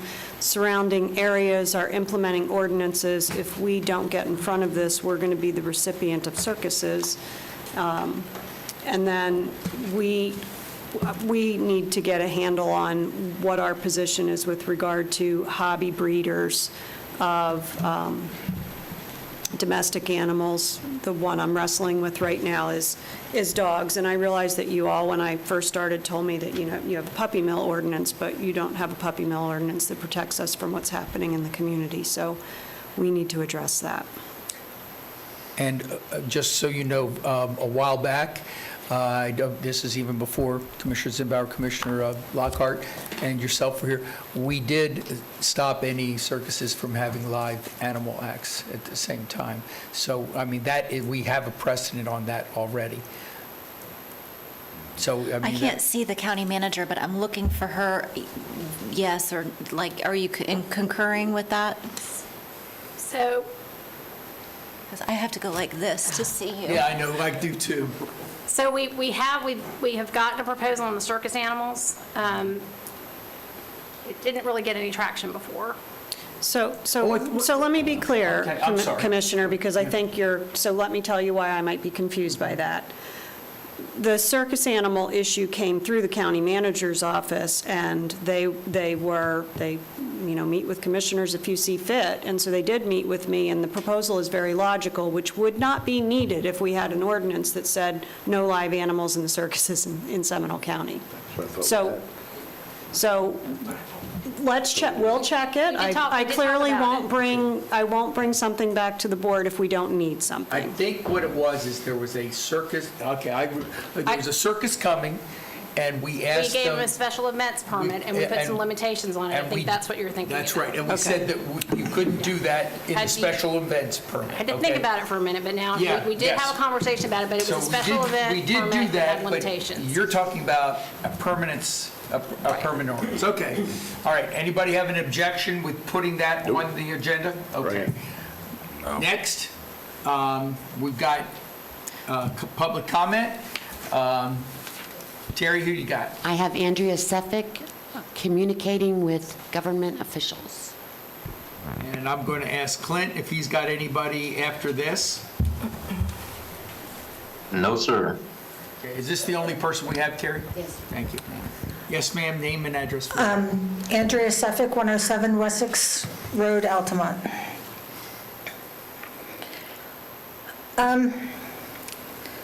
I kind of want to discuss what happened over the last couple commission meetings. I was here at both of them and was disturbed by some of what I saw and wanted to get back with you immediately so that you could take the feedback while it's fresh in mind. First of all, I want to thank Amy Lockhart for making sure the mask issue went to a vote. I saw you stated on Facebook that it's a shame you guys had the meeting before the governor made the announcement, and I happen to disagree with that. You guys having the vote gave us all a chance to see and figure out whether we're comfortable with how much control our government officials think they have over us. And I think that's a concern for a lot of people in the United States right now. I'd also like to thank Andrea Herr for bringing up the issues of mental health and bringing on experts with opinions that differ from those we hear ad nauseum from the mainstream media daily. These perspectives have been ignored, and that's just not acceptable. The impact of these mandates on our lives goes beyond the number of COVID infections and deaths.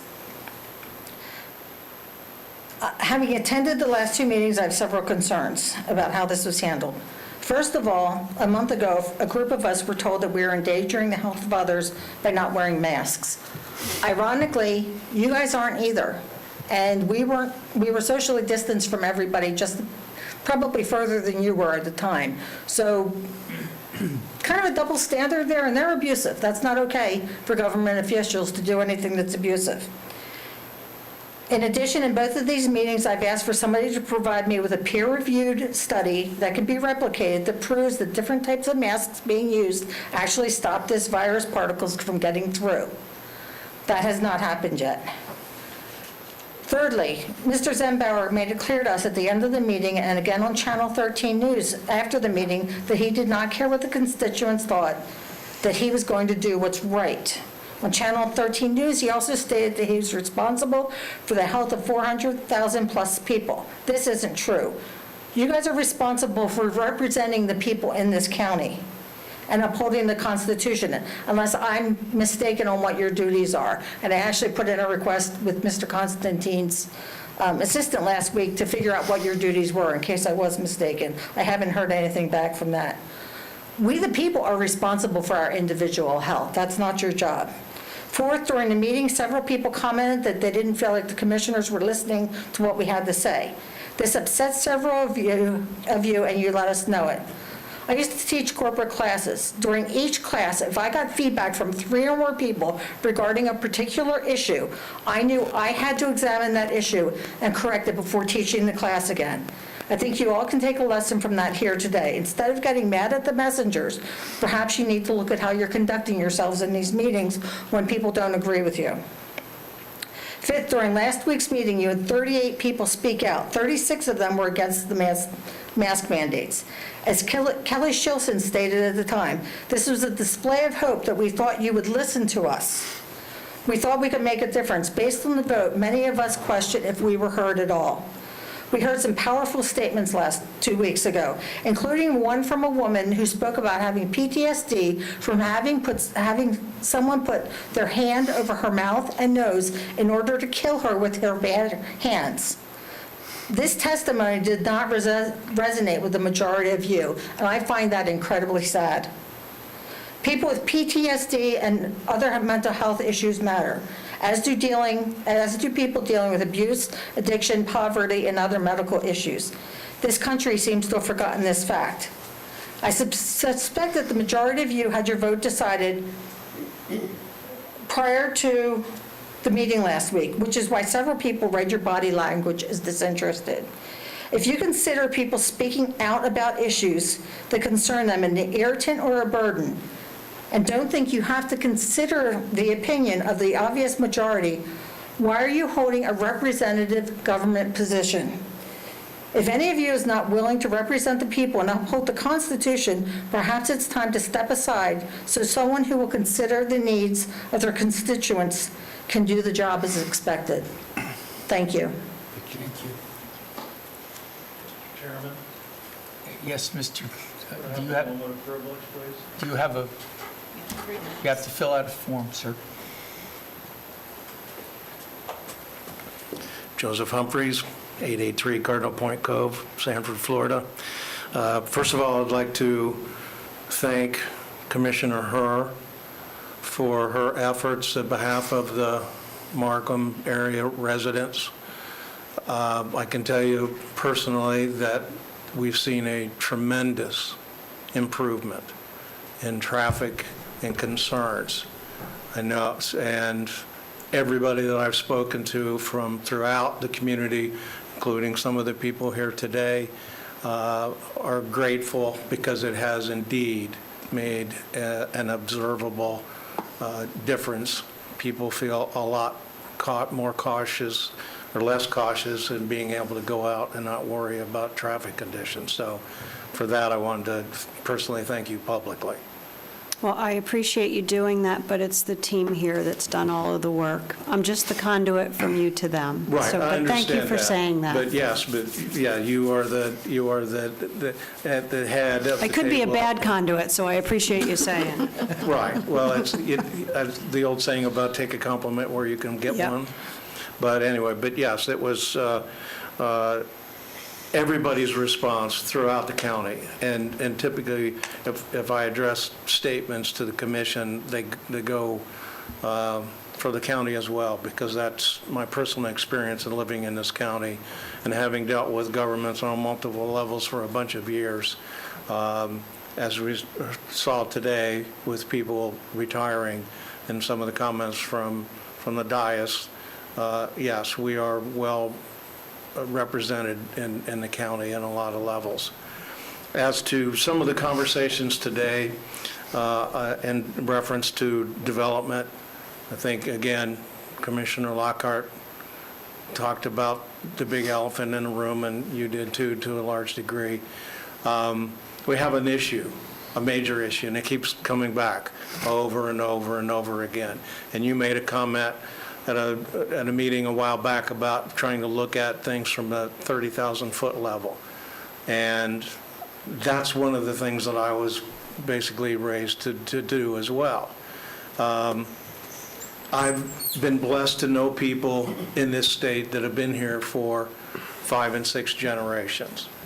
My old mentor, my first mentor in the real estate business, his family went back at least 3. One thing that I know in life is that the only thing that you're guaranteed is change. But the thing about this county and what brought us here is exactly what's on that plaque on the wall. That's the marketing. That's what attracts people here and has for literally for decades, for generations. We don't want to lose that. And I think that's what you heard today, is that concern. And yes, things change. It's not the same as it was in 1970. It's not the same as it was in 1990. But when we constantly talk about the trend of development, who establishes the trend of development? The government does. We can ask for, I've worked for developers, I've come to bodies like you in the past, done similar things as to Mr. Miller and Mr. Morehouse, but it doesn't mean that you're obligated to make those changes. It's like going to dad. Sometimes you win, sometimes you don't. It's what's in the best interest in the future. And as a conversation I had with one of the commissioners from council members from Sanford recently, she made the comment to me, she goes, yes, we know what the rules are today, but I have to determine what I want my legacy to be going forward. And I would ask you to consider that in these future conversations. So again, thank you all for your service. Thank you, Joe. Thank you. Anyone else? Mr. Humphries, you will fill a form out for us, won't you, please? I'll copy the one from earlier. Okay, thank you. There you go, that's- Thank you very much. Okay, so public is over. We're now going to go to district commissioner reports, and I have District 1 up first. Thank you, Mr. Chairman. First, I've informed that the noise ordinance citation is a few weeks away from code enforcement, so it's amazing how long that process has taken. Even though we passed it about a year ago. It's been a while. It's been tied up, and I believe that the citation, I've been told, it's going to get approved through the court system within the next week or so. So that'll be a good thing. Mr. Chipbach, can you let us know exactly when it takes place? Not today, but in the future, when it does get approved. Yes, I will. The administrative order has been executed by the court. The sheriff's office is working with their code enforcement officers to work out the details, so when they show up at the court knows what's going on. I just want to make sure we all know when it's actually been all Keep you completed. posted. Thank you. Next thing, Mr. Chairman, it's sad for me to report that I'm sure we've all gotten the email. I'm sure all our condolences go out to the family of Mr. Commissioner Wolfinger from the city of Altamont. I think it'd be appropriate if we send the family a letter. And I know that no services have been arranged yet, but if staff can keep us informed when those arrangements would be done. Mr. Wolfinger was a long-time commissioner in Altamont. I'm sure you've known him personally. I've sat on several boards with him myself, and he definitely had the region in his heart and did a lot of wonderful things for not just Altamont, but for Seminole County and the region as a whole. So I wanted to make sure that everyone's aware of that. Next thing I want to talk about, if I may, Mr. Chairman, is that I was informed by one of our residents, I just want to pass this out so that, in case you want to look at some photos, that there was a fire in the Springs area a couple of weeks back.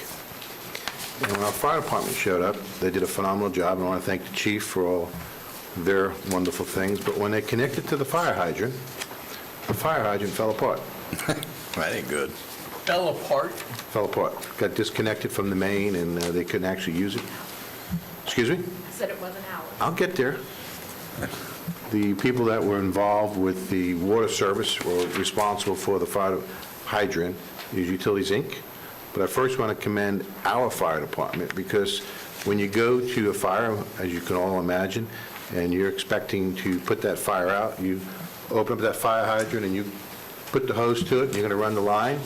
Well, the fire hydrant actually almost disintegrated. You can see from the photos that it got disconnected from the main itself. So they had to get a tanker truck, they had to go to the next fire hydrant, and I want to thank our fire department for all their hard work and quick thinking on their feet to actually put the fire out. But my concern here today, it's Utilities, Inc. Number one, I want to make sure that we hold them accountable. First off, because of the fire department having to get a tanker truck, I think they should be paying or reimbursing us for the use of that tanker truck. If that's from a legal standpoint, I think that we should be at least looking at that. I think we should also be contacting the Public Service Commission and let them know that the number one thing when it comes to public safety that a utility should be doing with a fire hydrant is making sure that it's operable. They did not do that. Number two, I think that we should be looking at asking Utilities, Inc. to ensure that all their fire hydrants are functional in their service area. But more importantly, it's not just opening of the hydrant, it's also the structural standpoint of the connection.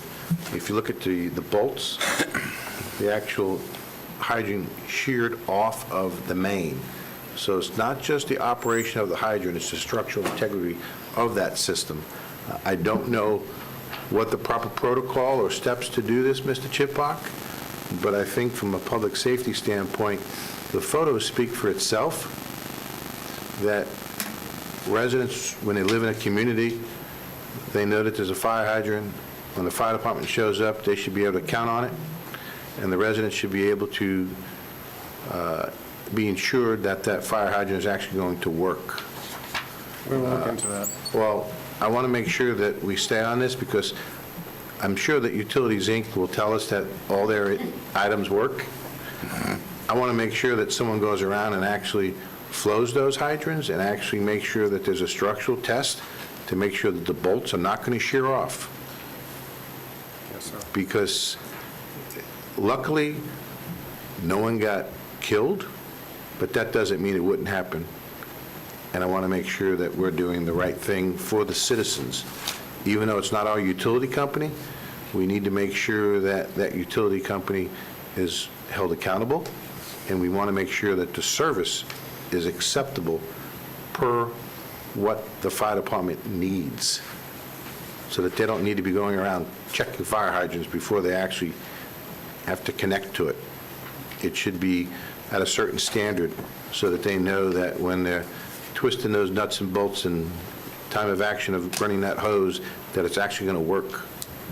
So, Mr. Chairman, I don't know what the proper protocol is to do all this, because I've never seen anything like this. In the mere fact that a hydrant actually sheared off speaks for itself, and the lack of, just the lack of, I'll leave it at that, you can fill in the blank, speaks for itself. And I'm more than concerned about the safety and welfare of our citizens that live in Utilities, Inc. area because of that fire hydrant failing. Commissioner Lockhart. So I have a couple different questions. I Sure. appreciate you bringing this to our attention. Who on our staff has already talked to Utilities, Inc.? Anyone? Fire chief.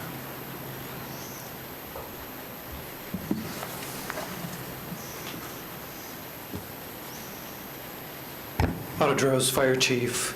After this incident happened, we reached out to Utilities, Inc., to the Maintenance Division, and made them aware of the issue. So there's a couple of things that are in progress. They are required to give us their annual inspection reports per state statute. So we're requesting that not only of Utilities, Inc., but of all the water purveyors within the county. The one thing that when you look at the hydrants and the annual tests that need to be done, there's nothing that really addresses the connection to the main. Now, when you install a hydrant, there is some requirement for some coating that will prevent against corrosion, but there's nothing that specifically addresses this issue. So that letter will be going out within the next week to all the water purveyors within the county, and certainly we'll seek through our avenues to really address the connection of the hydrant to the main and really have them focus on that as well.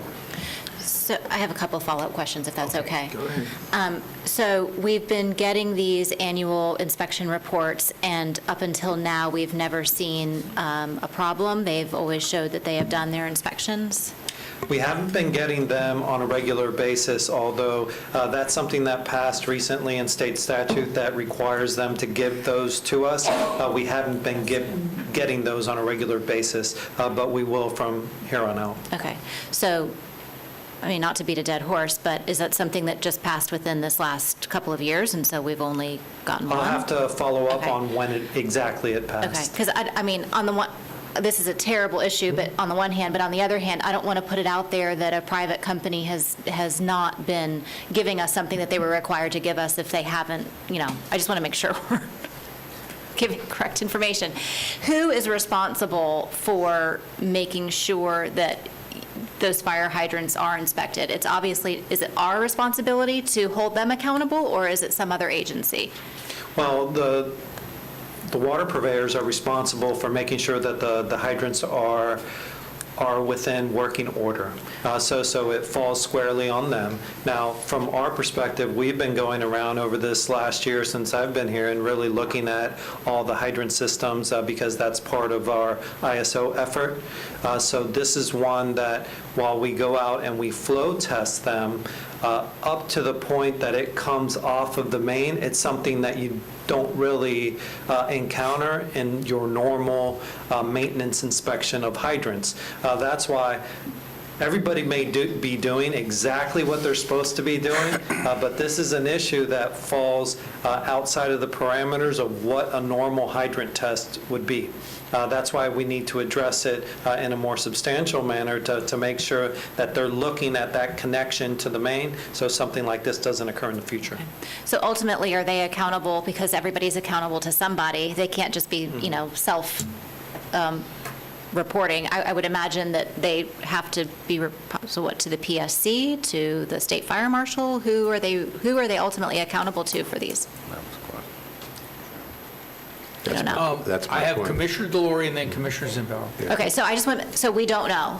I just want to make sure that that's the answer, if we're trying to hold someone accountable, we need to know who they're accountable to, and right now we don't know? Through state statute, they're accountable to give us those reports on an annual basis, and I will follow up on when that was actually enacted and make sure that we put a process in place that we get those on an annual basis. Yeah. But they're not accountable to us. I understand they have to give us the reports, but I want to know who. And what happens if they don't give them Right, to us? right. Well, the question is, See do where you the liability is need here. anything more from us? It's not him, it's him. Well, it's both. I'm pointing to both of them. Because the issue here is, yes, the fire department looks at the flow test, both the static and the visual, and I get that. But the issue with this is the structural integrity of the system. There's many ways to protect it or to install it. It obviously wasn't installed correctly, and I'm just assuming that. I've not looked at it. But someone needs to go through and make sure that, besides just getting a letter, someone needs to validate that this is correct. And we need to put a formal complaint in. To who? That's what I'm looking at, Paul Chipok. So research that, work with the fire department, work with That's all why I'm public looking at Paul utilities as Chipok well. right now. Okay, I can't. He's the legal person sitting there right now. Got it. Someone needs to keep someone accountable.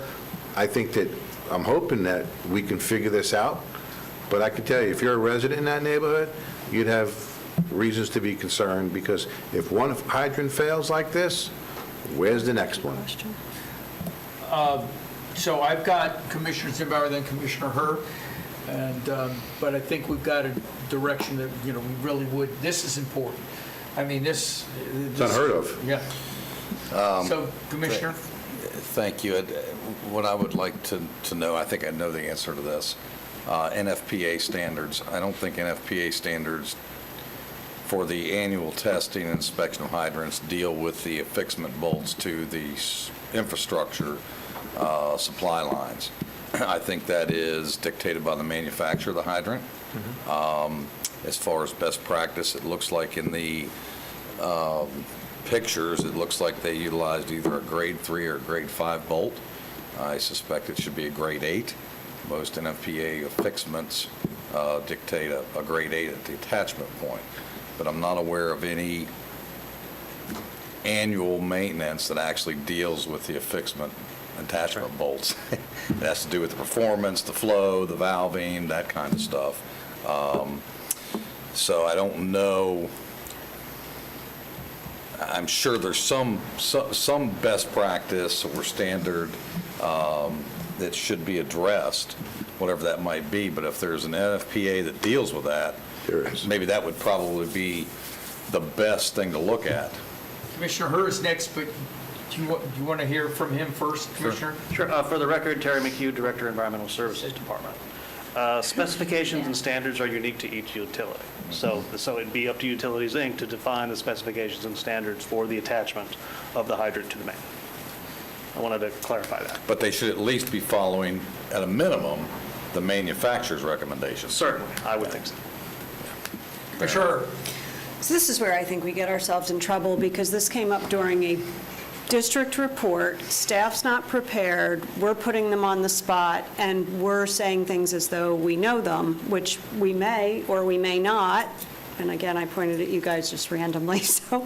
So I think this is the perfect item that should either be brought back via briefing, that the county manager's office owns it, whatever members of your team you got to put together, but bring it back, and if you want to set that for time certain, that's awesome. So, Mr. Chairman, just for clarification, both the fire chief, Terry McHugh, and the county manager is aware of this issue because I spoke to them, all three, about it. Okay?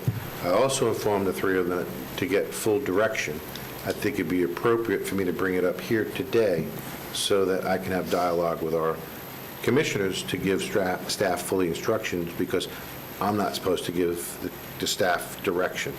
So they knew this was coming? Oh, yeah. I just wanted to make sure. I thought this was a gotcha. Sounds like There was no gotcha here. The question isn't about bringing it up. Certainly bringing it up is a great idea, and I'm attempting to give direction, but working it on the spot, none of us were prepared to work it, but we are working it. No, I agree with We learned Mr. about it at the end of last week, and staff is working it. And I knew that Commissioner DeLaury was going to bring it up today. I didn't realize that we were going to need to fully brief everybody today, because they are still I'm not working looking the for a full issue. briefing. I want the county attorney. Okay, everyone, Commissioner DeLaury's brought it up, and I we are wanted the now... county attorney and the county staff to tell us, whoever that's it what you is, asked for. what our direction is, so that we can understand what our next steps are. So I have a Agreed. question on that process, just for clarification. Mr. Chairman? Yes, I'm listening. Yes. And I appreciate Commissioner DeLaury bringing that for us to have discussion, but I don't necessarily believe that this board needs to give direction on something like this as a body. I mean, my expectation is if there's a public safety issue in our community, that our management, our attorneys, our fire chief, our police people should just pick up the ball and make happen what happens. I mean, we're here to set policy and budget. And I appreciate Commissioner DeLaury, but I don't know that we, as a policy, can say, hey, I mean, that's more of a management thing, that we say, hey, go figure out who's responsible, what's happened, and all that. Again, I appreciate the consideration. See, I can't speak to you all outside. No, I understand, but, I mean, you could tell staff, they could tell us. No, I can't. That's a conduit then. Well, not on this matter, Not it's if there's not. nothing to vote on. Nothing to decide. Well, we don't know, because the reason why I think that there's going to be a vote at some point on, do we send a letter to the Public Service Commission or whoever needs to be sent a letter to hold Utilities, Inc.'s feet accountable? Again, I don't know why that, we're not managing the county, we're I'm not. governing. Okay. If I can speak, Commissioner DeLaury has given us the issue and the concern. He made it aware of the staff. Now it's in the staff's hands, and if you want, it would probably be appropriate that they would give us a report back as to what has happened. Absolutely. Okay. Because we all agree that it is a public safety concern, and the track record of Utilities, Inc. is not exactly Mr. Chairman, perfect. that's the point I'm trying to make, even though it's indirect. They have dumped many of gallons of raw sewage into many environmentally sensitive areas, and now they're going into a different area when it comes to public safety. It more than concerns me. And they just got another rate increase. And, Mr. Chairman, that is the end of my report. I just have one quick before we leave that topic. Okay? How did you get this, and why wouldn't all the commissioners receive this?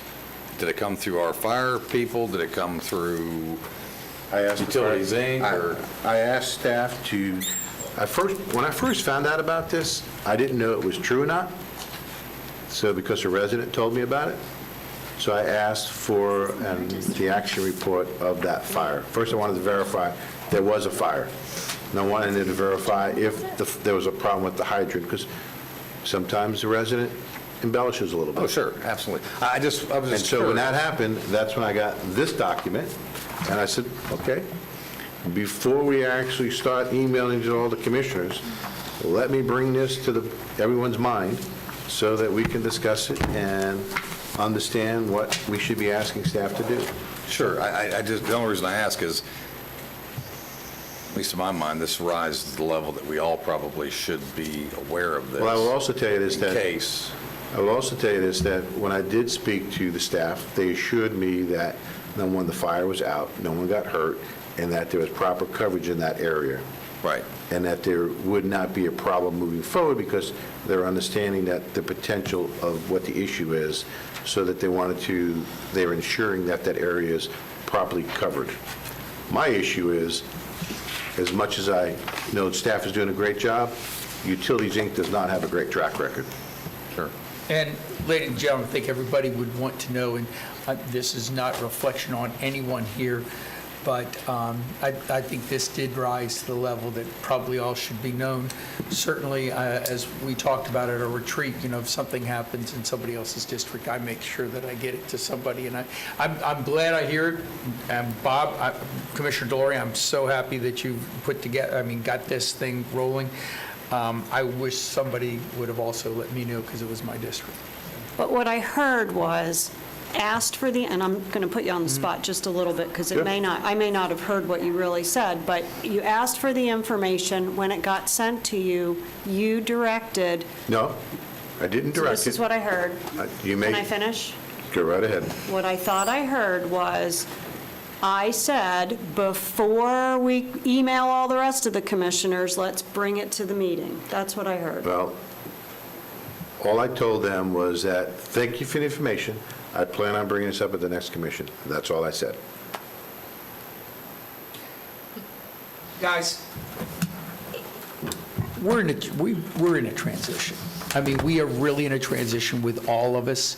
It is, none of this would even have been brought up before. I mean, Next time I may not. No, Commissioner Delory, not that. I got to get a phone call. Okay, but please let me finish. Can I? Lifeline? Lifeline. Actually, it's my 91-year-old dad. Yeah, go ahead, Talk to your please. dad, he wants dinner. Got to take that. So maybe it's good that he's not even here, but what I'm just trying to say, is that, a little bit of courtesy goes a long way, okay? And when I came here, there were things that were done differently that I was shut out of all the time. And the first thing I want us all to know is that that's not the way it should be. And I just a little common courtesy with each other and with the staff goes a long way. So. I completely agree. I mean, Is he all right, Bob? He says we're talking too much. Yeah, okay, he's right. Okay, let's move on. Commissioner Lockhart. I have nothing to report. Okay, after Commissioner Lockhart, we have Commissioner Herr. Just a thank you to the staff for using the Menzie muck excavator, which I never thought I'd say in my life, to Fantastic. drill stuff out of tubes under Martin Luther King Boulevard. And I have a whole paragraph here I'm not going to read to you, but this was a citizen complaint. We were able to report back to Mr. Ball that stuff was all well taken care of, and the staff did everything wonderfully. Thank you for all the information back and forth. Thank you, Commissioner Herr. Anything else? No. Okay. Commissioner Zimbauer? Thank you. First and foremost, want to remind everybody this is Police Appreciation Week. that we should recognize to thank all of our police officers that are here today, as well as those throughout the country and so forth. That wasn't brought up, but I thought we would make sure that everybody was aware that that is this week. Also, May 20th, 6 p.m. At New Creation Assembly Church here in Sanford. In my district, we'll be having the Sunland meeting related to the improvements and repairs and things going on with the park grounds over there at the Sunland area that we've been working on. I appreciate staff that has put all that together and reaching out to the citizens and putting that together and making sure they all understand, and thank Deborah in my office for helping accommodate that as well. The next thing, I just want to, and I understand, and I'm happy to introduce the procedure that we adopted here some months ago. But before I go down that road and entertain that and go through the effort, I just want to see what the flavor of the board is related to this next topic. I don't know how many of you know Justice James Perry, that is from this area, was the first African-American judge in Seminole and 18th District Court. He was also Supreme Court Justice here in the state of Florida from our district. And I would like to see what thoughts are to possibly naming the new courthouse after Justice Perry, and see what the flavor or temperature might be before I go down the road of doing all the documentation that's being required and formally bringing that forward. Are you talking about the annex? Correct. I think it's certainly worth discussion. Mr. Chairman, I have no issues with it. I'll be abstaining from the discussion, but seem to recall something about people being alive versus passed away. There was a discussion. And Judge Perry is a wonderful man, and I think very, very highly of him. I'm always happy to honor someone like that. I don't know if naming a building is the best way to do it at this stage of the game, but if there's something specific that staff wants to bring forward. Okay. I'll file the appropriate paperwork, it sounds like, and we'll get it to staff and bring it forward. Thank you all for that. Outside of that, everything else is wonderful in District 2.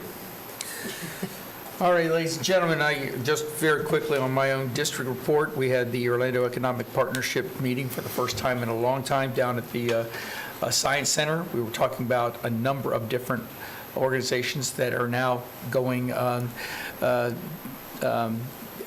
that have been coming into the community and everything, and I think that the Orlando Partnership sends out that information to all of you. If anybody ever wants any additional information on that, or opening up on the stock market, which some of them have come, I'd be happy to present that to you. I don't know if Commissioner Lockhart, because she and I both serve on the Florida Regional or the Central Florida Regional Planning Council, but I did attend a little bit of the virtual meeting, summit meeting for the resiliency collaboration this past week. As we all know, the school board was recognizing Walt Griffin today, but I think that's going to be over. And I believe that all of us have a MPO meeting tomorrow. The three of it, Commissioner Zimbauer, Commissioner Delory, myself. The Orlando Health is giving a Seminole County High School Night of Champions Hall of Fame. I think you've all are aware of those individuals that are being recognized. If you are not, I just want to suggest that I have a resolution here that I would like to offer to them. It's all these, Eric Taylor, Chris DeMarco, it's one, Pat Costello, Randy Harvey, Stephanie Best, Terry Cordell, and former Superintendent of Schools Bud Lair, and Ronald Lefty Renard. All of them are going to be put into the Seminole County Athletic Hall of Fame. Is that a motion? Yes. Second. There's been a motion. Is there a second? He just Yeah, just second it. No, I wasn't a motion by me. I was making, I was Then I'll making make the suggestions. motion. Second. The motion second. Motion and seconded. All in favor, say aye. Aye. Okay, thank you very much, and that's going to be next week, or wait a minute, I'm sorry, the 12th. And then we talked about the 50th anniversary of the Oviedo Rotary on the 21st. On the chairman's discussion, you asked me to get first of all, you've got the submissions for this week. You asked me to get the letters on the borrow pit for Commissioner Delory. I sent it to everybody. Does anybody have any further information? I've been talking to Sean Parks about others that are in that area and how he has indicated to me that Lake County is on top of it and trying to, either stop them or get them permitted. And we have Mr., well, I think he left, but Mr. Epps has made, as he did last week or last meeting, he would love to have Robin Hill moved up on the sidewalks. Somebody finally wants the sidewalks. But now that English Estates is not there, so I've asked the staff just look into that. I know that they are on the list, but they are not on top of the list. So that's, I just was asking them to see where that might happen. The last couple of meetings ago, I asked for a charter workshop. There are some openings of workshop meetings coming up. In talking to the county manager, she suggested that anybody that might have a topic that they would just like to discuss, this is not we want to do it, don't want to do it, just discuss it. Please give it to her so she can put together an agenda. This is items for a charter review? Any charter amendments we would like to put on the 2022 ballot. It's about the Charter Review Committee? No, not, Charter Review Committee was a couple of years ago. Right. No, we have the ability to do that, and that's what we talked about. And so if there's anything that anybody would like to talk about, we have talked about not an audit, but something that has to do with the constitutional officers and others. So we have to make a decision on those. So I'm just sitting, and that's what we talked about with the work session. So I'm just saying, anybody, don't want to bring it up, talk about it right now, but anybody that wants any issues, to give it to the county manager for future review. Commissioner Delory? Can we ask Mr. Applegate to give us the, I guess, a copy of the lawsuit that was filed by the constitutional officers that we lost regarding the charter that got passed that had to get rescinded? I just want to make sure that I think Mr. Chipoff can do that. That would be helpful. And part of that, I think also, and he has said this to us at an open meeting, so I'm not saying anything different, but Mr. Applegate has said there's more than one way to skin a cat. I understand that, but I want to make sure that everyone is properly briefed. Correct. As well as, would everybody like the procedure Yes. to get it on the ballot from the commission? I'd like all the information that you could give me so I can make a good decision about what suggestions I might make. Fine. Got that, County? Sure, so we'll send out the process for the board to put something on the ballot, a couple different processes. We can send that out to all of you in advance. And I'd asked the chairman, because he talked to me about scheduling a work session, and I just wanted to make sure before we scheduled that work session that that was something that the board wanted us to schedule. And the intention would be you would suggest items for the topics for potential amendments, but staff wouldn't do any research or any background on those before you had your work session and discussion. So I just want you to know we'll get you the background, and I think it would be good for if you have that work session, for not only for you to get the background, but for also Bryant or somebody from his office to give you a little presentation on that, and then a list of things that you come up with. But there would be no background or research from staff on the topics. So I want to make sure that's a...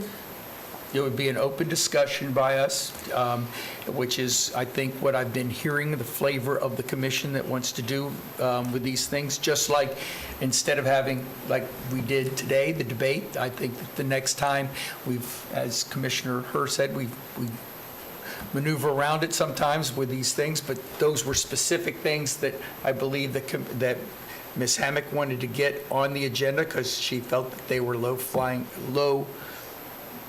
hanging, thank you, fruit, but also because our consultant was ready to talk about those. But I would like, at the next time, I mentioned the things about just the transition as well as the net density be put on the next one for work session, so we can have that debate open a little The bit more. next LDC work session, not the charter work session. Correct, it's separate, yes. Commissioner DeBoer? Thank you. I just want to make sure on that topic and subject, we've given staff direction last year, if I recall, to start going through the LDC. Correct. Step by step. Is that still my understanding? Is that staff's understanding? I think that's what we've been doing with That's these what I thought. LDC presentations, yeah. Okay. So does it, and I think what I'm hearing, Commissioner DeBoer, do we I want to think- rush certain things? Well, or right. do you want Okay, to Commissioner DeBoer, prioritize? this particular one, whether it comes back from me or somebody else, continues to come up, so. And I'm not debating that, I'm just saying. I was just saying. Are we it's not- asking staff to do something different now? And if so, I'm okay with that. I'm not. Okay. In talking to Ms. Hammack and the county manager, this is not something that has to be, completely analyzed. They've given us before the difference in the numbers. It's a policy decision. And so I felt that since we continue to talk about it, I like have a full and free discussion, not at these meetings, but at a work session. And, if we can make a determination, if we can come up with consensus, great. Because even then, it passed with only a 3-2 vote. You weren't there, Commissioner Herr wasn't there, Commissioner Lockhart wasn't there. I think there might be some changes in opinions, and as we've come up and seen, and I'd just like to do that. No, Commissioner Herr. So clearly, I'm the neophyte to this, but I would never in a million years expect us to modify code to the degree that it sounds like we need to modify code, a piece by piece. Because what we do on this impacts something somewhere else. Even I know that at this point in my development. And so the notion of looking at it and its interrelatability to other documents potentially, as we experience today, there's a disconnect between the two.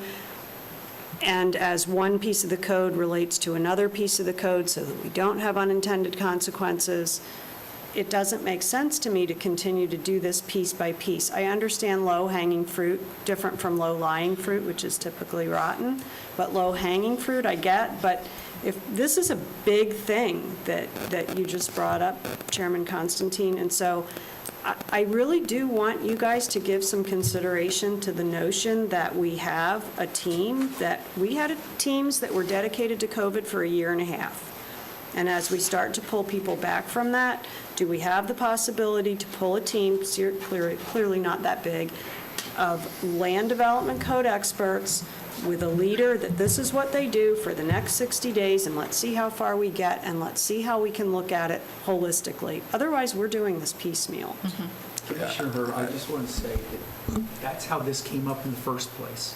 I agree with you. That's the problem. This came up at one meeting where it was a suggestion, and then the next meeting it was voted on, and I think it's had a great deal of unintended consequences since then.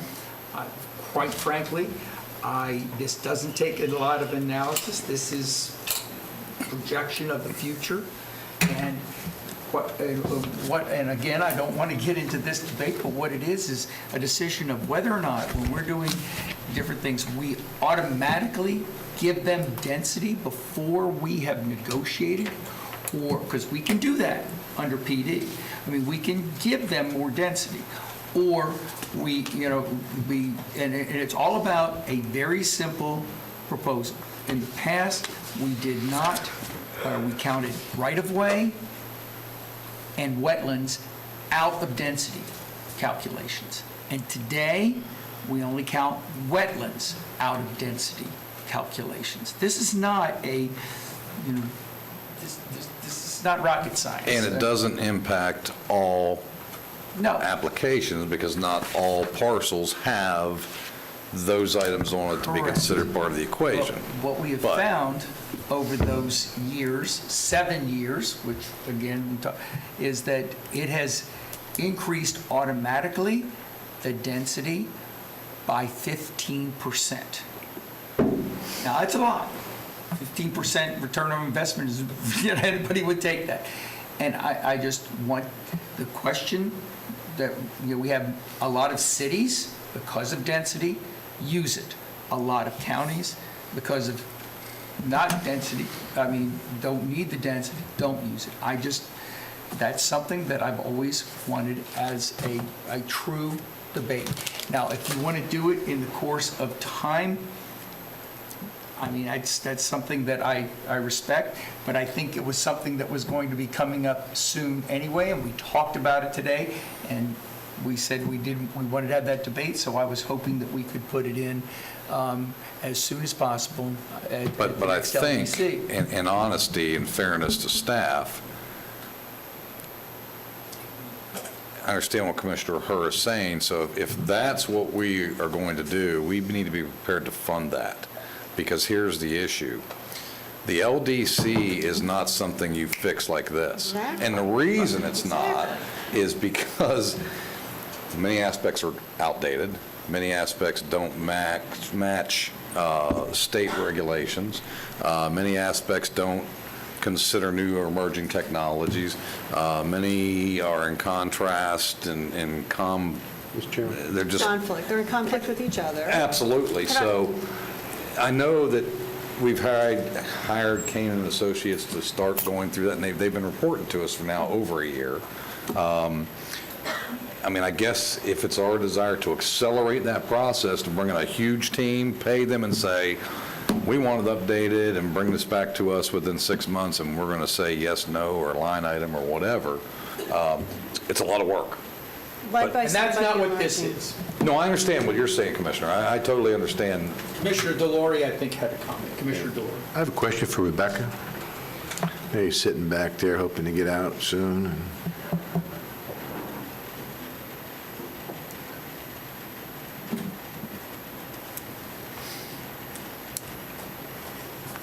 Hi, Rebecca. Hi. So we have a consultant that's working on this, correct? Yes. Okay. How far in the process are they? Probably getting to, I would say, Percentage-wise? maybe like 60, 70%. Okay, so we're more than halfway through. Yeah, and the process has slowed down a bit because we haven't been able to dedicate as much staff time to it, partly because we were a staff member down due to, COVID. We did freeze a that. senior planner position, and then just, we've been quite busy with other things. But the issue with the net buildable density. I'm not going there yet. Okay. So my question is, you're saying you're 60, 70% through the process, correct? Yes. Okay, those are your numbers. Thank you. So when do you think they'll actually be done with it? So we're getting to the point now where we're actually starting to write code. We've been through what we believe are kind of the major issues that we wanted policy direction from on the board, but now we're going to be bringing actual code language. And then, of course, there are, just cleanup items that need to be done. Time-wise, you think maybe a year? No, I'm hoping less. We're hoping to be done by September of this year. Okay, so by September, you're going to have stuff back to us, or we're done? I'm hoping to be done. Okay.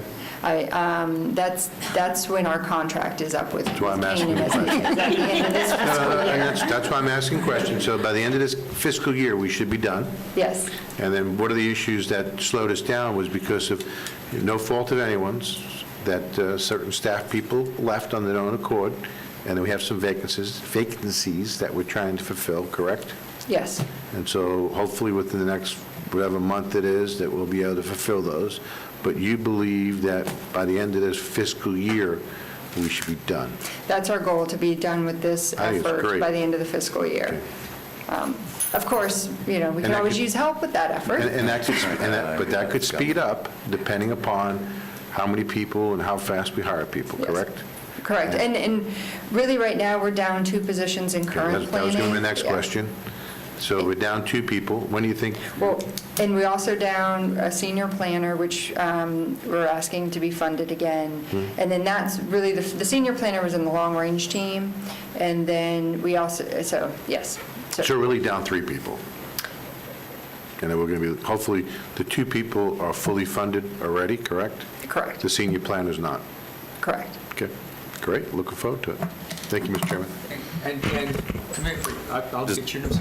And Ms. Hammond, this is not a planning decision or a research decision. This is a policy decision that I'm bringing up. Yes, and just to clarify, the Let me, update. for the record, they're all policy decisions. Right. Everything you're doing with respect to the Land Development Code is a policy decision. Right. So And just to clarify the issue on the net buildable density definition or net buildable acreage, is it's something that was amended in the comprehensive plan, and it was identified as changes that were needed in the land development code. And as you saw from earlier today, there are several areas within the land development code that need to be updated for consistency. It's my understanding in the past, those have always been on the list of changes that needed to be made.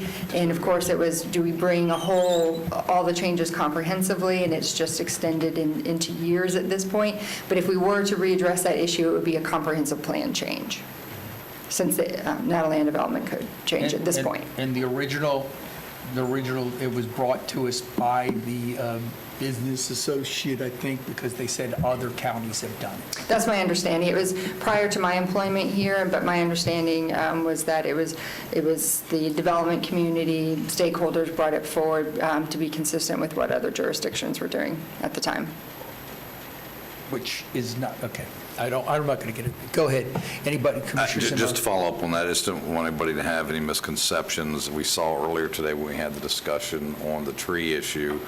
I'm fearful that we're setting ourselves up for failure for this deadline of this fiscal year, because they're going to bring suggestions back to us, and then we're going to all debate them, then give them direction, which they're going to go back and fix, and then bring back to us to make sure that's what our intent was.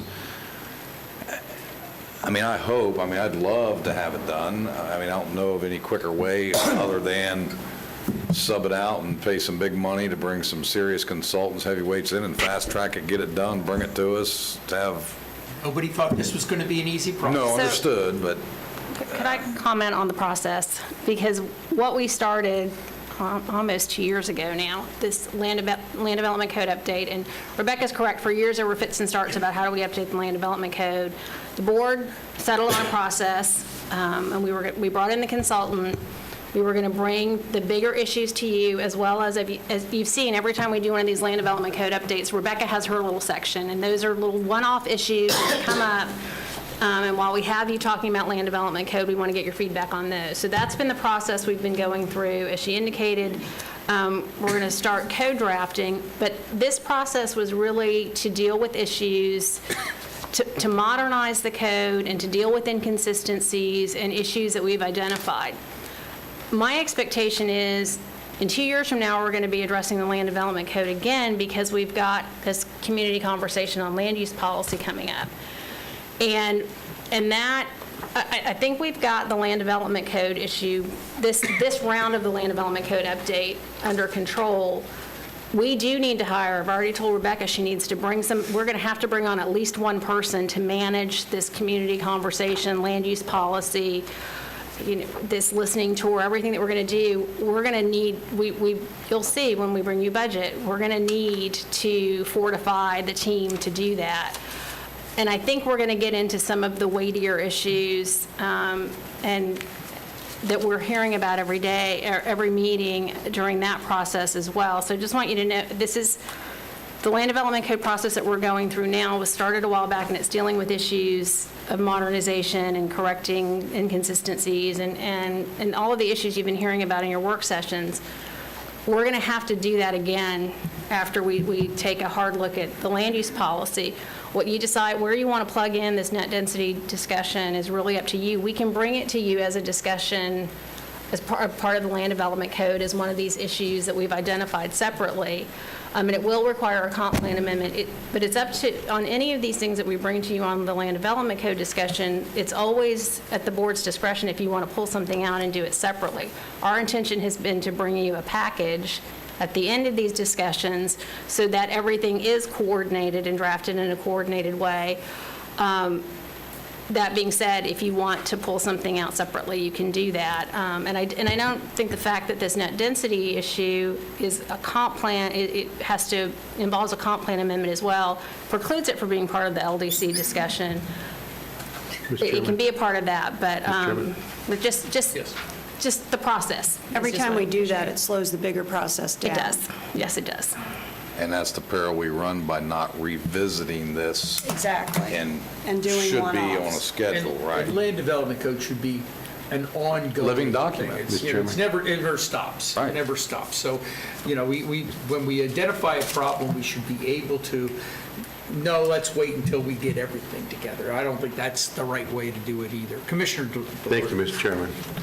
So when this was changed, I don't remember the exact year, but it was changed because of the downturn in the economy, and that building basically was down, and I can tell you that the building department, at one point, we were concerned that there wasn't going to be much for them to do, I remember. That's changed, obviously, and they're doing a phenomenal job. Don't misread into what I'm saying. And so one of the suggestions that people came up with was changing the net density calculation. We did that fairly quickly. There's no reason why, if the board wants to fairly quickly go back the other way, it should be fairly easy to do, if the board wants to do that. Commissioner? I thought I just heard the county manager say that would be a comp plan change. It would be a comp plan amendment, so it Okay, would. so that, It's a longer process than a land True, but it was development done code. pretty quick. So, okay, so can you define pretty quick? Because I'm hearing it's a longer process, and he's saying The pretty making quick. the So, deci- Okay, making no, the I decision. really just want the county manager to just answer how long a process The it is. decision, this happened in 2014. Right. It was advanced by the development community. Correct. Asked us to take a look at it. And the decision to move forward with it was made very quickly. The process is longer because you have to do, it's a text amendment, you have to go through two readings of it. So it takes a longer amount of time to do that. But there was not a lot of discussion about it. Okay, but the point from the decision being made to the comp plan change occurring was 6 months, a year? Probably about 6 months. Okay. About 6 months change Okay, comp plan.